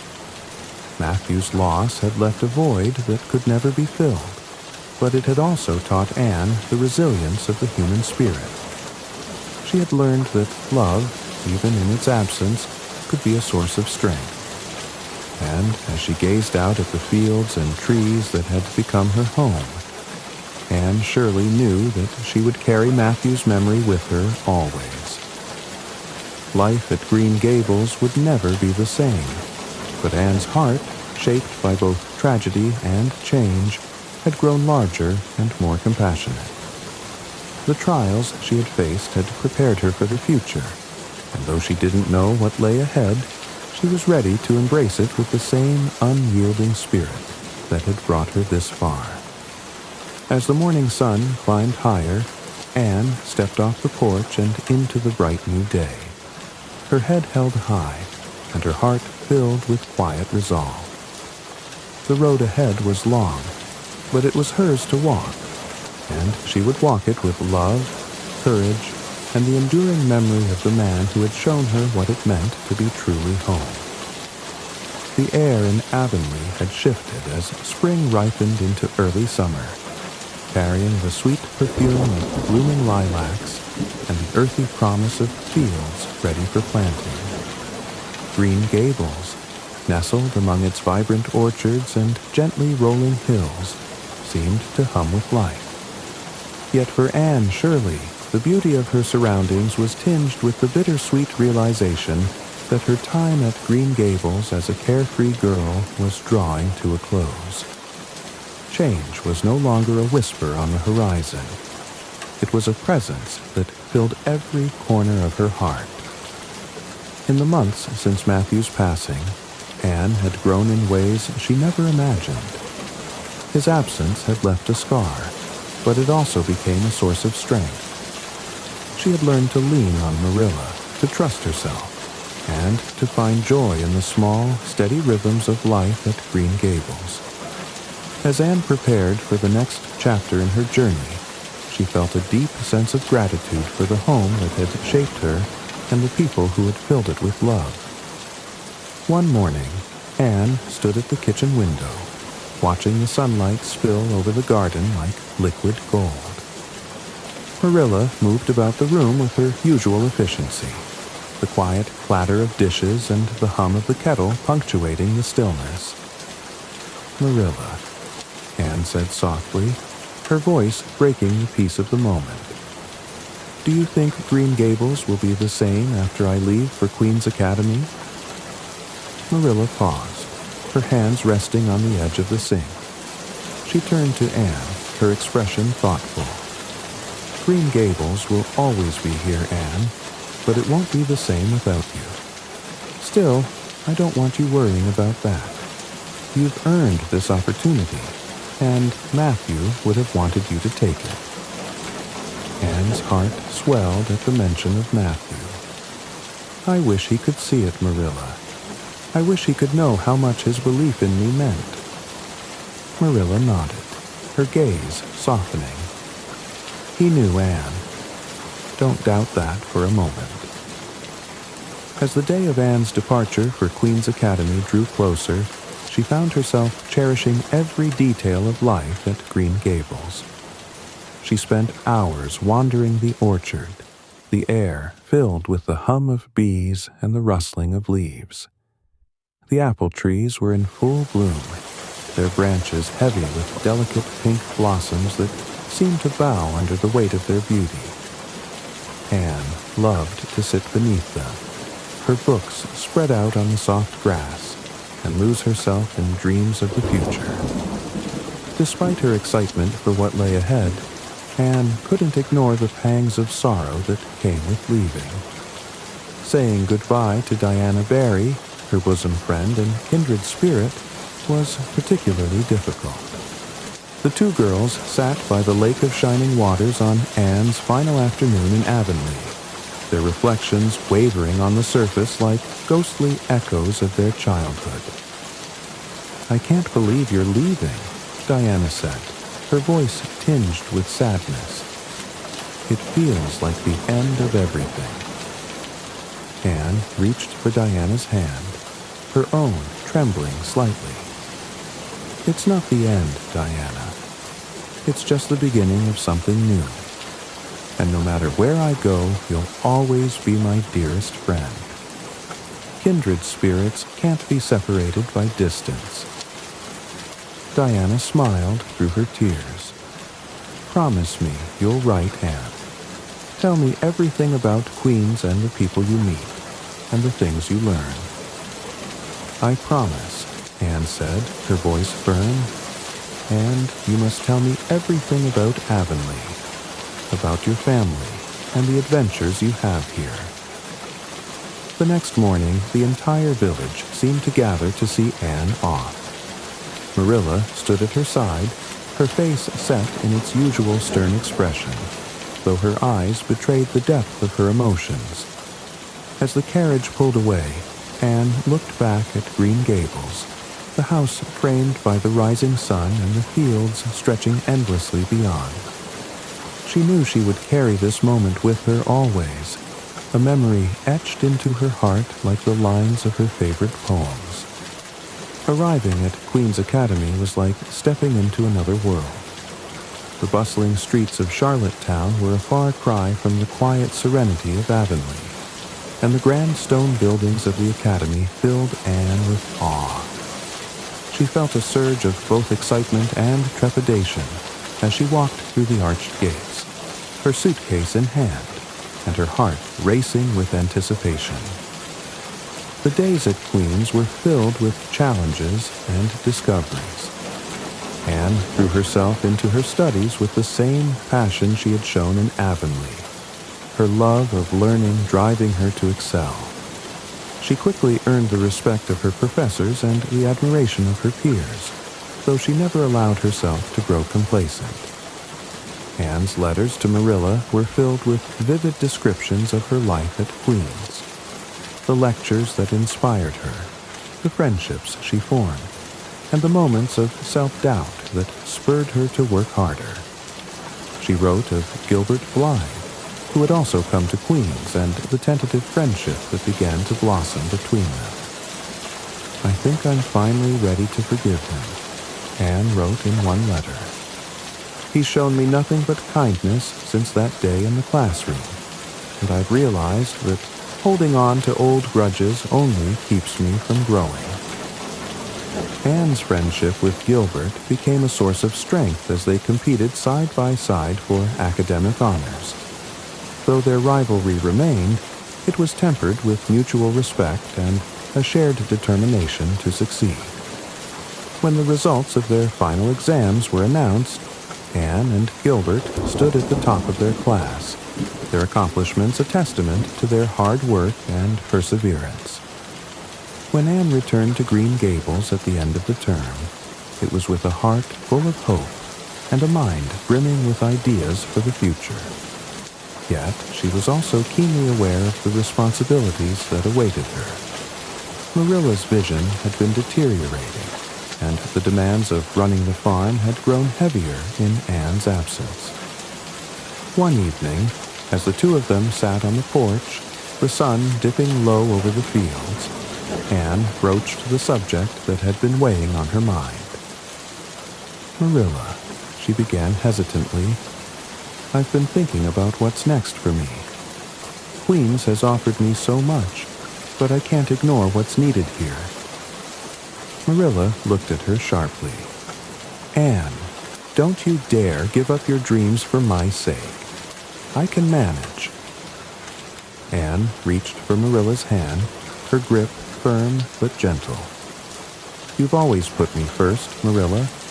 Now it's my turn to do the same for you. I'll find a way to balance both, I promise." The decision to stay at Green Gables while pursuing her studies through correspondence was not an easy one, but it was a choice that filled Anne with peace. She knew that her aspirations didn't have to come at the expense of her family, and she was determined to build a future that honored both. As summer deepened and the fields around Green Gables grew golden with ripening crops, Anne found herself more content than she had ever been. She spent her mornings helping Marilla with the farm work, and her evenings writing essays and stories by lamplight. The desk in her room became a sanctuary once again, a place where she could dream and create. One night, as Anne stood at the window and gazed out at the moonlit fields, she whispered a quiet promise to herself. "I'll build a life that's as beautiful as Green Gables. A life filled with love, purpose, and the courage to embrace every challenge." The stars above seemed to shimmer in agreement, their light spilling down like blessings on the girl who had come so far and still had so much ahead of her. The summer sun hung low over the rolling hills of Avonlea, casting long shadows across the fields of Green Gables. A soft breeze stirred the tall grasses, their tips swaying gently like a sea of green and gold. Anne Shirley stood at the edge of the orchard, her hands clasped loosely in front of her, gazing out over the land that had come to mean so much to her. The day was warm, and the air carried the mingled scents of wildflowers and ripened apples, a quiet symphony of life's simplest pleasures. As Anne stood there, she reflected on how far she had come since that fateful day when she first arrived at Green Gables. She had been an uncertain girl then, full of dreams but unsure of her place in the world. Now, she stood as a young woman on the cusp of adulthood, her heart full of gratitude for the trials and triumphs that had shaped her. "I've learned so much here," Anne thought, her gaze sweeping across the familiar landscape. About love, about loss, and about the beauty of living with an open heart. Anne's eyes lingered on the farmhouse, its white walls glowing softly in the late afternoon light. It was more than just a house. It was a place that had given her stability and a sense of belonging. Within those walls, Marilla's quiet wisdom and Matthew's steadfast kindness had nurtured her, even when she didn't realize it. She thought of Matthew, whose absence was still a tender ache in her heart. His gentle encouragement and unwavering belief in her potential had left an indelible mark on her. Anne could almost hear his voice now, urging her to keep dreaming, to keep striving. Marilla, too, had been a cornerstone of Anne's growth. Though her demeanor was often stern, Anne had come to see the deep love and care that lay beneath Marilla's pragmatic exterior. Their bond had grown stronger through shared struggles and quiet moments of understanding, and Anne knew that Marilla's influence would stay with her always. Anne's reflections turned to the village of Avonlea, a community that had embraced her despite her quirks and fiery temper. Its winding roads, quaint houses, and vibrant gardens had become a part of her soul. The people of Avonlea, kind and meddling, wise and flawed, had taught her lessons in resilience, humility, and forgiveness. She smiled as she thought of Rachel Lynde, whose sharp tongue often hid a generous heart, and of Diana Barry, her beloved kindred spirit, who had shared in her joys and sorrows with unwavering loyalty. Even Gilbert Blythe, whose teasing had once kindled a grudge, had become a friend and partner in ambition. Their rivalry had transformed into mutual respect, a foundation Anne knew would grow stronger in the years to come. As Anne walked along the path that led to the Lake of Shining Waters, she felt the pull of her dreams tugging at her heart. She had always been a dreamer, spinning worlds out of words and imagination, but her time at Green Gables had taught her the importance of grounding those dreams in reality. Her dreams now were not only for herself, but for the people she loved and the community that had shaped her. She hoped to become a teacher, to inspire others as Miss Stacy had inspired her. She imagined herself standing in front of a classroom, guiding eager young minds and encouraging them to see the world with curiosity and wonder. But Anne's aspirations were not limited to career ambitions. She longed to live a life of purpose and beauty, to create a home as warm and welcoming as Green Gables, and to remain open to the simple joys of nature, friendship, and love. The lake shimmered in the golden light of the setting sun, its surface reflecting the sky's fiery hues. Anne knelt by the water's edge, her heart swelling with a sense of gratitude so profound it brought tears to her eyes. She thought of all the people who had believed in her, of the mistakes that had taught her humility, and of the moments of joy that had filled her heart to bursting. "Thank you," Anne whispered, her voice barely audible above the gentle lapping of the water. For Green Gables, for Marilla and Matthew, for everything. As Anne rose and turned back toward Green Gables, she felt a quiet resolve settle over her. The path ahead was uncertain, but she was no longer afraid. She had learned to embrace change, to find strength in her struggles, and to trust in the beauty of life's unfolding. The stars began to prick through the twilight sky as Anne reached the porch of Green Gables. Marilla was there, sitting in her rocking chair, her knitting resting in her lap. She looked up as Anne approached, her face softening into a rare smile. "You've been out a long time," Marilla said. "I was starting to wonder if you'd gotten lost in your thoughts again." Anne laughed, her voice light and free. "Oh, Marilla, I've been thinking about everything, about how much Green Gables has given me and how much I want to give back." Marilla nodded, her eyes glinting with quiet pride. "You've grown into a fine young woman, Anne. I'm proud of you. Matthew would be, too." Anne leaned against the porch railing, her heart full. "I'll never forget this place, Marilla. No matter where I go, Green Gables will always be home." As the moon rose high over Green Gables, casting its silvery light across the fields, Anne felt a profound sense of peace. She was no longer the lonely orphan who had arrived here by mistake. She was Anne of Green Gables, an ambitious young woman, a devoted friend, and a dreamer with roots as deep as the trees that surrounded her. The future stretched before her like a blank page, waiting to be filled with adventures, achievements, and stories yet untold. And Anne, with her boundless imagination and open heart, was ready to write the next chapter of her life, knowing that Green Gables would always be her foundation and her inspiration. The stars above seemed to shimmer in agreement, their light a reminder that even the smallest spark could illuminate the darkest night. And, as Anne Shirley stood on the threshold of her future, she carried with her the lessons of love, loss, and the enduring power of hope.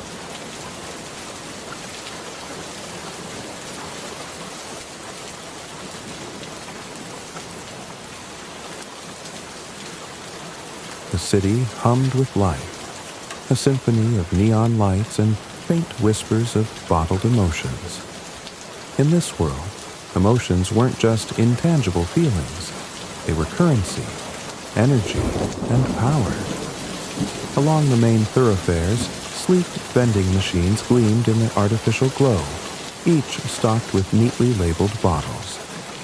The labels promised happiness, confidence, serenity, and, for the daring, passion.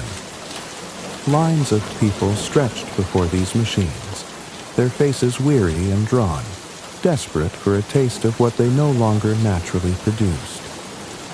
This was the reality Cale knew too well, a society where emotions were extracted, refined, and consumed like any other commodity. The government regulated the industry under the guise of fairness, ensuring every citizen had access to a limited supply of basic feelings. But not all emotions were equal. A bottle of joy might cost a week's wages, while sorrow was practically free, a dark indulgence for the melancholic. Kyle stood in the shadow of a towering advertisement, its holographic display featuring a polished bottle of genuine happiness Tea Nem. The model's glowing smile was a stark contrast to the dull, vacant expressions of those around him. He glanced at the people trudging by, clutching their precious bottles like lifelines. Some sipped sparingly, savoring each drop, while others downed their emotions in one reckless gulp, their pupils dilating as the chemical surge overwhelmed them. The city wasn't just divided by wealth, it was split by emotional access. In the affluent Sky District, where the elite lived in glittering towers, emotions flowed freely. These people radiated artificial joy, their laughter echoing from penthouse balconies. Meanwhile, in the shadow boroughs, where Kyle spent most of his time, desperation lingered in the air. The streets were grimy, and every corner housed someone looking to sell or steal their next dose. Kyle's gaze fell to a shivering woman huddled against a wall, cradling a small bottle of peace. Her fingers trembled as she unscrewed the cap and inhaled deeply. The tension in her face softened, her body relaxing against the concrete. But the relief was temporary. Within minutes, the peace would fade, and the desperation would return. That was the curse of bottled emotions. No matter how pure or potent, they were fleeting, leaving emptiness in their wake. Kyle shoved his hands into his jacket pockets and kept walking. He couldn't afford to linger. As an extractor, he was part of the system, the invisible cog that kept the machine running. It was his job to harvest raw emotions from donors, people who sold their feelings to survive. Some came willingly, trading memories of love or moments of pride for cash. Others had no choice, their emotions forcibly drained in government facilities or on the black market. The process was clinical, almost cold. Kyle's workplace, Emotion Works, was a sterile labyrinth of glass and steel. Each donor was strapped into a sleek chair, electrodes attached to their temples. A holographic display mapped their emotional reservoirs, showing which feelings were ripe for extraction. The technology was precise, targeting specific memories and siphoning the emotions attached to them. Kyle often wondered what it felt like to lose a piece of oneself like that. Did the donor notice an emptiness afterward, or was it subtle, a quiet absence they couldn't quite place? Despite his role in the system, Kyle hated it. He hated the blank stares of the donors, the way their faces twisted in pain as their most cherished memories were plucked away. He hated the way his superiors talked about emotions as though they were mere products, something to be quantified and sold. Most of all, he hated himself for being complicit. But he had no choice. The pay was decent, and he needed every credit to care for his younger sister, Lyra. Lyra had always been fragile, her emotional reserves unnaturally low. She relied on bottled emotions to get through the day, her favorites being courage and serenity. Kyle often brought home bottles from the facility, slipping them into her drawer before she woke. It was a small act of rebellion, a way to balance the scales in his mind. But it wasn't enough. Lyra's condition was worsening, and the doctors insisted she needed a rare, high-grade emotion to stabilize her system. Something he couldn't afford. Not legally, at least. The thought of Lyra brought Kale's steps to a halt. He found himself in front of an illegal dealer's stand, a ramshackle setup of crates and tarps tucked into the shadows of an alley. The dealer, a wiry man with a face like a hawk, eyed him warily. Bottles of every shape and color lined the table, their contents swirling with vibrant energy. Kyle's gaze lingered on a small vial labeled Unfiltered Joy. It shimmered like liquid gold, almost hypnotic in its allure.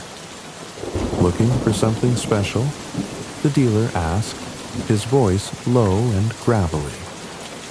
Kyle shook his head and walked away. He couldn't risk it. The government enforcers were everywhere, their dark uniforms blending into the city's shadows. They didn't just arrest illegal dealers, they hunted anyone caught in possession of unregulated emotions. The punishment was severe: imprisonment, emotional draining, or worse. The thought sent a shiver down Kyle's spine. He quickened his pace, weaving through the crowd until he reached his apartment building. The structure was old and crumbling, its facade scarred by years of neglect. Inside, the air was thick with dampness, the flickering lights casting eerie shadows on the walls. Kyle climbed the stairs to his unit, the weight of the day pressing down on him. In his small, cluttered apartment, Lyra was asleep on the couch, her chest rising and falling softly. Empty bottles littered the coffee table: courage, serenity, and a half-finished vial of contentment. Kyle sighed and gathered the bottles, placing them in the recycling chute. He stood for a moment, watching his sister's peaceful face. She deserved more than this life, more than a world where emotions were a luxury. As Kale leaned against the window, staring at the city below, he felt the familiar knot of frustration tighten in his chest. He longed for a way out, a chance to escape the suffocating grip of the emotion industry. But deep down, he knew there was no escape. Not for people like him. Outside, the neon lights pulsed rhythmically, a heartbeat for a city addicted to feeling. Somewhere in the distance, a siren wailed, a reminder of the chaos lurking beneath the surface. Kyle clenched his fists, his reflection in the glass mirroring his determination. If the world was going to keep taking, he would find a way to take back. He didn't know how yet, but one thing was certain. Change was coming. In a world where feelings were extracted, refined, and consumed like any other commodity, the science behind bottling emotions was both a marvel and a menace. At its core, the process was deceptively simple.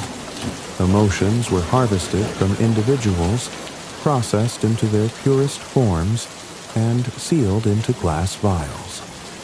But beneath the sterile facade of laboratories and machines lay a labyrinth of ethical dilemmas, technological innovation, and corporate greed.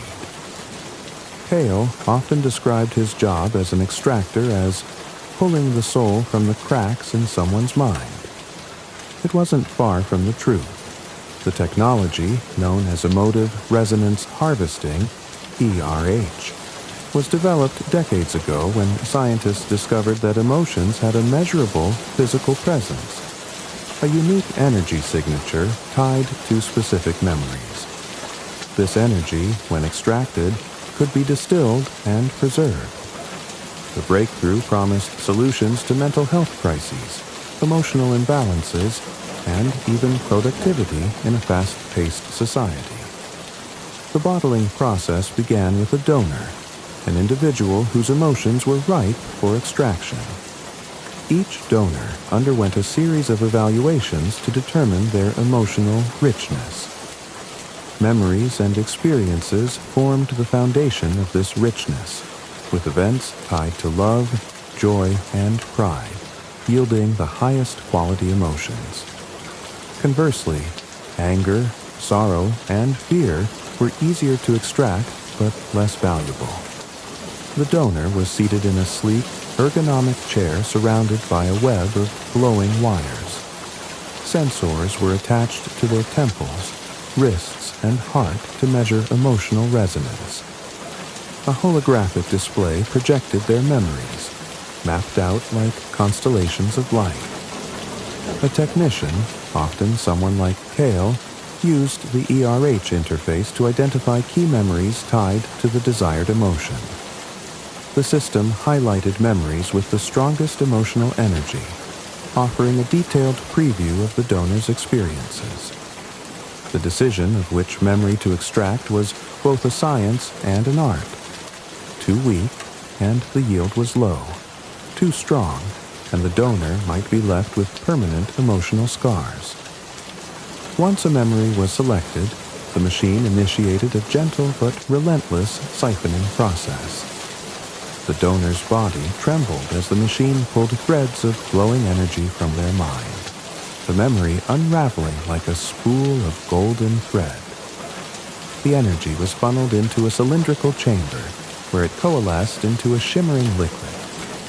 The raw emotional energy was then passed through a series of filters to remove impurities, fragments of unrelated feelings, residual memories, or traces of trauma. What emerged was a distilled essence, vibrant and alive, ready to be bottled. The final product was sealed in small glass vials, each labeled with the emotion's name, grade, and potency. The vials were designed to preserve the energy indefinitely, preventing degradation over time. The emotions were then distributed to consumers through tightly controlled channels. The government's Emotion Regulatory Agency, ERA, maintained strict oversight, dictating pricing, availability, and legality. Happiness, for instance, was a premium emotion, often out of reach for the average citizen. In contrast, sorrow and guilt were cheap and abundant, often marketed as cathartic indulgences. Emotions were categorized by their purity and potency. Tier 1 contained common emotions like sorrow, mild happiness, and anxiety, affordable but fleeting. Tier 2 was intermediate emotions, confidence, pride, serenity, moderately priced with stronger effects. Tier 3 had the rare emotions, true love, euphoria, passion, expensive and highly coveted, often reserved for the wealthy. Then there were the illegal emotions, These included dangerous or unregulated feelings, such as rage, unfiltered joy, or the mysterious euphoria absolute. The system was designed to perpetuate dependence. Consumers were never allowed more than a temporary escape, ensuring they returned for their next dose. The wealthy, however, could afford a constant supply, basking in a never-ending stream of curated feelings. Despite the industry's outward glamour, bottled emotions were not without consequences. Prolonged use led to a phenomenon known as emotional erosion, a condition where the brain's natural ability to generate feelings diminished over time. People who relied too heavily on bottled emotions found themselves hollow, unable to experience anything without artificial aid. Kyle had seen it firsthand. At EmotionWorks, longtime customers would shuffle in, their faces gaunt and lifeless. They spoke in monotones, their eyes devoid of spark. Some begged for stronger emotions, hoping to reignite the fading flame within. Others simply surrendered, their emotional reserves drained beyond recovery. Another danger was the echo effect, where residual fragments of extracted emotions lingered in the donor's mind. These echoes could manifest as intrusive thoughts, sudden mood swings, or, in extreme cases, personality changes. The government assured the public that such cases were rare, but Kyle knew better. He had seen too many donors leave the facility looking like shells of their former selves. For all its regulation, the emotion industry was rife with corruption. The black market thrived, offering emotions the government deemed too dangerous or valuable for public consumption. Illegal dealers often cut their products with impurities, leading to unpredictable and sometimes catastrophic effects. Stories circulated of people losing their minds after consuming tainted emotions, their psyches splintered into chaos. Kyle had heard whispers about emotion farms, underground facilities where people were kept in perpetual states of heightened emotion to maximize extraction yields. These farms were said to be run by shadowy organizations, their locations hidden from even the government. The thought sickened him, though he couldn't deny the allure of their products. Black market emotions were potent and untamed, carrying a rawness that legal vials lacked. To Kale, the science of bottling emotions was a double-edged sword. On one hand, it was an incredible feat of human ingenuity, capable of alleviating suffering and enhancing lives. On the other, it was a parasitic industry, preying on people's vulnerabilities and exploiting their deepest experiences. He often wondered about the ethical implications of his work. Did donors truly consent, or were they coerced by poverty and desperation? Was it right to turn something as sacred as love or joy into a commodity? These questions haunted him, but he pushed them aside. He had no choice. Without this job, Lyra wouldn't survive. As he sat at his workstation, calibrating the ERH machine for another extraction, Kyle's thoughts drifted to the rare emotion he'd heard whispered about. Euphoria absolute. It was said to be the purest, most intense feeling ever extracted, capable of altering a person's very soul. The government denied its existence, claiming it was a myth. But Kale wasn't so sure. If it was real, it could change everything, for better or worse. The machine beeped, signaling the next donor's arrival. Kyle sighed and prepared for the extraction. Another memory to steal, another emotion to bottle. It was just another day in a world fueled by feelings, where science and ethics were as tangled as the emotions they harvested. Kyle sat hunched over his workstation, staring at the swirling vial of freshly extracted serenity in his hands. The liquid glowed faintly, a pale blue light that pulsed rhythmically, almost like a heartbeat. It was a high-purity batch, the kind that would fetch top credits if sold to the right buyer. But Kale knew better than to think about selling it himself. The government's enforcers were ruthless, and the black market was a maze of treachery. Yet, as he gazed at the vial, Kale couldn't help but wonder if there was another way. Some way to break free from the suffocating grip of the industry and save his sister. Kyle!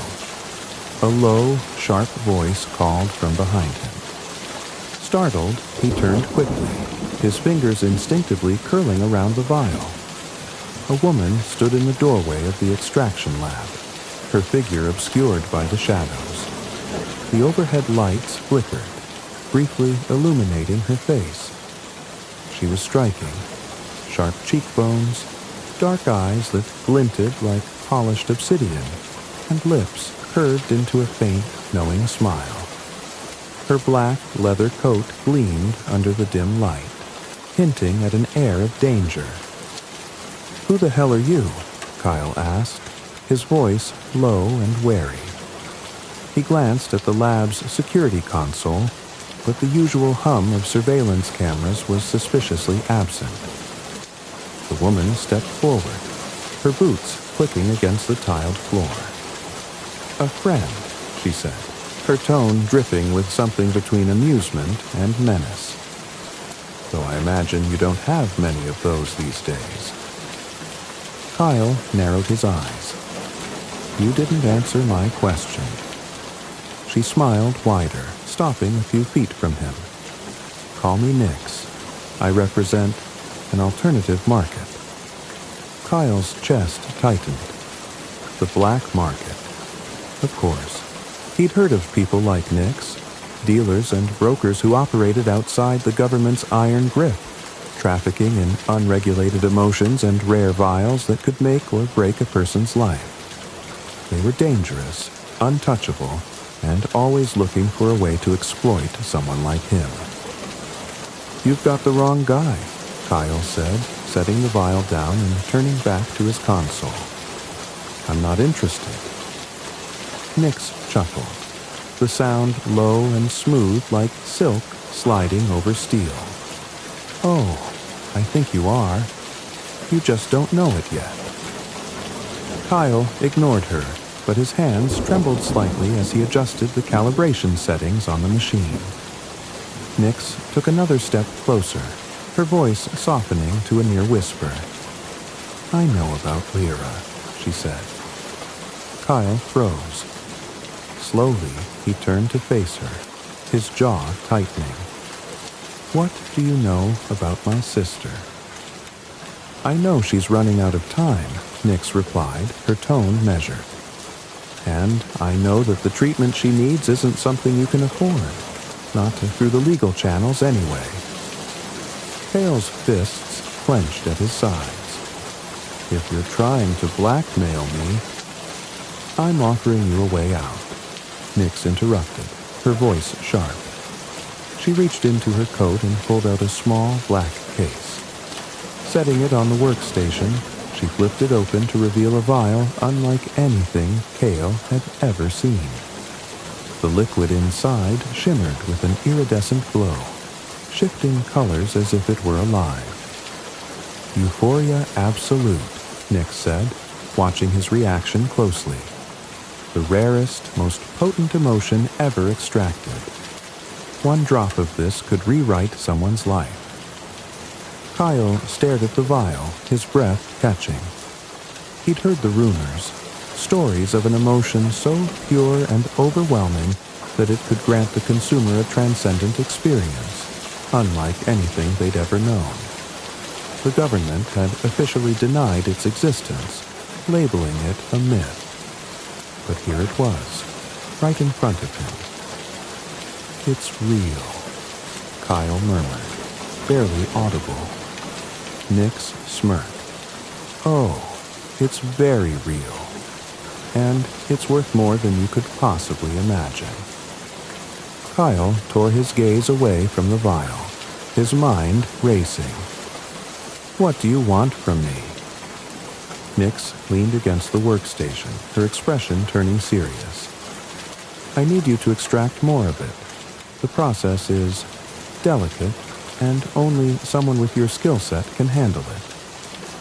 Kyle shook his head. If it's that rare, how do you even know I can extract it? We've been watching you, Kale, Nyx said, her voice lowering.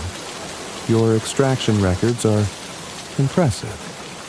You've managed to pull emotions from donors that others would have written off as dry. And you've done it without leaving a trace. That's exactly what I need. Kyle's stomach churned.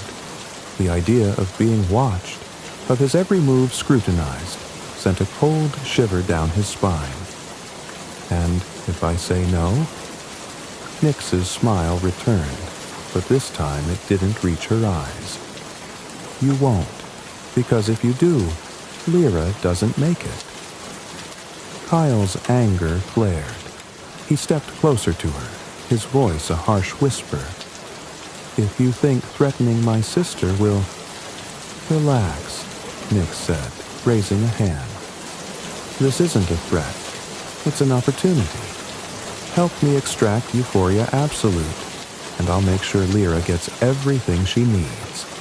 The best emotions, the best care. She'll never have to worry again. Kyle's mind raced, the weight of her words pressing down on him.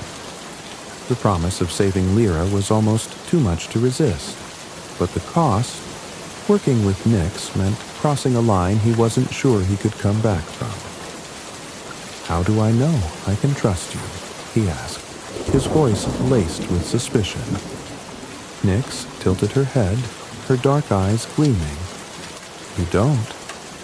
But think about this, Kale. What other choice do you have? The government doesn't care about people like you or your sister.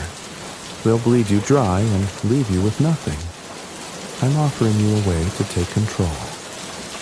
Kyle turned away, staring at the swirling vial of serenity on his workstation. The words, "take control," echoed in his mind, a bitter reminder of how little control he truly had. He thought about Lyra, her frail body curled up on their threadbare couch, her life slipping away bit by bit with every passing day. Could he really afford to say no? After a long silence, Kyle spoke, his voice barely above a whisper. What's the catch? Nyx's smile widened. No catch. Just one rule. You don't ask questions. You do the job, you get paid, and your sister gets what she needs. Simple. Kyle turned to face her, his expression unreadable. And if something goes wrong? Then it's on me, Nyx said, her tone firm. You're just the extractor. Leave the rest to me. Kyle hesitated, his instincts screaming at him to walk away. But deep down, he knew the decision had already been made. He couldn't let Lyra suffer, not when there was even the slightest chance to save her. Fine, he said finally. I'll do it. Nyx's smile turned predatory. Good choice. Meet me tomorrow night at the Crimson Veil. We'll finalize the details there. With that, she turned and walked out of the lab, her coat billowing behind her. Kyle stood frozen, his mind a whirlwind of doubt and fear. He'd made his choice, but at what cost? As the door clicked shut behind her, Kyle's gaze fell to the shimmering vial of Euphoria Absolute, still sitting on his workstation. It seemed to pulse faintly, as if alive, as if it could sense the chaos it would bring. And, for the first time in a long while, Kale felt the sting of true fear. The Crimson Veil was everything Kale imagined the underground market would be. Dark, chaotic, and alive with a dangerous kind of energy.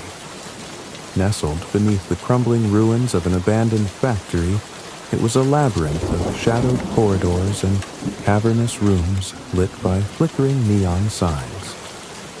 the air was thick with the mingling scents of smoke, sweat, and the faintly metallic tang of bottled emotions. To Kyle, it felt like stepping into the beating heart of the city's darkest secrets. Nyx had given him directions to meet her at the market's core, a place known simply as the Abyss. It was where the most exclusive deals were made, the rarest emotions traded, and the most dangerous players gathered. As Kale descended the final flight of stairs into the underground, he pulled his jacket tighter around him, his every sense on high alert. The main hall of the market sprawled before him, a chaotic maze of stalls and makeshift booths. Vendors hawked their wares in hushed but urgent tones, their voices barely audible over the hum of the crowd. Bottles of every size and color were displayed like precious jewels, each one glowing faintly with the emotions trapped inside. Kyle's eyes roamed the offerings as he moved through the market, his curiosity battling with his unease. There were vials of passion that swirled with deep crimson hues, grief bottled in stormy shades of gray, and courage gleaming like liquid gold. One vendor held up a particularly vibrant vial of rage, the liquid inside crackling with faint sparks of energy. "Pure anger," the vendor murmured to a prospective buyer. "Extracted during a bar brawl last week. Guaranteed to fuel you for days." Nearby, a woman in a tattered coat clutched a small bottle of solace, her trembling hands betraying her desperation.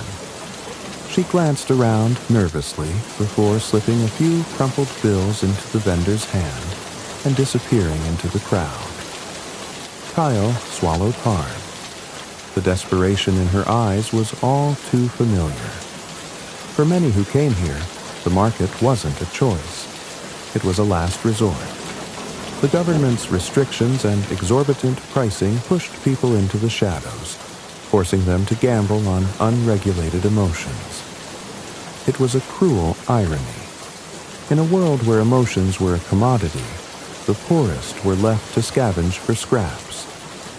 The further Kyle ventured, the more he realized how varied the clientele was.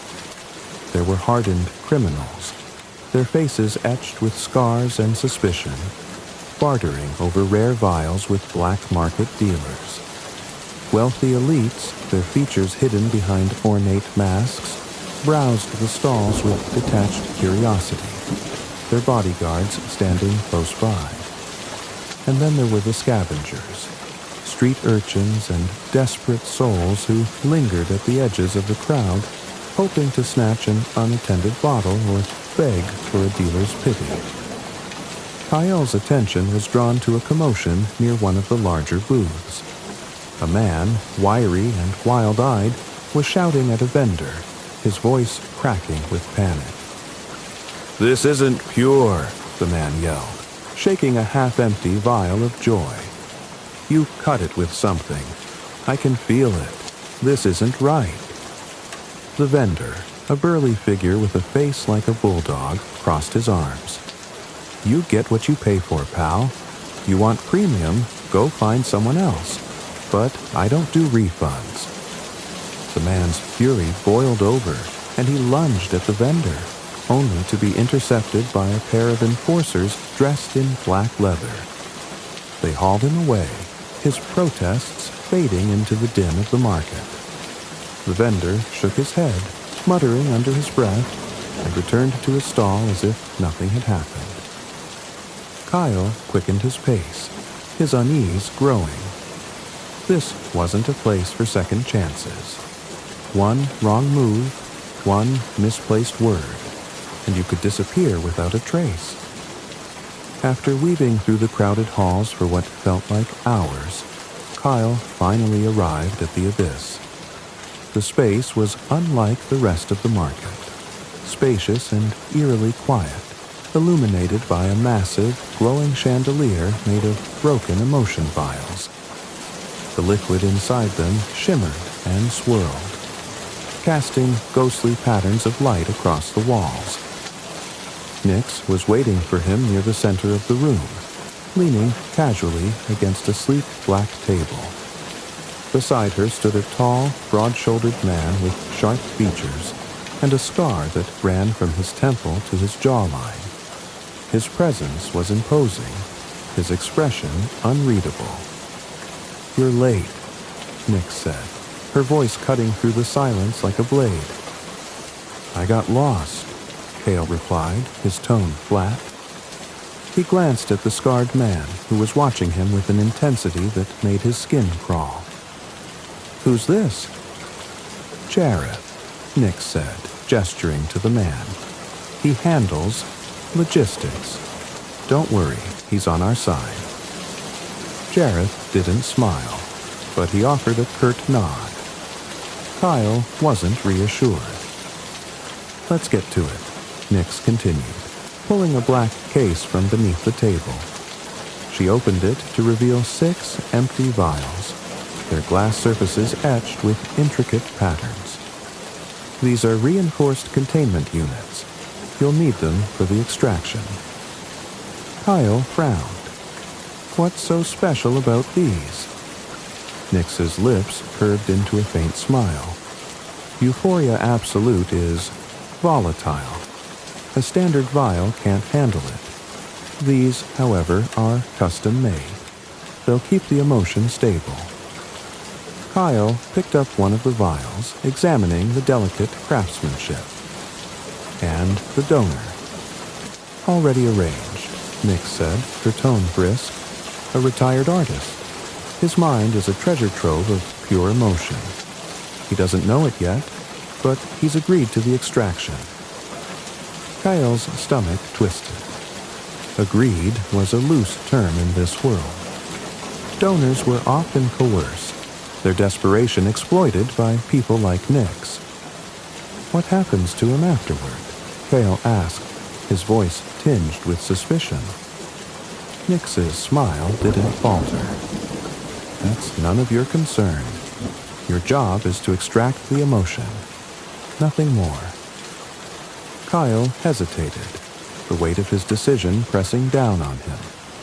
He glanced around the abyss at the dealers and buyers making their quiet transactions.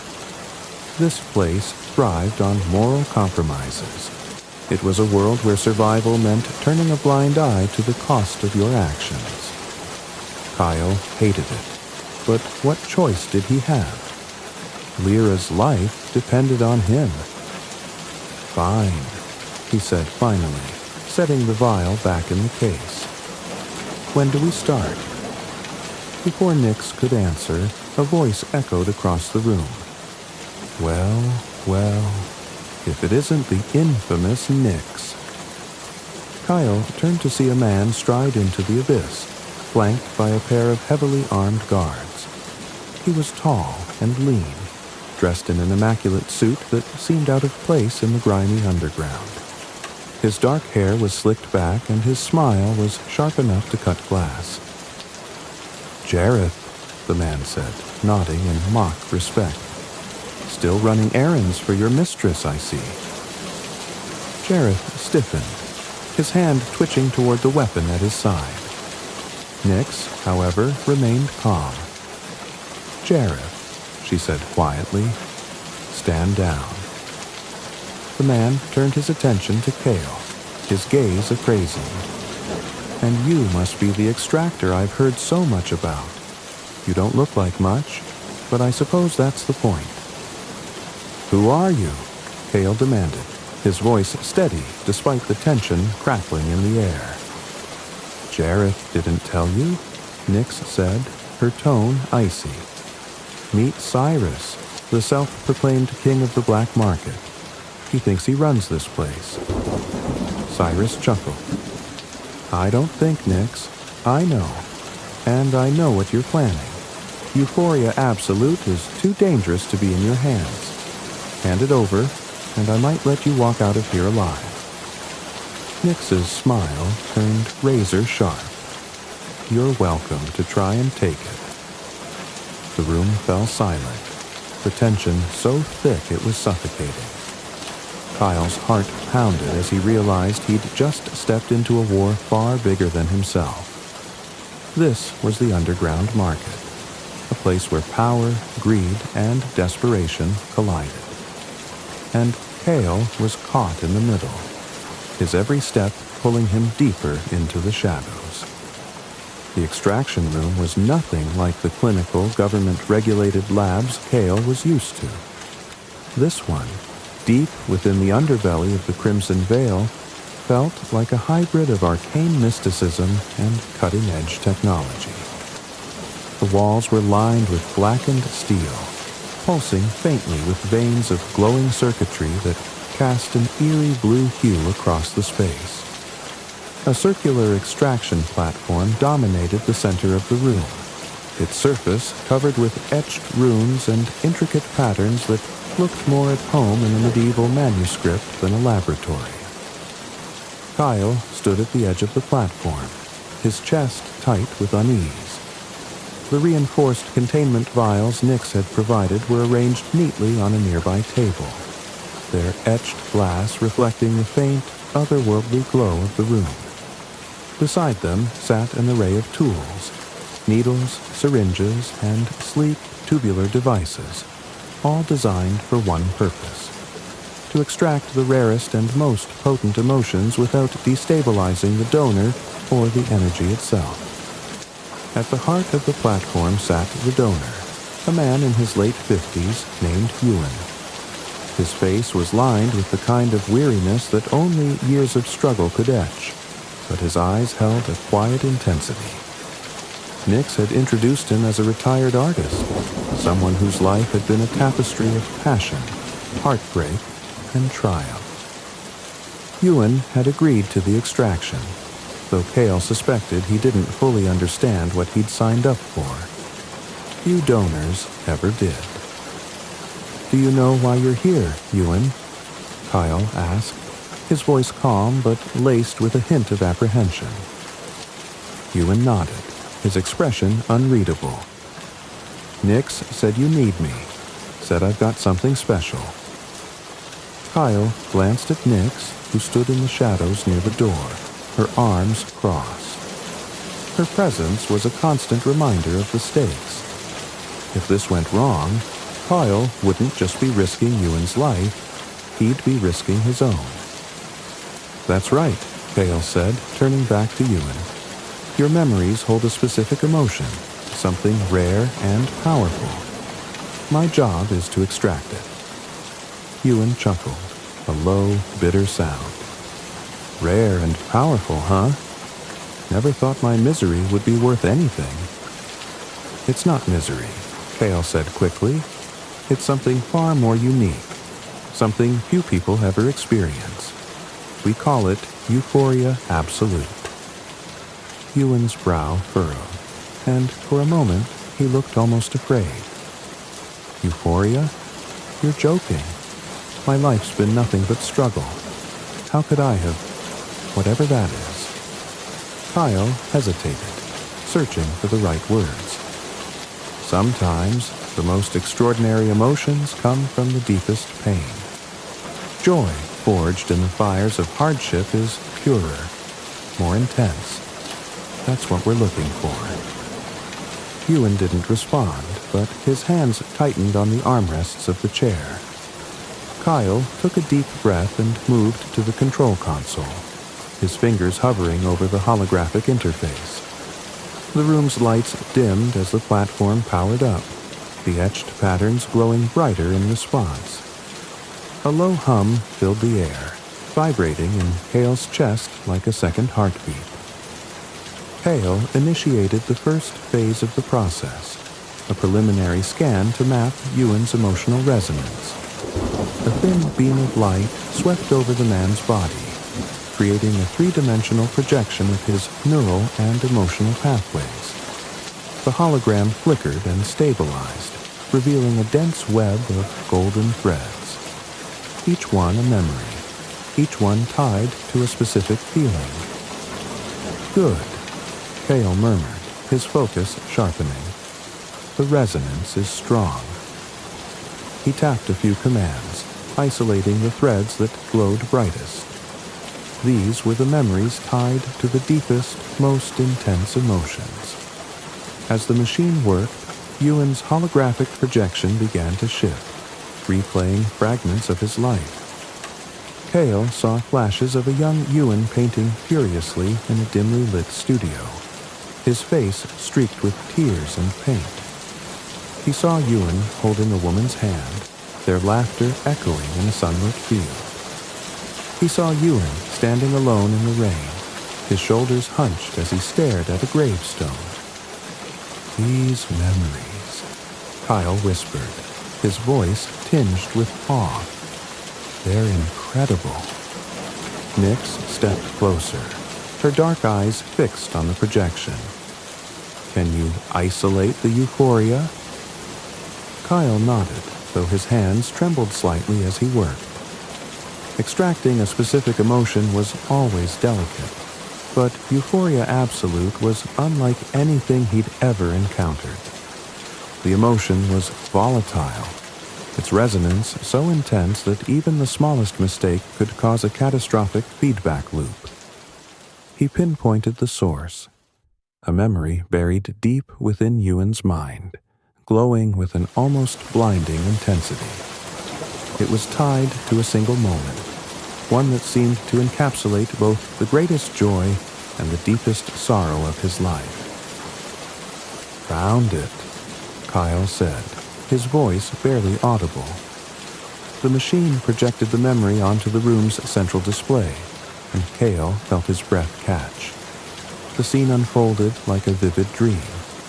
Ewan was standing on a stage, a gallery of his paintings displayed behind him.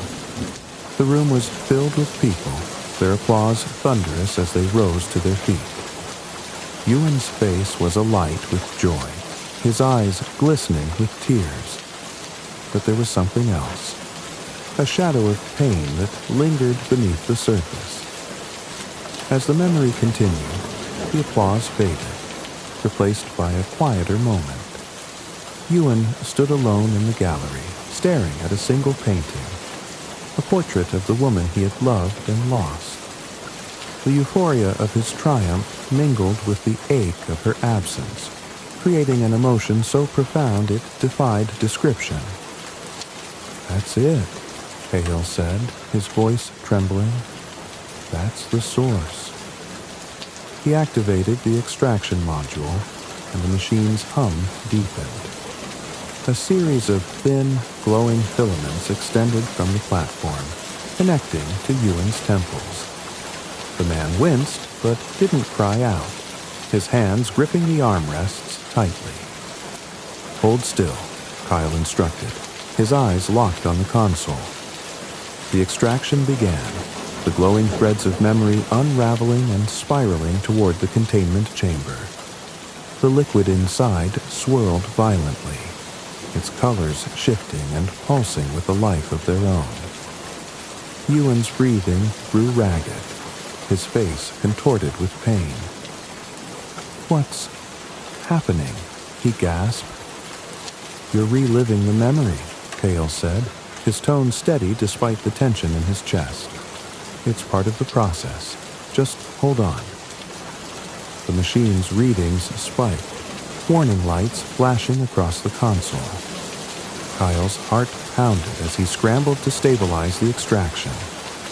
The emotion was stronger than anticipated, its intensity threatening to overload the system. "This is too much," he muttered, his fingers flying across the interface. "Nyx, we need to stop." "No," Nyx snapped, her voice cutting through his protests. "We can't stop now. Keep going." Kyle gritted his teeth, sweat dripping down his brow. The containment vial began to glow brighter, the liquid inside thrashing against the glass. It was like trying to cage a storm. "Ewan, hold on," Kyle shouted, his voice strained. The man let out a strangled cry, his body convulsing as the final threads of the memory were pulled free. The containment vial sealed with a sharp hiss, the liquid inside settling into a luminous, shimmering gold. The machine powered down, the hum fading into silence. Kyle rushed to Ewan's side, his heart racing. The man was pale, his breathing shallow, but his eyes fluttered open. "Ewan?" Kyle said, his voice soft. "Can you hear me?" Ewan nodded weakly, his lips curling into a faint smile. "Did you get it?" Kyle glanced at the vial, still glowing with an otherworldly light. "He got it." Nyx stepped forward, her gaze fixed on the vial. She picked it up carefully, her expression a mixture of triumph and reverence. "Beautiful," she murmured. "Absolutely beautiful." Kyle didn't share her elation. His hands trembled as he checked Ewan's vitals, the weight of what they'd just done pressing down on him. "Is he going to be okay?" Kyle asked, his voice edged with anger. Nyx shrugged. "He's alive. That's what matters." Kyle clenched his fists, but he held his tongue. Ewan had survived, but at what cost? The man's eyes were distant, his expression hollow. It was as if the extraction had taken more than just a memory. It had taken a piece of his soul. As Nyx turned to leave, the vial clutched tightly in her hand. Kyle felt a surge of unease. This wasn't just about saving Lyra anymore. He'd seen the power of Euphoria Absolute, and he knew it was a weapon in the wrong hands. And Nyx's hands, he realized, were as wrong as they came.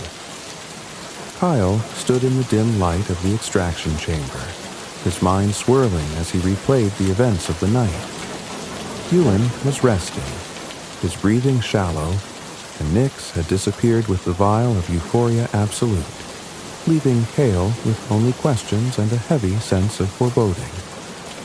The extraction had been more volatile than anything he'd ever encountered. But it wasn't just the process that unsettled him. It was the feeling that he'd unleashed something far beyond his control.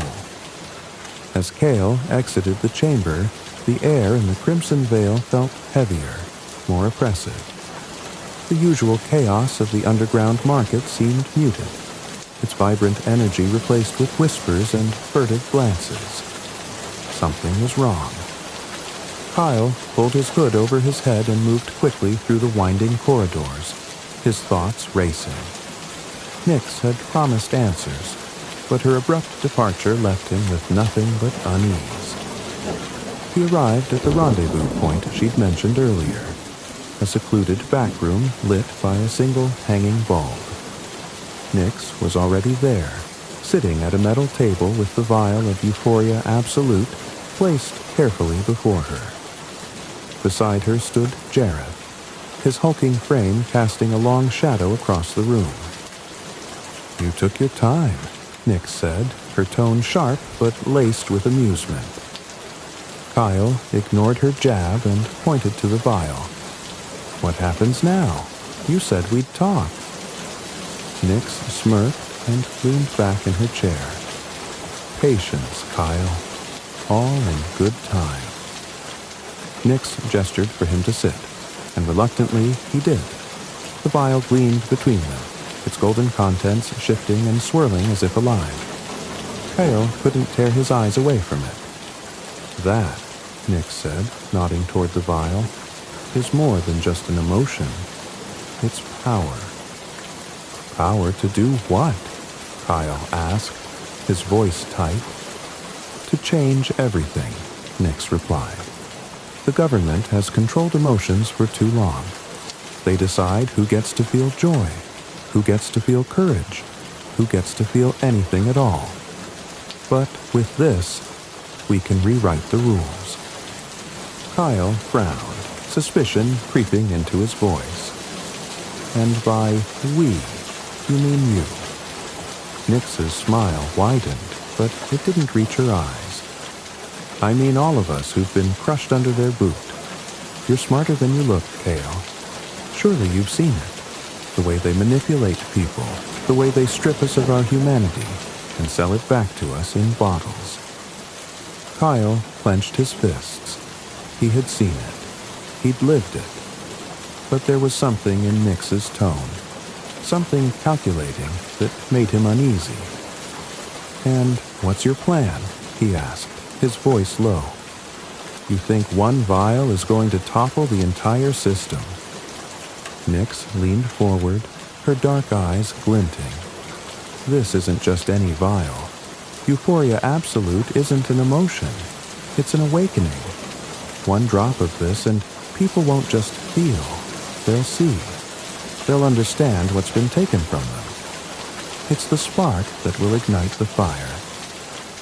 Kyle stared at her, his unease growing. It sounded too good to be true, too simple. "And what happens when the fire burns out of control?" Nyx's smile faltered, and for a moment her expression turned cold. "That's not your concern. You did your job, Kale. Now let me do mine." Before Kale could respond, the door to the room burst open, and Cyrus strode in, his presence as commanding as ever. 2 armed guards flanked him, their weapons gleaming in the dim light. "Well, well," Cyrus said, his voice dripping with mockery. "I wondered where you'd scurried off to, Nyx. And here you are, plotting revolution like a proper cliché." Nyx's eyes narrowed, and Jareth stepped forward, his hand resting on the hilt of a blade at his side. "You're out of your depth, Cyrus," she said coolly. "This doesn't concern you."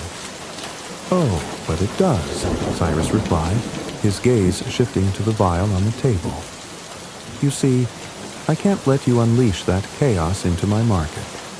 I have a delicate ecosystem here, and your little plan threatens to upset the balance." Kyle's heart raced as he realized the gravity of the situation. He was caught between 2 powerful figures, each with their own agenda, and the vial of Euphoria Absolute was the prize. "Nyx," Kyle said, his voice firm, "you said this was about breaking the government's control, but now it sounds like you just want to replace it." Nyx shot him a sharp look. "Don't be naive, Kyle. Change requires sacrifice. If a few systems fall, so be it." Cyrus chuckled. "Listen to her, Kyle. She's not a savior. She's just another tyrant in the making." "And you're any better?" Kale shot back, his frustration boiling over. Cyrus's smile didn't waver. "I don't pretend to be anything I'm not. I run a business. I deal in emotions, and I keep the chaos contained. People like Nyx? They'd burn the whole world down just to watch it burn." Before anyone could react, Jareth drew his blade and lunged at Cyrus. The room erupted into chaos as Cyrus's guards opened fire, the deafening crack of gunshots reverberating off the steel walls. Kale dove for cover, his heart pounding as bullets ricocheted around him. Nyx snatched the vial from the table and slipped it into her coat, her movements swift and calculated. "Kale!" she shouted over the noise. "Stay with me." But Kale didn't move. Something inside him had shifted, a realization that he couldn't trust Nyx any more than he could trust Cyrus. Both of them were playing a game, and he was just a pawn. As the gunfire subsided, Kale saw Jareth standing over one of Cyrus's guards, his blade dripping with blood. Cyrus had retreated toward the door, his face a mask of fury. "This isn't over," Cyrus snarled. "You've made a powerful enemy, Nyx." "Get in line," Nyx shot back, her tone icy. Cyrus disappeared into the shadows, leaving behind a room littered with broken furniture and bodies. Nyx turned to Kyle, her expression unreadable. "Are you coming or not?" she asked. Kyle hesitated, his mind racing. He thought of Lyra, of the promise Nyx had made, and of the vial now hidden in her coat. Could he really trust her to keep her word? Or was she just another manipulator, using him to further her own agenda? "No," Kale said finally, his voice steady. "I'm not coming with you." Nyx's eyes widened in surprise, but only for a moment. Her expression quickly hardened. "Don't be stupid, Kale. You're in this whether you like it or not." "Maybe," Kale said, taking a step back, "but I won't be your pawn." Nyx's gaze turned cold, and she shook her head. "You'll regret this." She turned and disappeared into the shadows, Jareth following close behind. Kale stood alone in the wreckage, his heart pounding. The vial was gone, and with it, any chance of undoing what he'd set in motion. But as Kale stared at the empty table, a spark of determination flared within him. He didn't need Nyx or Cyrus to make things right. If the vial was as powerful as they claimed, he couldn't let it fall into the wrong hands. Any hands. Kyle stepped out of the room and into the chaotic corridors of the Crimson Veil, his mind set. He had no plan, no allies, and no idea where to start. But one thing was clear. The game wasn't over yet, and for the first time, Kyle was ready to play. Kyle stepped out of the Crimson Veil and into a city teetering on the edge of pandemonium.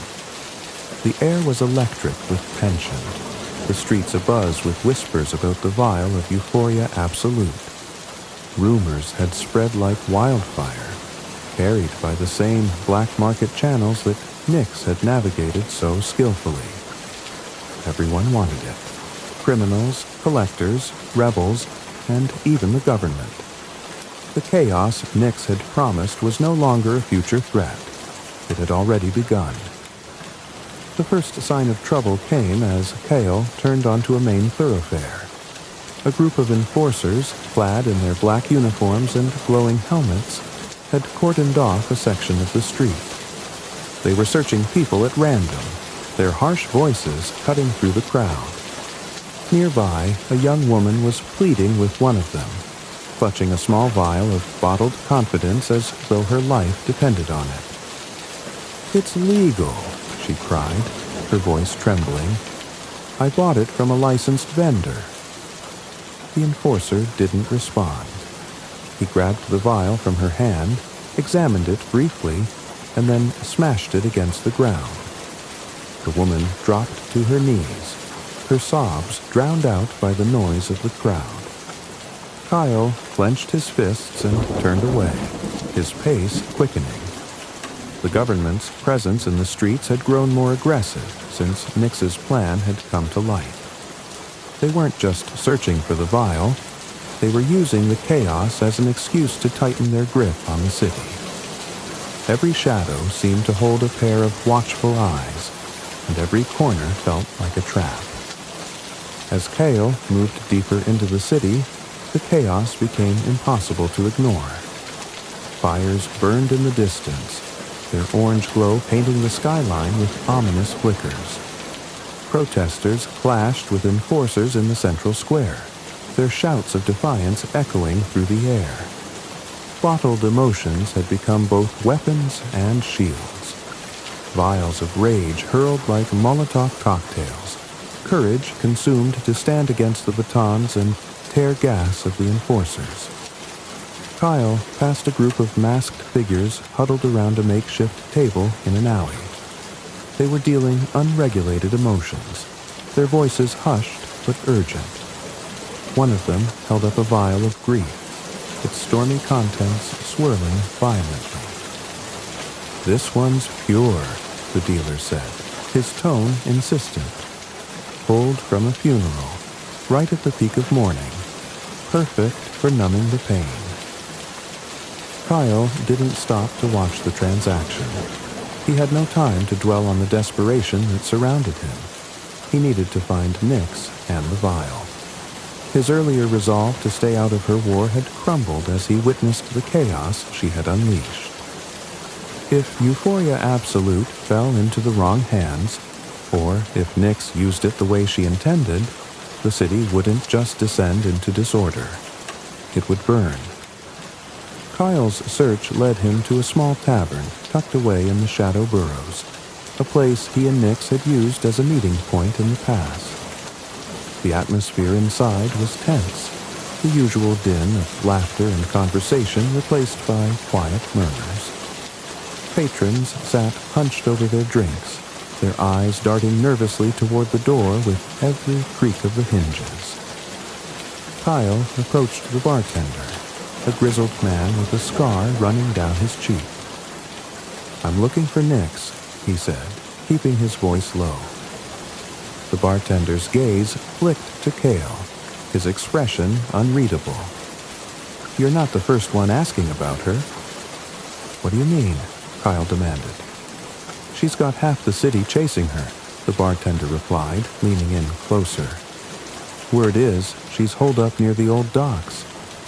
But be careful. Cyrus has people everywhere. They're hunting her, and anyone caught in the middle won't live to see tomorrow." Kyle nodded and slid a few credits across the counter. The bartender pocketed the money without another word, and Kale turned to leave. As he reached the door, a voice called out behind him, "You won't make it." Kyle turned to see a figure sitting in the shadows, their face obscured by a hood. "What's that supposed to mean?" he asked. "She'll betray you," the figure said, their tone calm but chilling. "Nyx isn't fighting for anyone but herself. Whatever promises she made to you, they're lies." Kyle's jaw tightened. He didn't need the warning. Deep down, he already knew. The docks were a desolate stretch of crumbling warehouses and rusted shipping containers, their once bustling activity now a distant memory. Kyle moved cautiously, his footsteps muffled by the damp, uneven ground. The air was thick with the smell of salt and decay, the distant sound of waves breaking against the shore the only sign of life. He found Nyx in an abandoned warehouse, surrounded by a small group of loyalists. The vial of Euphoria Absolute rested on a makeshift altar, its golden glow casting long shadows across the room. Nyx stood at the center, her presence commanding despite the tension in the air. "You're persistent," she said as Kale approached. Her tone was casual, but her eyes were sharp, watching him carefully. Kyle didn't mince words. "This has to stop, Nyx. Look outside. This city is falling apart. You said this was about breaking the government's control, but all you've done is create chaos." Nyx's expression darkened.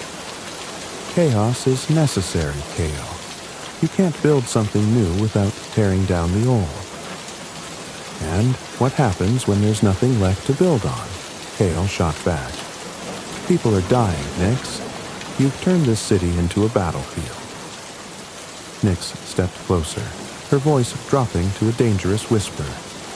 "Don't lecture me, Kale. You've seen what they've done to us, what they've done to your sister. This is the only way to make them pay." Kyle shook his head. "This isn't justice. It's revenge." Before Nyx could respond, the sound of footsteps echoed through the warehouse. Kyle turned to see Cyrus and his men entering, their weapons drawn. The air grew heavy with tension, the room crackling with the anticipation of violence. "End of the line, Nyx," Cyrus said, his voice smooth but menacing. "Hand over the vial, and I might let you live." Nyx's loyalists raised their weapons, but she held up a hand, stopping them. "You think I'm afraid of you, Cyrus?" she said, her tone defiant. "You're nothing but a parasite, feeding off the scraps of a broken system." "And you're a delusional fool," Cyrus retorted. "You think that vial is the answer? It's a ticking time bomb, and you're too blind to see it." Kale's gaze flicked between them, his mind racing. The vial sat unguarded on the altar, its glow mesmerizing. It was the key to everything: the chaos, the conflict, and the potential for something far worse. If it fell into Cyrus's hands, the city would spiral further into darkness. But if Nyx used it, there might not be a city left to save. As the standoff escalated, Kyle made his move. He sprinted toward the altar, his heart pounding as he reached for the vial. A shot rang out, the sound deafening in the enclosed space. Pain exploded in Kale's shoulder, but he ignored it, his fingers closing around the vial just as Cyrus and Nyx lunged for him. Kale didn't stop to think. With every ounce of strength he had left, he smashed the vial against the ground. The golden liquid erupted into a blinding light, a wave of energy that rippled outward and engulfed the room. For a moment, everything was silent. Then came the screams. Kyle fell to his knees, his vision swimming as the energy washed over him. It was overwhelming, a flood of emotions so intense that it felt like his mind was being torn apart. He saw flashes of memories that weren't his own, felt joy, sorrow, love, and despair all at once. And then, as suddenly as it began, it was over. The warehouse was in ruins, its walls scorched and crumbling. Nyx and Cyrus were gone, their fates unknown. The city outside was eerily quiet, the chaos momentarily stilled by the shockwave of Euphoria Absolute's release. Kyle sat in the wreckage, his body battered and his mind reeling. He had destroyed the vial, but at what cost? The city was forever changed, and so was he. As he stumbled to his feet, one thought echoed in his mind. The fight wasn't over. It had only just begun. Kyle staggered through the ruined warehouse, his head pounding from the aftershocks of Euphoria Absolute's release. The golden explosion had left him dazed, his senses overwhelmed by a flood of emotions that weren't entirely his own. For a moment, he had felt everything. The raw, unfiltered experiences of countless lives tangled with his own memories. The beauty and agony of it all still clung to him like a phantom, an unshakable weight. The city outside was eerily quiet. The riotous chaos that had engulfed it hours earlier seemed to have vanished, replaced by an unnatural stillness. Kyle stumbled to the shattered remains of the warehouse doors, his footsteps crunching against shards of glass and debris. When he stepped into the street, the eerie silence gave way to distant murmurs, a city holding its breath. The scene before him was surreal. The once crowded streets were nearly deserted, save for scattered groups of people huddled together, their faces pale and drawn. Some sat on the ground, clutching their heads as though trying to process what had just happened. Others stared at Kale as he passed, their eyes wide with fear or awe. Kyle overheard snippets of conversations as he moved through the city. Did you feel that? It was like I was someone else. It wasn't just me, right? I saw things that weren't mine. I think I felt her pain, my sister's pain from years ago. The wave of Euphoria Absolute had connected them all in a way they couldn't fully comprehend. It had torn down the barriers between people, exposing them to the raw essence of humanity. For some, it was a revelation. For others, it was a nightmare. Kyle's shoulder throbbed where the bullet had grazed him, but he pressed on. His mind was racing, torn between conflicting thoughts. He had destroyed the vial, but the fallout was far greater than he'd anticipated. Nyx's plan to incite rebellion had been set in motion, but in a way neither she nor Cyrus could have predicted. The people weren't rioting anymore. They were questioning, searching, desperate to understand what they had felt. And Kale wasn't sure what to do next. He didn't have to wonder for long. As he turned a corner, he found Nyx waiting for him in the shadows of a crumbling building. Her coat was torn, her hair disheveled, but her eyes burned with the same fierce determination he had seen before. She stepped into his path, her presence as commanding as ever. "You couldn't leave it alone, could you?" she said, her voice sharp but tinged with something else, an emotion Kyle couldn't quite place. Kyle stopped, his breathing ragged. "I had to. You saw what it was doing, Nyx. If I hadn't destroyed it, the city would have..." "Would have what?" she snapped, cutting him off. "Burned? Falling apart? Open your eyes, Kyle. The city's already broken.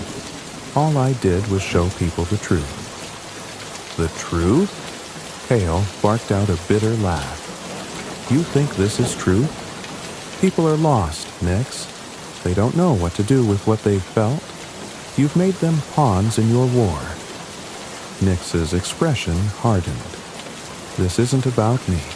It's about tearing down the system that's kept us chained. Euphoria Absolute was the key, and you..." She jabbed a finger at his chest, her voice rising. "You destroyed it." Kale met her gaze, unflinching. "Because you didn't care what it would cost. People aren't tools, Nyx. You can't just use them and throw them away when they've served their purpose." For a moment, they stood in tense silence, the weight of their shared anger and frustration hanging in the air. Then Nyx's expression shifted, the fire in her eyes dimming slightly. "You don't get it, do you?" she said softly. "This isn't about power. It's about survival. People like us, people like your sister, we don't get to live in their world. We scrape by while they bottle the things that make us human and sell them to the highest bidder." Kyle's jaw tightened. He couldn't argue with her on that point. He had seen the system's cruelty firsthand.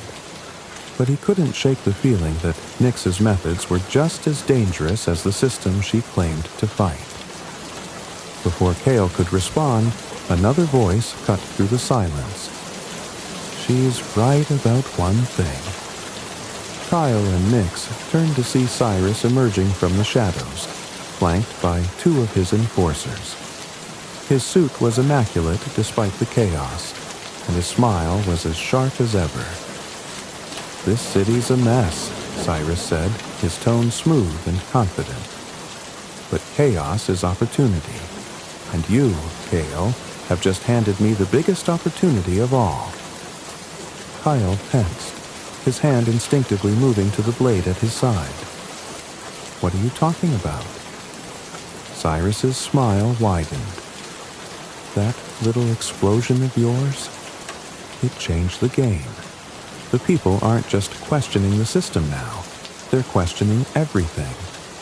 And they're scared. Scared people are easy to control." "You're disgusting," Nyx spat, her voice dripping with venom. Cyrus ignored her, his focus locked on Kyle. "You're the one they're talking about, Kyle. The extractor who destroyed Euphoria Absolute. The man who felt it all. That makes you valuable. Join me, and we can shape this chaos into something profitable. Something sustainable." Kyle stared at him, his stomach twisting with revulsion. "You want to keep exploiting them, just like always." Cyrus shrugged. "Exploitation is inevitable. The only question is who profits from it." Kale's hands clenched into fists as he looked between Nyx and Cyrus. Both of them wanted to use the chaos for their own ends. Nyx to fuel her revolution, Cyrus to solidify his control. Neither path felt right. Both would leave the city in ruins, its people caught in an endless cycle of suffering. He thought of Lyra, of the quiet moments they shared in their tiny apartment. He thought of the people he had seen on the streets, their faces etched with desperation and hope. And he thought of the wave of emotions that had swept through him when Euphoria Absolute exploded. The shared humanity that connected them all, even in their brokenness. Kyle took a deep breath and stepped back, his voice steady but resolute. No, I'm not choosing either of you. Nyx's eyes widened in shock. Kale, don't. I've seen what your plans lead to, Kyle said, cutting her off. He turned to Cyrus. And I know what yours will do. You're both wrong. Cyrus's smile faltered, a flicker of annoyance crossing his face. Be careful, Kale. You're making enemies you can't afford to have. I've already made them, Kyle said. But I'm done being a pawn. He turned and walked away, his heart pounding as he left them behind. Nyx called after him, her voice tinged with desperation. You can't fix this alone, Kyle. You'll need help. Kyle didn't stop. He didn't have a plan, but he knew one thing. The city didn't need another tyrant or another savior. It needed something different, something better. And Kyle was determined to find it. Kyle lingered in the aftermath of Euphoria Absolute's release, staring at the city he had just unwittingly transformed. The streets outside the warehouse had gone eerily silent in the moments after the explosion, as though the entire city had drawn a collective breath. He knew the light he had unleashed had swept far beyond the immediate vicinity. It had reached deep into the veins of the city, tearing through barriers both physical and emotional, and leaving its mark on every soul it touched. But Kale had no illusions about the weight of what he had done. The vial's destruction had not brought peace, nor had it resolved the injustices that had plagued the city for decades. It had fractured something deep within its foundations, leaving the people exposed to the raw, unfiltered truth of themselves and each other. That exposure had ignited something powerful, but whether it was hope or despair, Kyle couldn't yet tell. In the days following the explosion, the city seemed suspended between two extremes. On one side, people had been invigorated by the flood of shared humanity, their newfound understanding sparking acts of solidarity and compassion. On the other, many had been broken by the intensity of the emotions they had experienced, unable to process the overwhelming deluge of feelings that weren't entirely their own. Kyle saw the effects firsthand as he moved through the city. A man stood on a corner, speaking fervently to a small crowd about the connections they had all felt during the explosion. We've been divided for too long, he shouted. That feeling, it showed us what they've taken from us. We can be more than this. Not far from him, a woman sat alone, clutching her knees and rocking back and forth, tears streaming down her face. Kyle recognized the signs. Someone who had been overwhelmed by the memories they had absorbed during the event. The light of Euphoria Absolute had illuminated the truth of their existence, but for some, it was too much to bear. The government responded predictably, cracking down harder than ever. Enforcers swept through the streets, detaining anyone who spoke too loudly about the explosion or the emotions it had unleashed. Vendors dealing unregulated emotions were arrested en masse, their products confiscated and destroyed in public burnings meant to serve as warnings. But the crackdown only fueled the simmering unrest. The more the government tightened its grip, the more people began to push back. Kyle knew he couldn't simply disappear into the background. The explosion had made him a central figure in the city's turmoil, whether he wanted it or not. People began whispering his name, their stories of him growing with each retelling. Some called him a hero, the man who had freed them from the chains of emotional oppression. Others called him a fool, accusing him of breaking the fragile balance that had kept the city from falling into chaos. Kyle hated both labels. He wasn't a savior, nor was he the cause of all the city's ills. He was just a man who had made a choice that had spiraled beyond his control.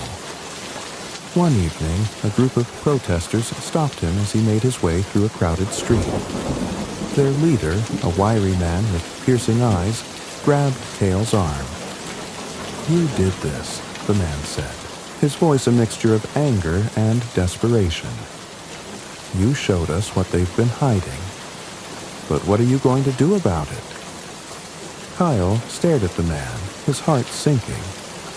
He didn't have an answer. "You can't leave us like this," the man pressed. "We've seen the truth now. We can't go back." Kyle pulled his arm free and walked away, the man's words ringing in his ears. He had unleashed something far bigger than himself, and now the city was looking to him for guidance he didn't know how to provide. Kyle's first instinct was to retreat, to return to Lyra and shield himself from the chaos. But he quickly realized that hiding wasn't an option. The city was unraveling, and the people needed someone who could bridge the gap between the old world and whatever came next. Kyle didn't want to leave, but he could help them understand what had happened and why it mattered. He began speaking to small groups, sharing his story and explaining what Euphoria Absolute had been. It wasn't a weapon, he told them. It wasn't something to be used against each other. It was a reminder, a glimpse of what we could be if we stopped letting them control us. Some people listened, others didn't. But Kyle kept talking, moving from one corner of the city to the next, planting seeds of understanding wherever he could. He wasn't a revolutionary like Nyx, nor was he a manipulator like Cyrus. He was simply a witness, and that was enough. Nyx and Cyrus, meanwhile, had vanished from the public eye, their war put on hold by the fallout of Euphoria Absolute. Rumors abounded that Nyx was rallying her loyalists for another strike, that Cyrus was consolidating his resources to crush any opposition. Kale didn't care. They had both played their parts in the city's descent into chaos, and he wanted nothing to do with them. But their absence left a void, and Kale knew it was only a matter of time before someone tried to fill it. He saw signs of power struggles brewing in the shadows, smaller factions rising to stake their claims, opportunists looking to capitalize on the uncertainty.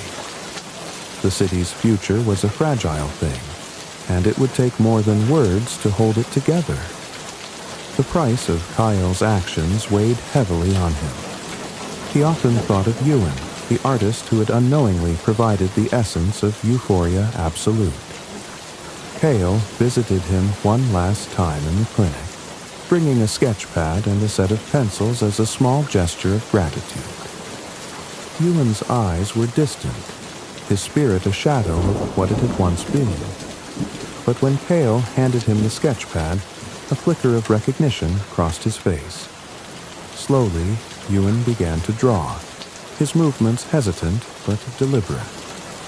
Kyle watched in silence, hoping that the act of creation might help the man reclaim a piece of himself. Kyle's nights were haunted by echoes of the explosion, the memories and emotions that had coursed through him replaying in his dreams.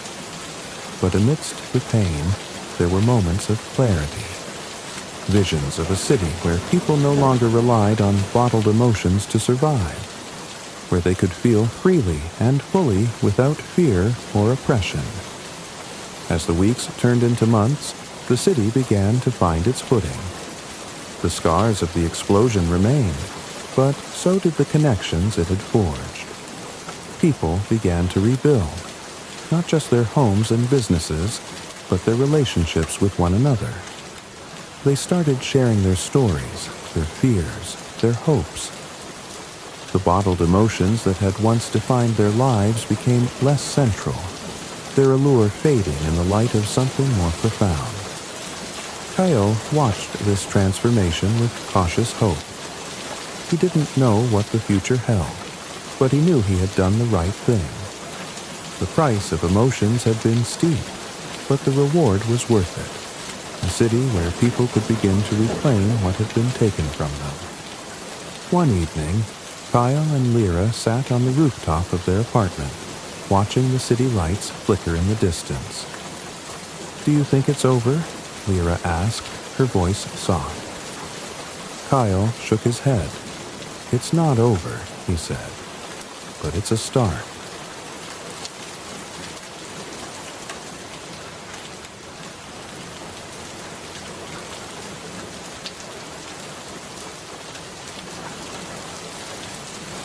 The city was wrapped in winter's icy grip, its cobblestone streets coated with a thin layer of snow that crunched underfoot. A bitter wind howled through narrow alleyways, carrying tiny shards of ice that stung exposed skin. The sun, weak and pale, hung low in the sky, casting long shadows over the rooftops. It was Christmas Eve, but the cheer that filled the hearts of some could not thaw the cold reality that gripped others. The bustling market square stood at the center of the city, alive with the sights and sounds of the season. Shoppers, bundled in thick coats and scarves, haggled over roasted chestnuts and fresh bread, their laughter and chatter rising into the frosty air. Stalls adorned with holly and pine offered brightly wrapped parcels, golden trinkets, and ornaments that sparkled like jewels. The smell of mulled wine and spiced cider mingled with the aroma of roasted meats, creating a tantalizing mix that hinted at feasts waiting to be devoured. Yet, not far from this scene of abundance, the city revealed a different face. In the shadowed corners of the square, the poorer folk huddled together for warmth, their thin garments offering little protection against the elements. Children with hollow cheeks and sunken eyes darted between the crowds, begging for scraps or pennies. Their pleas were often met with hurried footsteps or averted gazes, as those more fortunate focused on their own merriment. The architecture of the city mirrored its dichotomy. The grand houses of the wealthy, with their ornate facades and glowing windows, lined the main thoroughfares like sentinels of prosperity. Inside, the glow of chandeliers illuminated opulent dining rooms, where families gathered around tables laden with fine china and silverware. Fires roared in grand hearths, casting a golden warmth that seemed to mock the frigid world beyond. In stark contrast, the poorer districts sprawled outward like forgotten remnants of another era. The buildings there leaned against one another for support, their crumbling walls streaked with soot. Icicles hung like daggers from broken eaves, and the streets were strewn with debris that no one bothered to clear. Here, the air was heavy with the smell of dampness and decay, a stark reminder of the hardships endured by those who called this place home.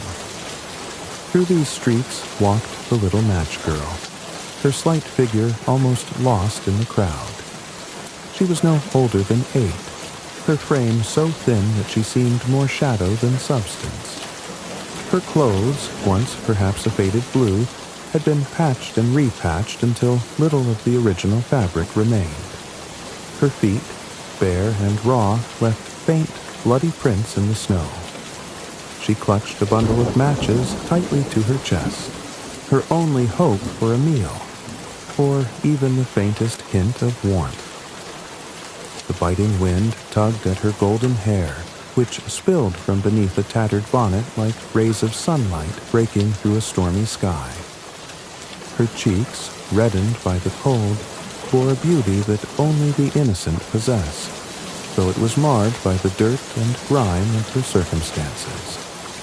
Her eyes, wide and blue as a winter morning, held a mixture of hope and desperation, searching the faces of passers-by for even the smallest sign of kindness. She paused beneath the flickering gas lamp, its pale light offering a faint reprieve from the encroaching darkness. Around her, the festive chaos of the city continued unabated. Carriages rattled over uneven stones, their wheels kicking up slush.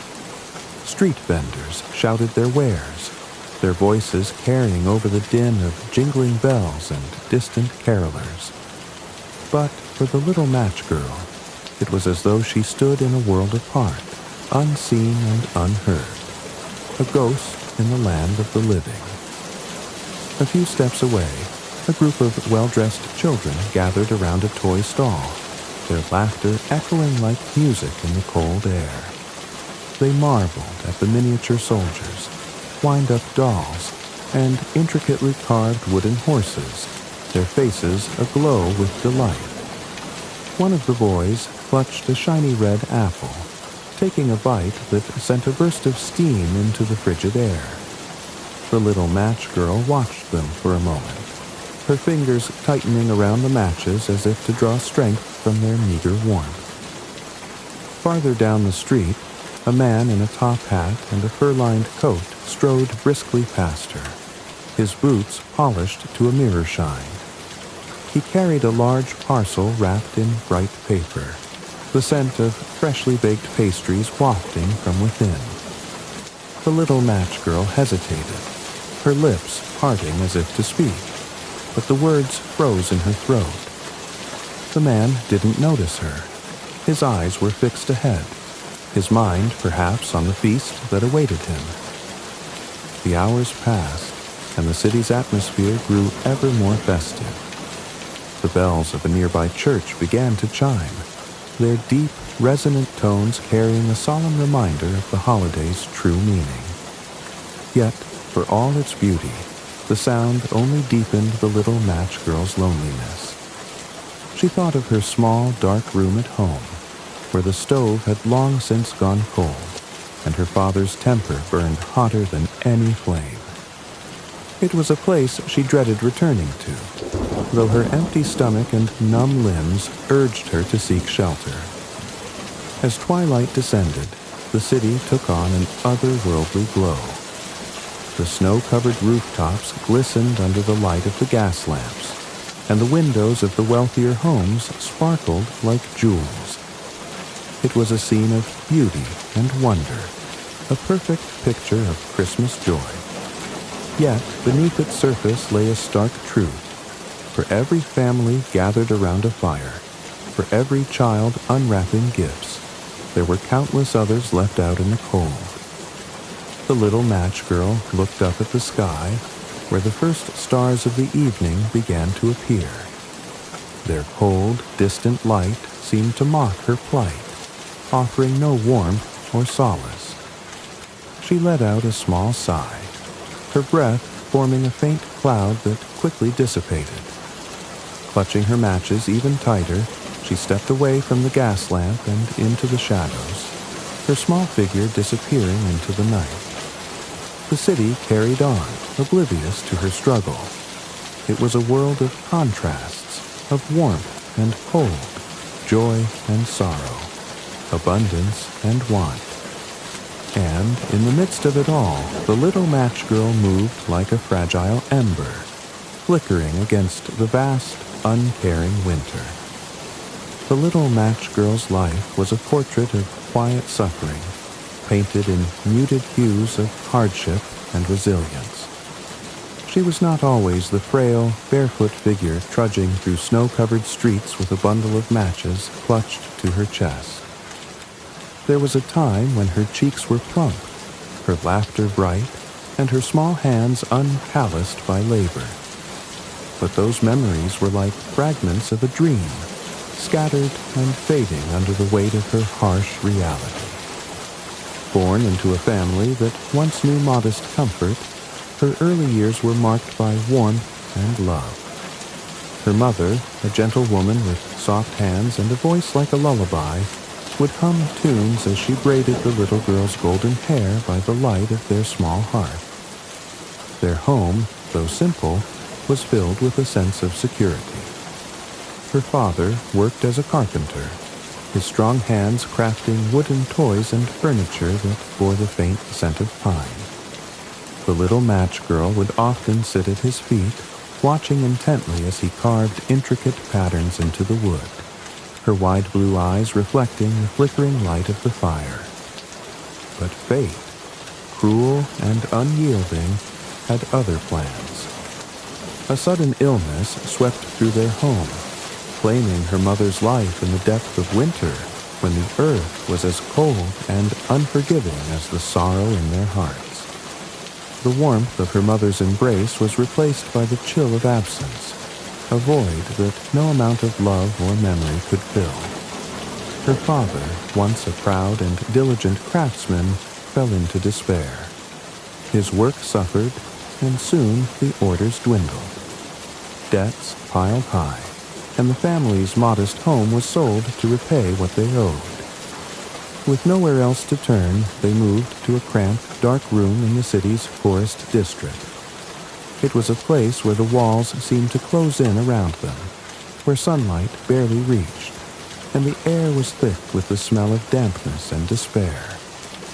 The little girl's once cherished toys, crafted by her father's loving hands, were sold one by one to buy bread. She watched them disappear with a quiet acceptance, knowing that their loss meant a meal for another day. Her father, though broken in spirit, tried to provide for his daughter. He found work in a factory, laboring long hours in dangerous conditions for meager wages. But the weight of his grief and the grind of poverty took their toll. He grew angry and bitter, his once warm gaze hardening into something distant and cold. His hands, once steady and skilled, now trembled with frustration. When he drank, which was often, his temper flared. The little match girl learned to tread lightly, to read the signs of his moods, and to hide in the shadows when his anger surged. As soon as she was old enough to walk the streets alone, she was sent out to sell matches. It was a simple task, but a grueling one for a child so small.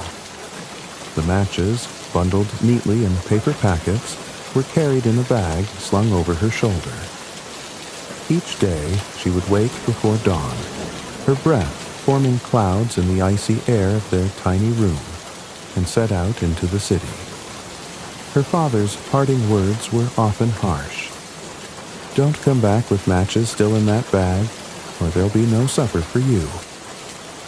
The little match girl quickly learned the art of persistence. She would approach strangers with a timid smile, her voice soft and imploring. "Matches, sir? Matches for a penny?" But most people brushed past her without a second glance. Some murmured a curt, "No, thank you," while others ignored her entirely, their eyes fixed straight ahead as though she didn't exist. On rare occasions, someone would take pity on her, pressing a coin into her small, freezing hand, though more often than not, they did so with a look of discomfort, eager to be rid of her presence.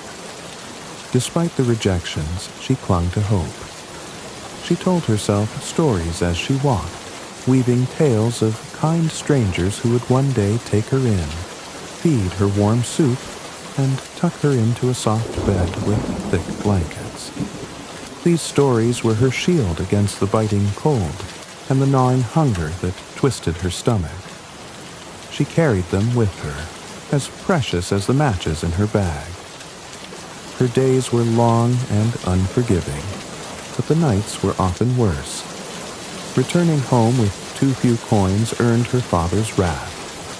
His voice would thunder through the small room, a storm of words that made her shrink into herself. She learned to endure the sharp sting of his anger, the harshness of his reprimands, and the emptiness of a supperless night. When the tears came, she would bury her face in the thin pillow on her cot, muffling her sobs so they wouldn't reach his ears.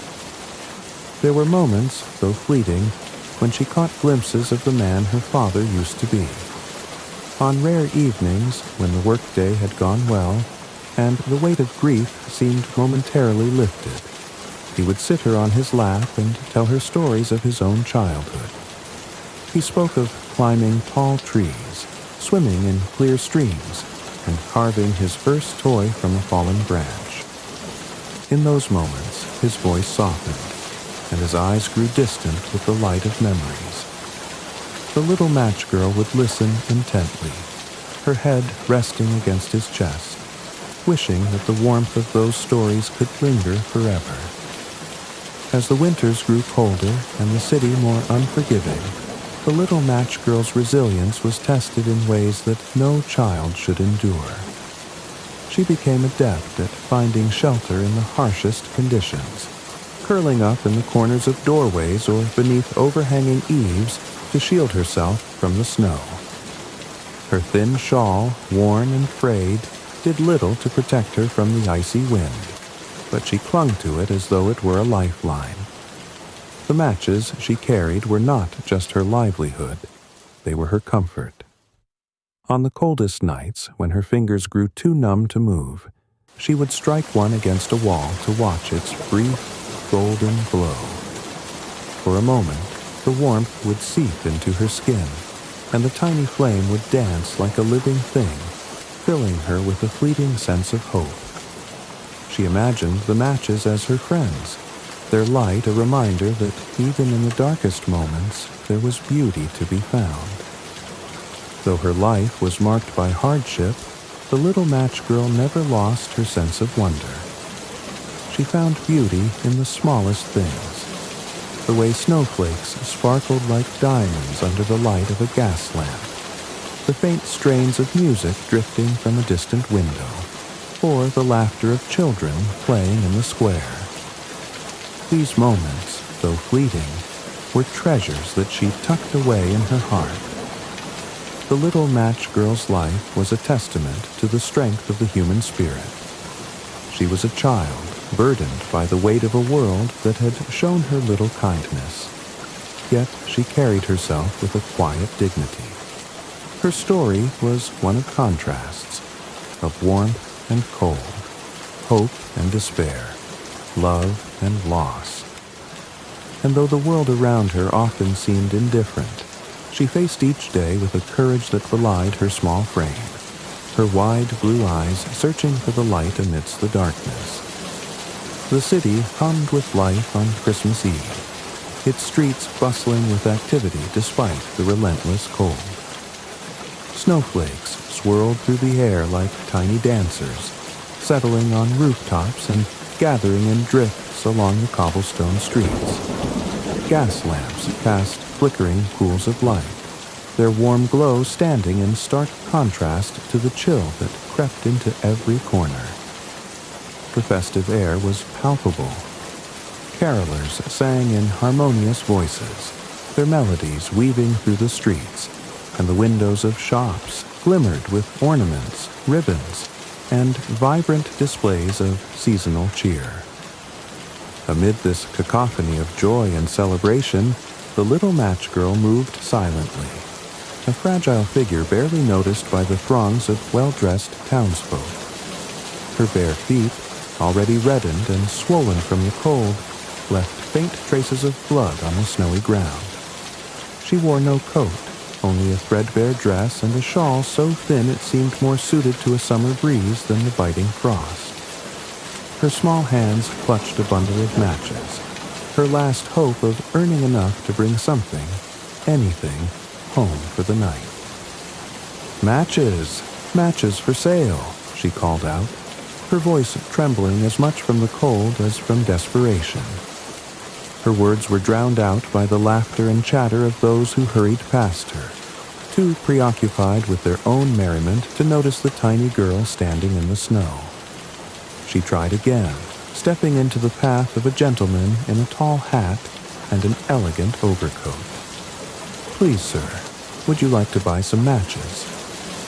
The man barely glanced at her before brushing past, muttering something under his breath about beggars cluttering the streets. The little match girl stood there for a moment, her shoulders drooping under the weight of his indifference. She tightened her grip on the matches, as if holding them closer might somehow shield her from the harshness of the world. All around her, the city pulsed with life. Horse-drawn carriages clattered over the icy streets, their drivers wrapped in thick woolen cloaks.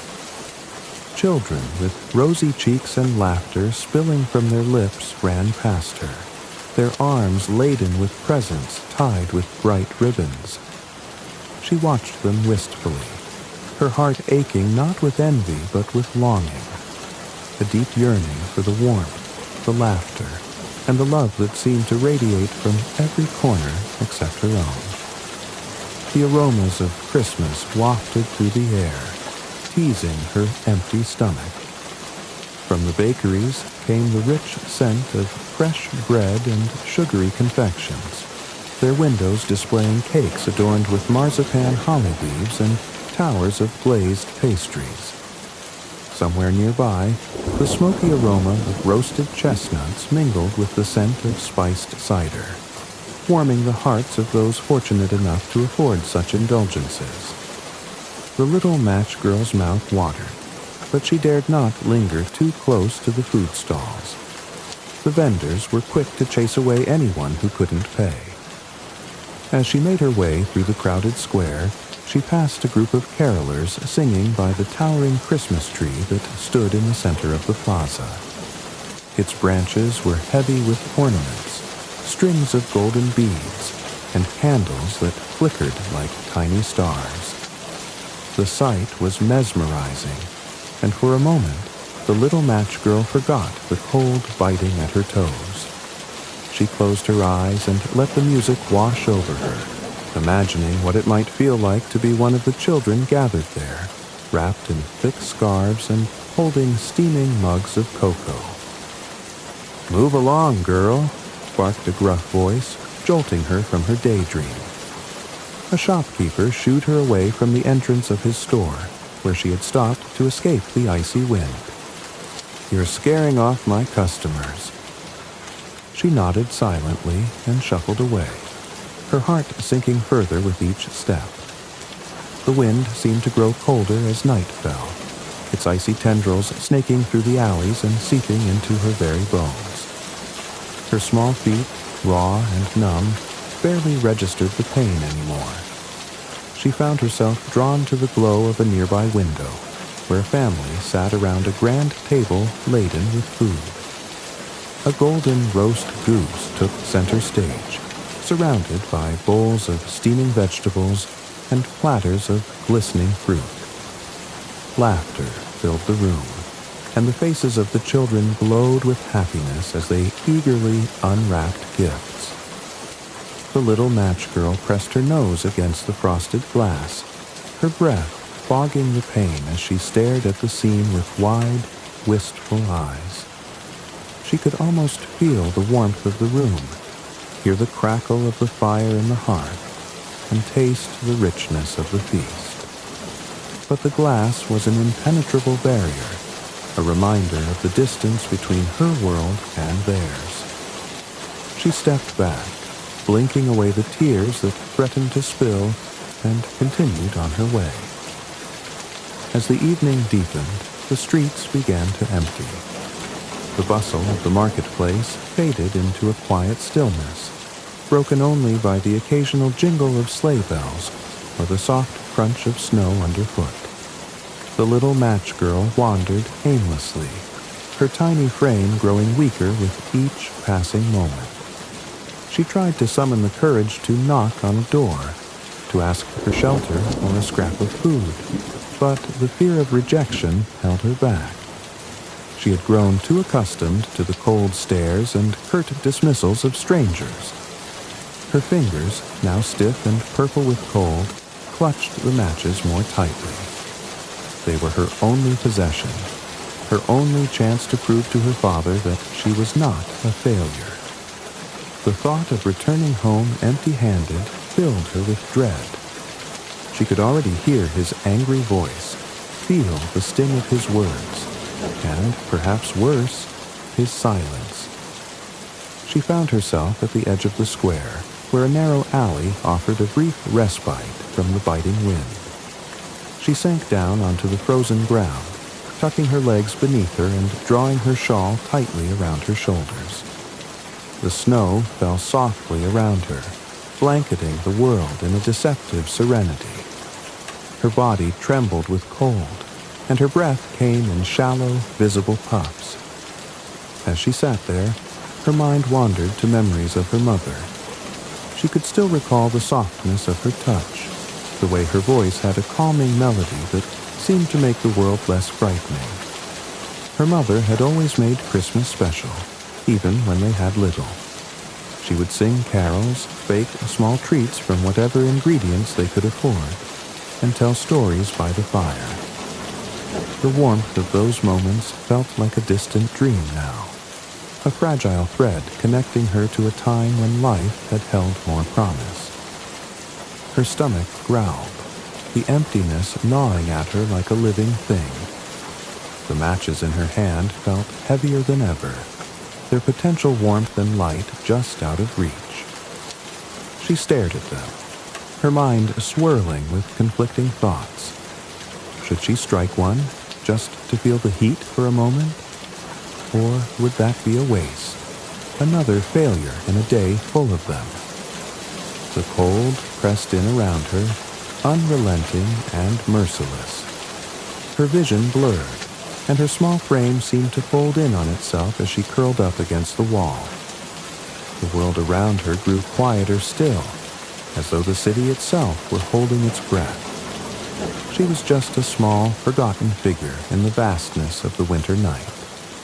Her struggle unseen and unheard by those who passed her by. But even in the depths of her despair, the little match girl clung to the faintest glimmer of hope. She had faced countless hardships before, and though the night was cruel and unyielding, she would endure it as she always had.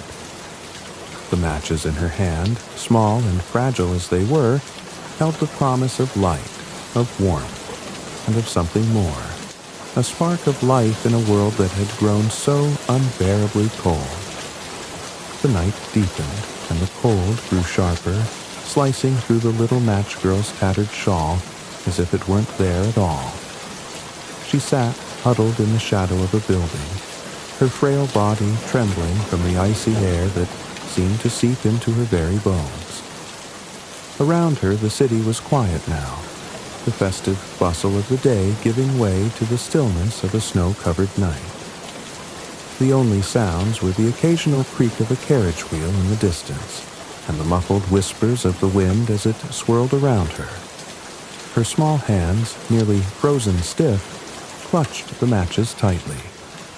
The thought of striking one lingered in her mind, a temptation born not of indulgence, but of sheer necessity. Her father's stern voice echoed in her thoughts. Don't waste them. Every match counts. But the cold was unbearable, an unrelenting force that gnawed at her resolve. She could feel it draining the life from her, sapping her strength with every passing moment. At last, desperation overruled caution. She hesitated for only a moment before carefully pulling a match from the bundle. Her fingers, purple and clumsy from the cold, fumbled with the tiny stick. The thought of the warmth it might bring filled her with a fleeting sense of hope. Holding it against the rough wall beside her, she struck it with trembling hands. With a hiss and a spark, the match flared to life, its small flame dancing like a living thing. The sudden burst of light startled her, and she instinctively cupped her hands around it, shielding the fragile glow from the biting wind. In that moment, the warmth bloomed in her palms, spreading across her skin like a comforting embrace. It was as though the match were alive, a tiny sun radiating hope and solace in the middle of a frozen night. As the flame steadied, its golden glow transformed the darkness around her. The dim, desolate alley faded away, and in its place appeared a vision so vivid, so beautiful, that she could scarcely believe her eyes. Before her, a crackling hearth blazed with life, its orange and red flames leaping and dancing in a comforting rhythm. She could feel the heat radiating from it, warming her cheeks and easing the stiffness in her fingers. The fire seemed almost magical, its warmth seeping into her soul, melting away the icy grip of the night. The room around the hearth began to take shape in her mind's eye. She found herself in a cozy parlor, its walls lined with bookshelves and adorned with cheerful paintings. A thick rug lay on the floor, its intricate patterns illuminated by the flickering firelight. Beside the hearth stood a plush armchair, its cushions invitingly soft, draped with a blanket that seemed to radiate warmth even from a distance. She could almost feel the fabric beneath her fingers, the texture of it a stark contrast to the cold, hard reality of her surroundings. The little match girl's heart swelled with longing as she imagined herself sitting by the fire, her feet tucked beneath her hands wrapped around a steaming mug of cocoa. She could see herself laughing, her cheeks glowing with warmth and happiness, as though the hardships of her life had melted away like snow under the sun. In this vision, she was no longer the frail, shivering child on the streets, but a beloved guest in a home filled with comfort and love. The match burned brighter still, casting long shadows that danced across the walls of her imagined haven. She leaned closer to the flame, her eyes wide with wonder, as if by sheer willpower she could step into the world it had created. The vision seemed so real, so tangible, that she almost forgot the bitter cold that surrounded her. For a fleeting moment, she felt safe, secure, and loved. But all too soon, the match burned down to her fingertips, its tiny flame flickering and sputtering before vanishing into a wisp of smoke. The warm light was gone, and the vision dissolved into darkness, leaving her once again alone in the cold, unforgiving night. The hearth, the parlor, the armchair, everything had been a mirage, a fleeting dream conjured by the fragile glow of a single match. The sudden return to reality hit her like a wave, the cold rushing back in with merciless force. Her hands, now trembling more violently than before, clutched at the empty matchstick, as if holding on to it could somehow bring back the warmth and light. The bitter wind howled through the alley, mocking her moment of respite with its icy touch. The little match girl closed her eyes, her tears freezing against her cheeks. For a brief, wondrous moment, she had escaped her reality, and though it had been short-lived, it had given her something she had almost forgotten, a sense of hope. The memory of the warmth lingered in her mind, a fragile ember that refused to be extinguished. She clung to it, replaying the vision in her thoughts as though it could sustain her through the long, cold night. She looked down at the bundle of matches in her lap, their potential untapped and waiting. She knew they wouldn't last forever. Each one was precious, a fleeting moment of light in a sea of darkness. But the memory of that first match, of the warmth and beauty it had shown her, gave her the courage to strike another. It was a small act of defiance against the cold, a spark of light against the overwhelming darkness. The little match girl took a deep breath and reached for another match, her fingers steady despite the cold. In her heart, she knew that the warmth of the flame, however brief, was worth the cost. for in that fragile light, she had found something no one could take from her. A glimpse of a world where hope, love, and warmth still existed. And in her frozen, trembling hands, she held the power to summon it once more. The little match girl sat in the cold alleyway, her frail body trembling from the relentless chill. Her cheeks were flushed red, not from warmth, but from the bitter frost that gnawed at her skin. Above her, the stars glittered in the clear night sky, their light distant and indifferent. She held her matches tightly, the bundle a lifeline in a world that seemed intent on forgetting her existence. The first match she struck had offered a fleeting moment of warmth and light, a vision so vivid it lingered in her mind even now. She could still feel the imagined heat of the fire, the soft embrace of the chair, the comfort of a world that had melted away as quickly as it had appeared.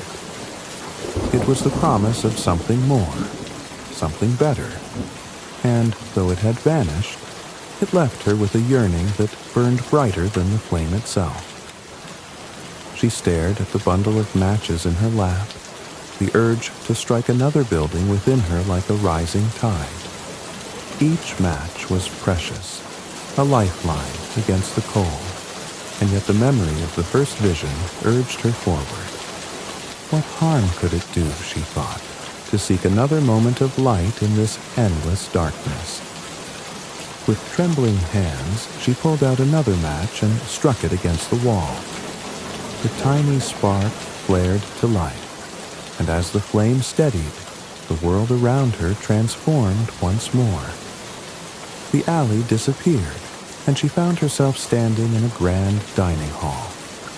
The room was bathed in a warm golden light that seemed to emanate from the very walls, which were adorned with intricate carvings and tapestries depicting scenes of joy and celebration. A long table stretched before her, its surface laden with a feast so magnificent it took her breath away. There were roasted meats glistening with juices, bowls of steaming vegetables, and freshly baked bread that filled the air with its comforting aroma. Platters of fruit, apples, oranges, grapes, shone like jewels under the light of a glittering chandelier.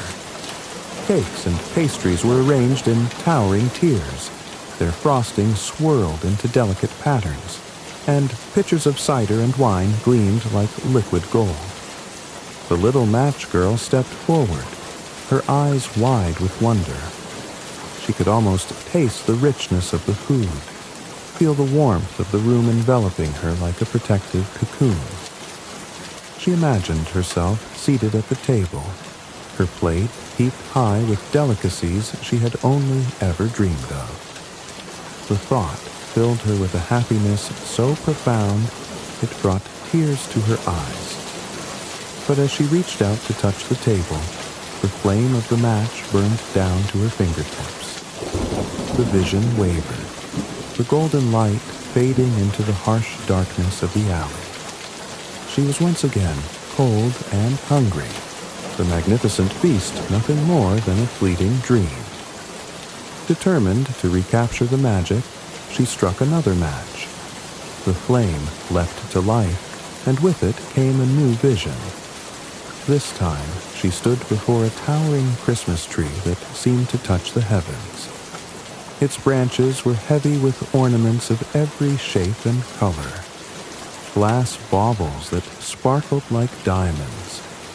Tiny figurines carved with exquisite detail, and garlands of golden ribbon that shimmered in the light.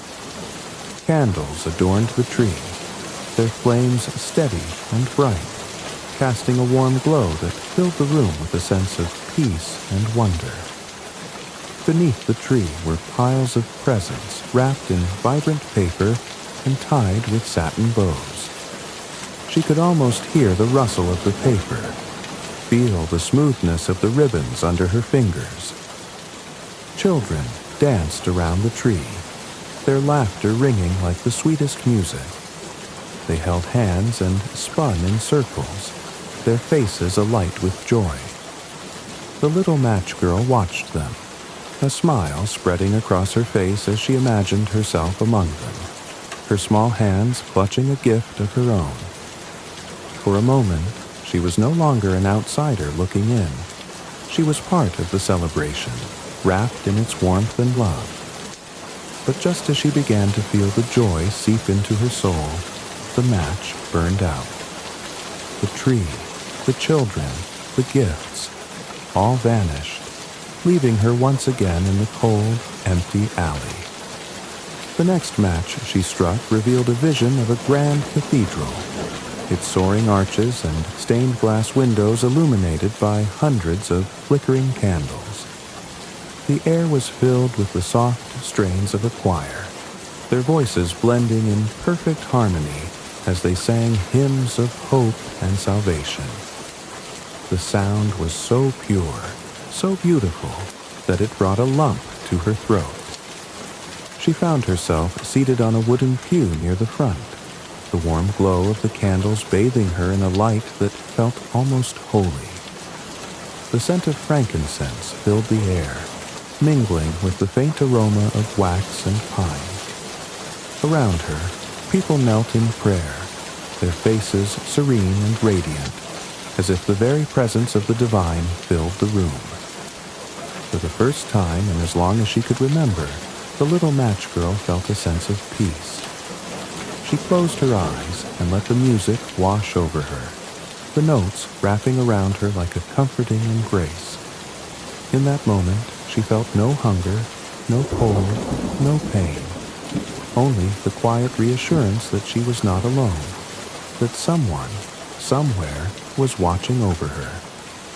But the match could not burn forever. The vision dissolved, leaving her once again in the harsh reality of the frozen night. The warmth and peace she had felt were gone, replaced by the biting cold and the emptiness of her surroundings. Her fingers, now numb and trembling, fumbled for another match. She struck it quickly, desperate to hold on to the light for just a little longer. This time, the vision that appeared before her was not of a place or a thing, but of a person, a figure she recognized instantly. "Grandmother," she cried, her voice filled with a mixture of joy and disbelief. Her grandmother stood before her, as radiant and kind as she remembered. Her silver hair gleamed in the soft light, and her eyes, so full of love, seemed to see straight into the little match girl's soul. She wore a dress of shimmering fabric that seemed to catch the light in a way that made her glow from within. The little match girl ran to her, throwing her arms around her waist and burying her face in her grandmother's skirts. The warmth of her grandmother's embrace was unlike anything she had ever felt. A deep, unconditional love that seemed to banish all the cold and sorrow from her heart. "My sweet child," her grandmother said, her voice as gentle as a lullaby, "I've been watching over you." The little match girl looked up at her, tears streaming down her cheeks. "Don't leave me, grandmother," she pleaded. "I don't want to be alone." Her grandmother knelt down, cupping the little girl's face in her hands. "You are never alone, my dear. I am always with you, in your heart." The match burned lower, and the little match girl felt a pang of fear. "Don't go," she whispered, her voice trembling. Her grandmother smiled, her expression filled with infinite tenderness. "Light another match," she said softly, "and you will see." The flame flickered and died, and the vision faded. But this time, the little match girl didn't feel the cold quite as sharply. Her grandmother's words echoed in her mind, giving her the courage to strike another match. When the next match flared to life, the little match girl found herself bathed in a radiant light that seemed to come from everywhere and nowhere all at once. She was no longer in the alley. no longer bound by the cold and the darkness. Instead, she was surrounded by a warmth so profound it felt like being cradled by the very essence of love. Her grandmother stood beside her, holding her hand. Together, they walked toward the light, its brilliance growing brighter with each step. She felt no fear, no hesitation, only an overwhelming sense of peace and belonging. In the distance, she could hear the faint strains of music, a melody so beautiful it brought tears to her eyes. The light enveloped her, filling her with a warmth that erased every trace of the cold she had known. It was as though she had been lifted into a realm beyond pain, beyond hunger, beyond sorrow, a place where she was finally free. As the last match burned out, the visions faded, leaving only the memory of their beauty and the hope they had inspired. The little match girl sat quietly in the snow, her eyes gazing upward at the stars. Though the world around her was dark and cold, she no longer felt alone. She clung to the warmth of her memories, each vision a reminder that there was light even in the darkest of nights. The little match girl sat curled in the snow-covered alley, her small, frail body trembling with the effort of keeping herself upright. The cold had numbed her limbs completely, and the biting wind seemed to have seeped into her very soul. Around her, the city lay silent, its once bustling streets now devoid of life. Only the occasional flicker of a gas lamp and the distant toll of a church bell gave any indication that the world still turned. Her fingers, stiff and purple from the frost, clutched the remaining matches in her lap. Each one represented a fleeting moment of light and warmth, an escape from the darkness and cold that surrounded her. She had struck several already, and each had brought with it visions so vivid, so filled with beauty and love, that they almost felt real. But the cold always returned, harsher and more relentless than before, and the visions faded into the night like dreams upon waking. Now, with only a few matches left, the little match girl hesitated. The cold was pressing in on her, an unrelenting force that seemed intent on snuffing out the fragile spark of life she still clung to. She was so tired of fighting, of hoping, of holding on to a world that had shown her so little kindness. But in the midst of her despair, a small voice within her whispered, "Light another match. There is still warmth, still light, still hope." With trembling hands, she struck the next match. As the match flared to life, the darkness around her was banished, replaced by a radiant glow that seemed to emanate from everywhere at once. The light was warm and golden, and it enveloped her like a tender embrace. It was not like the harsh, flickering flames of the street lamps or the fleeting glow of the matches she had struck before. This light was alive, pulsating with an energy that filled her heart with a sense of peace and belonging. The alley vanished, and she found herself standing in an open meadow bathed in sunlight. The snow was gone, replaced by soft grass that tickled her bare feet. Flowers of every color bloomed around her, their petals glistening as if they had been kissed by morning dew. The air was filled with the sweet scent of blossoms and the gentle hum of birdsong. A soft breeze brushed against her cheeks, warm and soothing, carrying with it the promise of something more, a world beyond pain and sorrow. Before her, a figure appeared, stepping out of the light with a grace that took her breath away. It was her grandmother. "Grandmother," the little match girl cried, her voice filled with a mixture of joy and disbelief. Her grandmother smiled, her face radiant with love. She looked exactly as the little girl remembered, kind eyes that seemed to hold the wisdom of the ages, a warm smile that could light up even the darkest room, and hands that had once cradled her so gently. But there was something more now, an ethereal glow that surrounded her, as though she were part of the light itself. "My sweet child," her grandmother said, her voice as gentle as a lullaby. "I've been waiting for you." The little match girl ran to her, throwing her arms around her grandmother's waist. She buried her face in the soft fabric of her gown, and for the first time in what felt like an eternity, she felt truly safe. Her grandmother's arms wrapped around her, warm and strong, and the little girl felt all the fear, all the pain, all the cold melt away in her embrace. "Don't leave me," she whispered, her voice trembling with emotion. "Please don't leave me."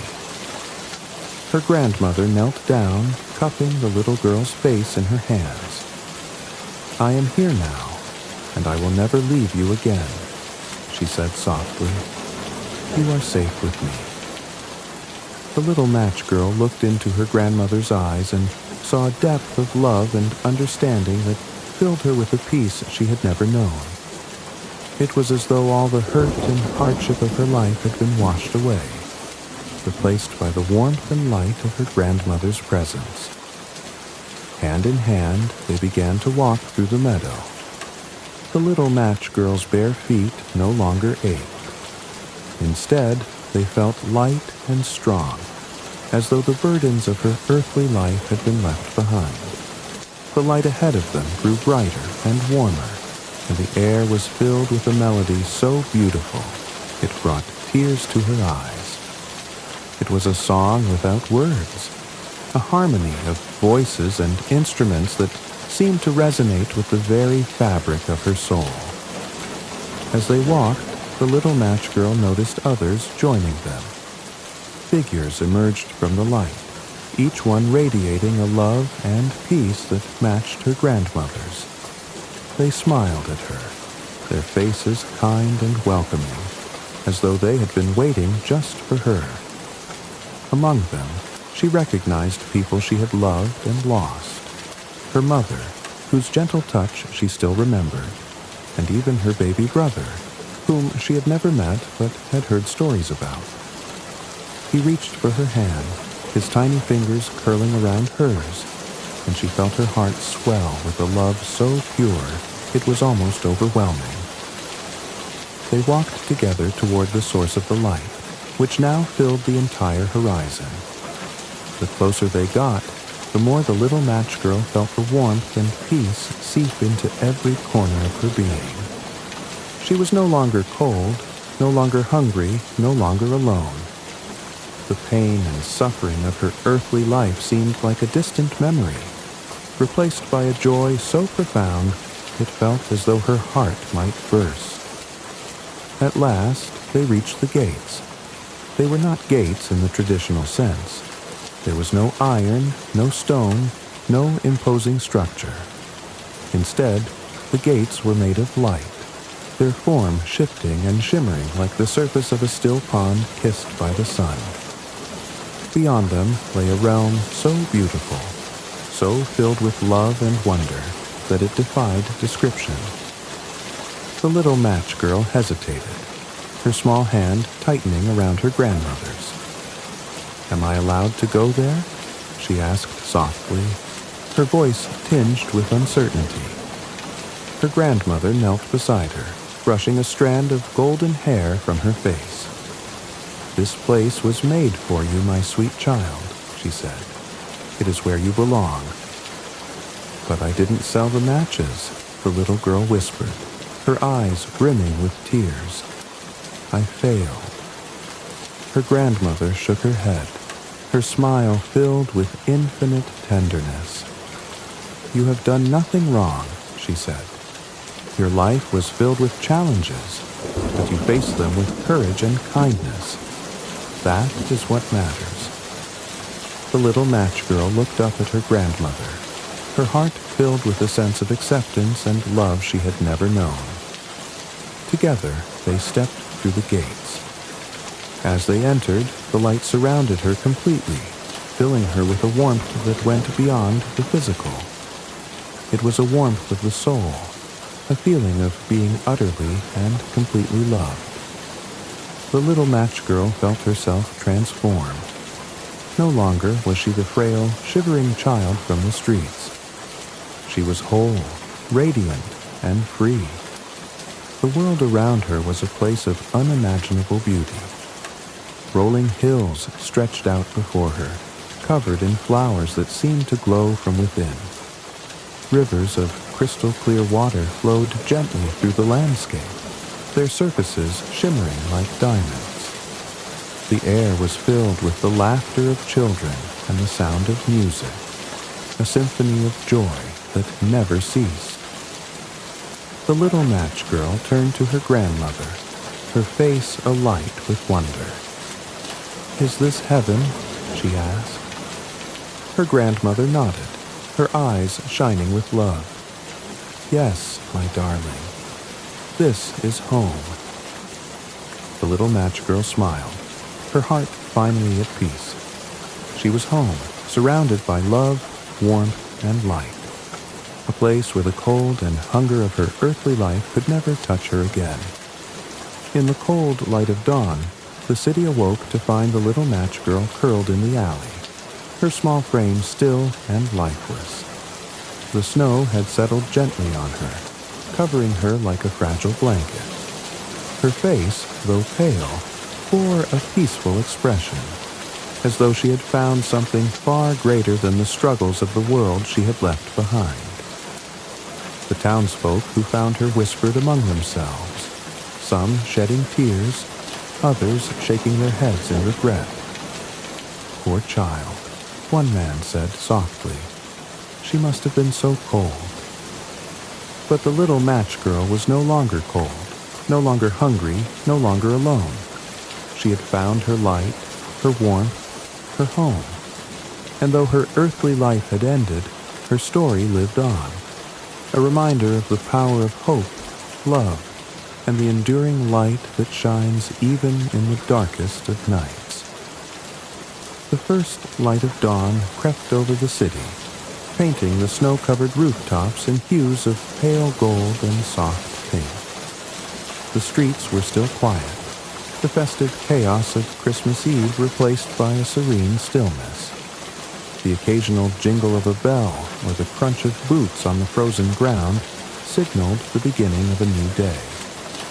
But for one small figure curled in the shadow of an alley, the morning brought no warmth, no awakening, no future. The little match girl sat motionless, her body still and fragile like a porcelain doll left out in the cold. Her thin, worn dress clung to her frame, and her tattered shawl was draped over her as if to shield her from the night's relentless frost. Snow had settled gently on her golden hair, glistening like tiny diamonds in the soft morning light. Her bare feet, red and raw, were tucked beneath her as though she had tried to preserve what little warmth she had left. Her small hands, once trembling with desperation, now rested in her lap, clutching the spent matchsticks. The faintest trace of a smile lingered on her lips, a peaceful expression that seemed out of place against the starkness of her surroundings. It was as though she had found some solace, some light in the final moments of her life. As the city began to stir, the first to notice her were a pair of street sweepers making their rounds. They paused when they saw her, their movements slowing as the reality of what lay before them sank in. One of them, an older man with a weathered face and kind eyes, knelt beside her. "She's just a child," he murmured, his voice thick with sorrow. He reached out, gently brushing the snow from her hair. The other man, younger and less accustomed to such sights, looked away, his jaw tightening as he fought back tears. "She must have frozen to death during the night," the younger man said quietly. "Didn't anyone see her?" didn't anyone care? The older man shook his head, his expression grim. People walk past without looking, lad. They don't want to see. It's easier that way. Word of the little match girl's death spread quickly. Soon, a small crowd had gathered, their faces a mixture of sadness, pity, and guilt. Men and women in heavy coats and warm scarves stared down at her with wide eyes, their expressions betraying the uncomfortable realization that they had likely passed her by the day before, too consumed with their own affairs to notice her plight. A woman in a fine fur coat clutched her gloved hands to her mouth, her eyes filling with tears. "I saw her yesterday," she whispered to no one in particular. She asked if I wanted to buy a match, but I didn't stop. Nearby, a man carrying a basket of bread looked down at the little girl with a furrowed brow. "She couldn't have been more than 8 or 9, he said, his voice tinged with regret. "Just a child out in the cold. How did we let this happen?" Among the onlookers, someone noticed the burnt matchsticks scattered around her.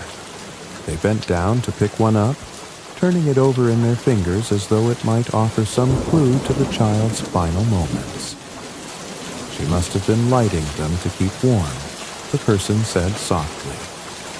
Another observer, an elderly woman wrapped in a heavy shawl, knelt beside the little girl and clasped her hands together in prayer. "Poor thing," she murmured. "She must have been so desperate, so alone." The spent matches, small and insignificant as they seemed, became a poignant symbol to those gathered. They were a testament to her struggle, her attempt to hold on to hope and light in a world that had given her so little. Each burned-out stick spoke of her courage, her resilience, and the fleeting moments of warmth she had managed to create in the face of overwhelming cold. The crowd that had gathered was silent for a moment, the weight of what they had witnessed settling over them like a heavy blanket. For some, the little match girl's death was a sobering reminder of their own indifference.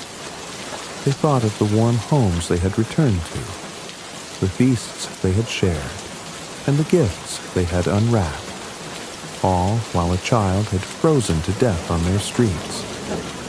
Others felt a pang of shame, not only for what they had failed to do, but for the world they lived in. A world where a child could be left to fend for herself on a freezing winter night. They wondered how many others like her had been overlooked, forgotten, or ignored in the shadows of their city.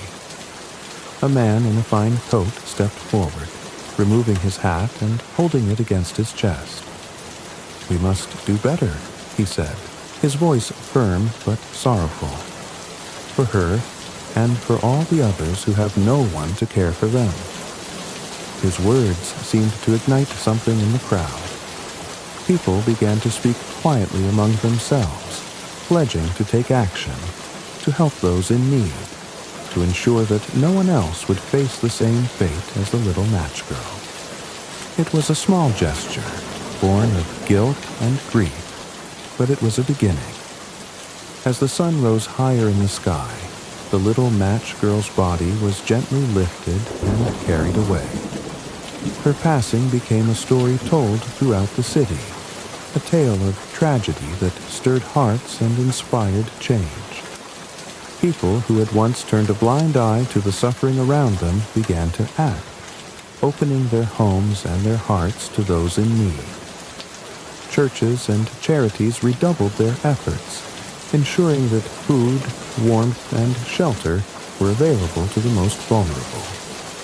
Though she had been small and voiceless in life, the little match girl's death left a profound impact on those who learned of her story. She became a symbol of hope, a reminder that even in the darkest moments, a single spark of light could inspire change. Her matches, burned and spent, had not been in vain. They had lit a fire in the hearts of those who had once looked away.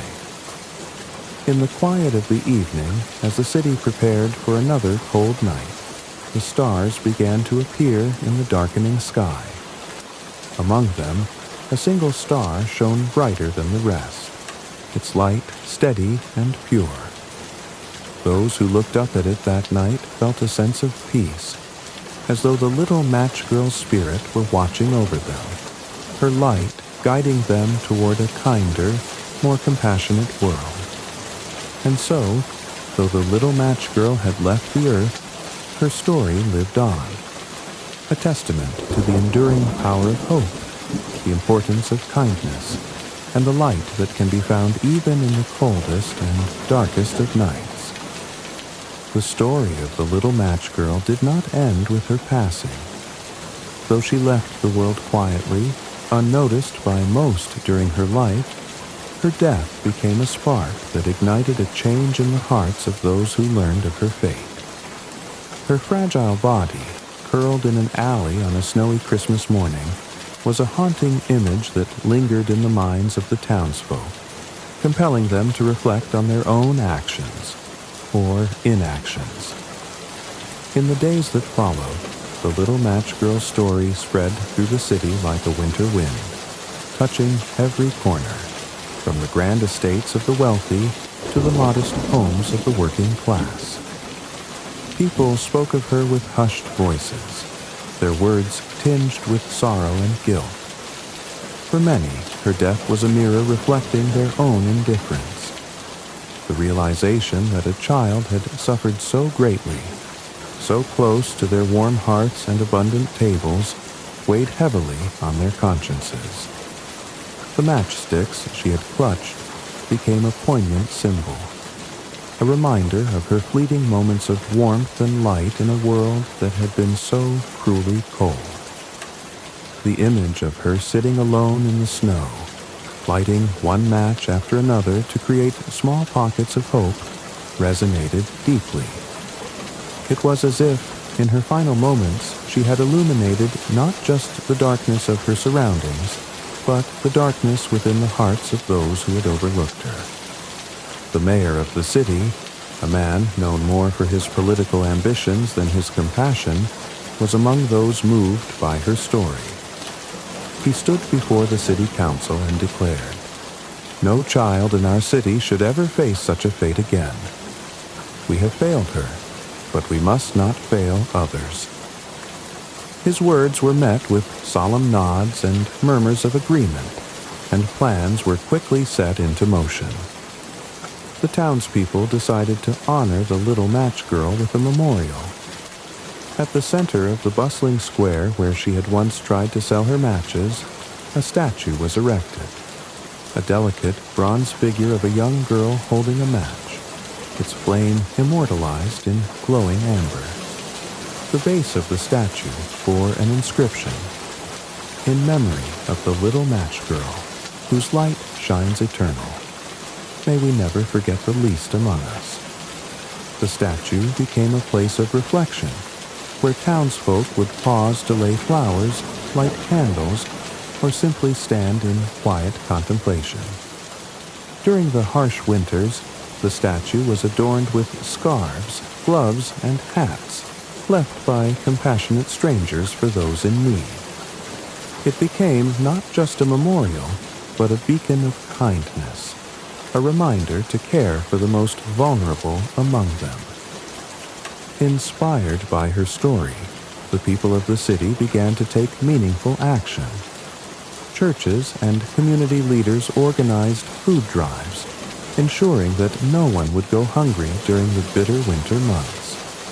Shelters were established to provide warmth and safety for the homeless, and volunteers worked tirelessly to offer assistance to families in need. Among those who stepped forward to help was the baker, whose shop the little match girl had passed on Christmas Eve. He began setting aside a portion of his bread each day, giving it freely to those who could not afford it. "No one should go hungry," he said simply, his eyes shadowed with regret. His small act of generosity inspired others, and soon other merchants followed suit, donating food, clothing, and supplies. The wealthy, who had once lived in isolation from the struggles of the poor, began opening their eyes to the world beyond their grand homes. One prominent family turned their spacious carriage house into a school for underprivileged children, offering them not only education, but also meals and warm clothing. The lady of the house, who had once hurried past the little match girl without a second glance, was often seen there, helping the children learn to read and write. The legacy of the little match girl extended beyond her own lifetime, touching the lives of children who might have shared her fate. In the years that followed, many of those children grew up to become leaders and advocates for social change. They carried with them the memory of the girl whose life had been cut short, using her story as a call to action. One such child was a boy who had often seen the little match girl selling her wares, but had never dared speak to her. He grew up to become a teacher, dedicating his life to helping impoverished children find opportunities and hope. She deserved so much more, he often told his students, and so do you. Another was a girl who had once played by the towering Christmas tree in the square, unaware of the small figure watching from the shadows. As an adult, she became a writer, penning stories that highlighted the struggles of the forgotten and the voiceless. Her most famous work was a tale of a little match girl who lit the world with her courage, a story that brought tears to readers far and wide. Though the little match girl's life had been filled with hardship, her story became a source of hope and inspiration. Her matches, small and fragile as they were, had ignited something far greater than warmth. They had sparked a movement, a collective awakening that changed the city forever. Each year on Christmas Eve, the townsfolk gathered at her statue to remember her. They sang carols, shared stories, and lit matches in her honor, their tiny flames a symbol of her enduring light. Children were taught her story as a lesson in kindness and compassion, and families made it a tradition to give to those in need during the holiday season. The little match girl's memory became a guiding star, reminding people of the importance of seeing those who might otherwise be invisible. Her life, though short, had left an indelible mark on the hearts of those who had once walked past her without a second thought.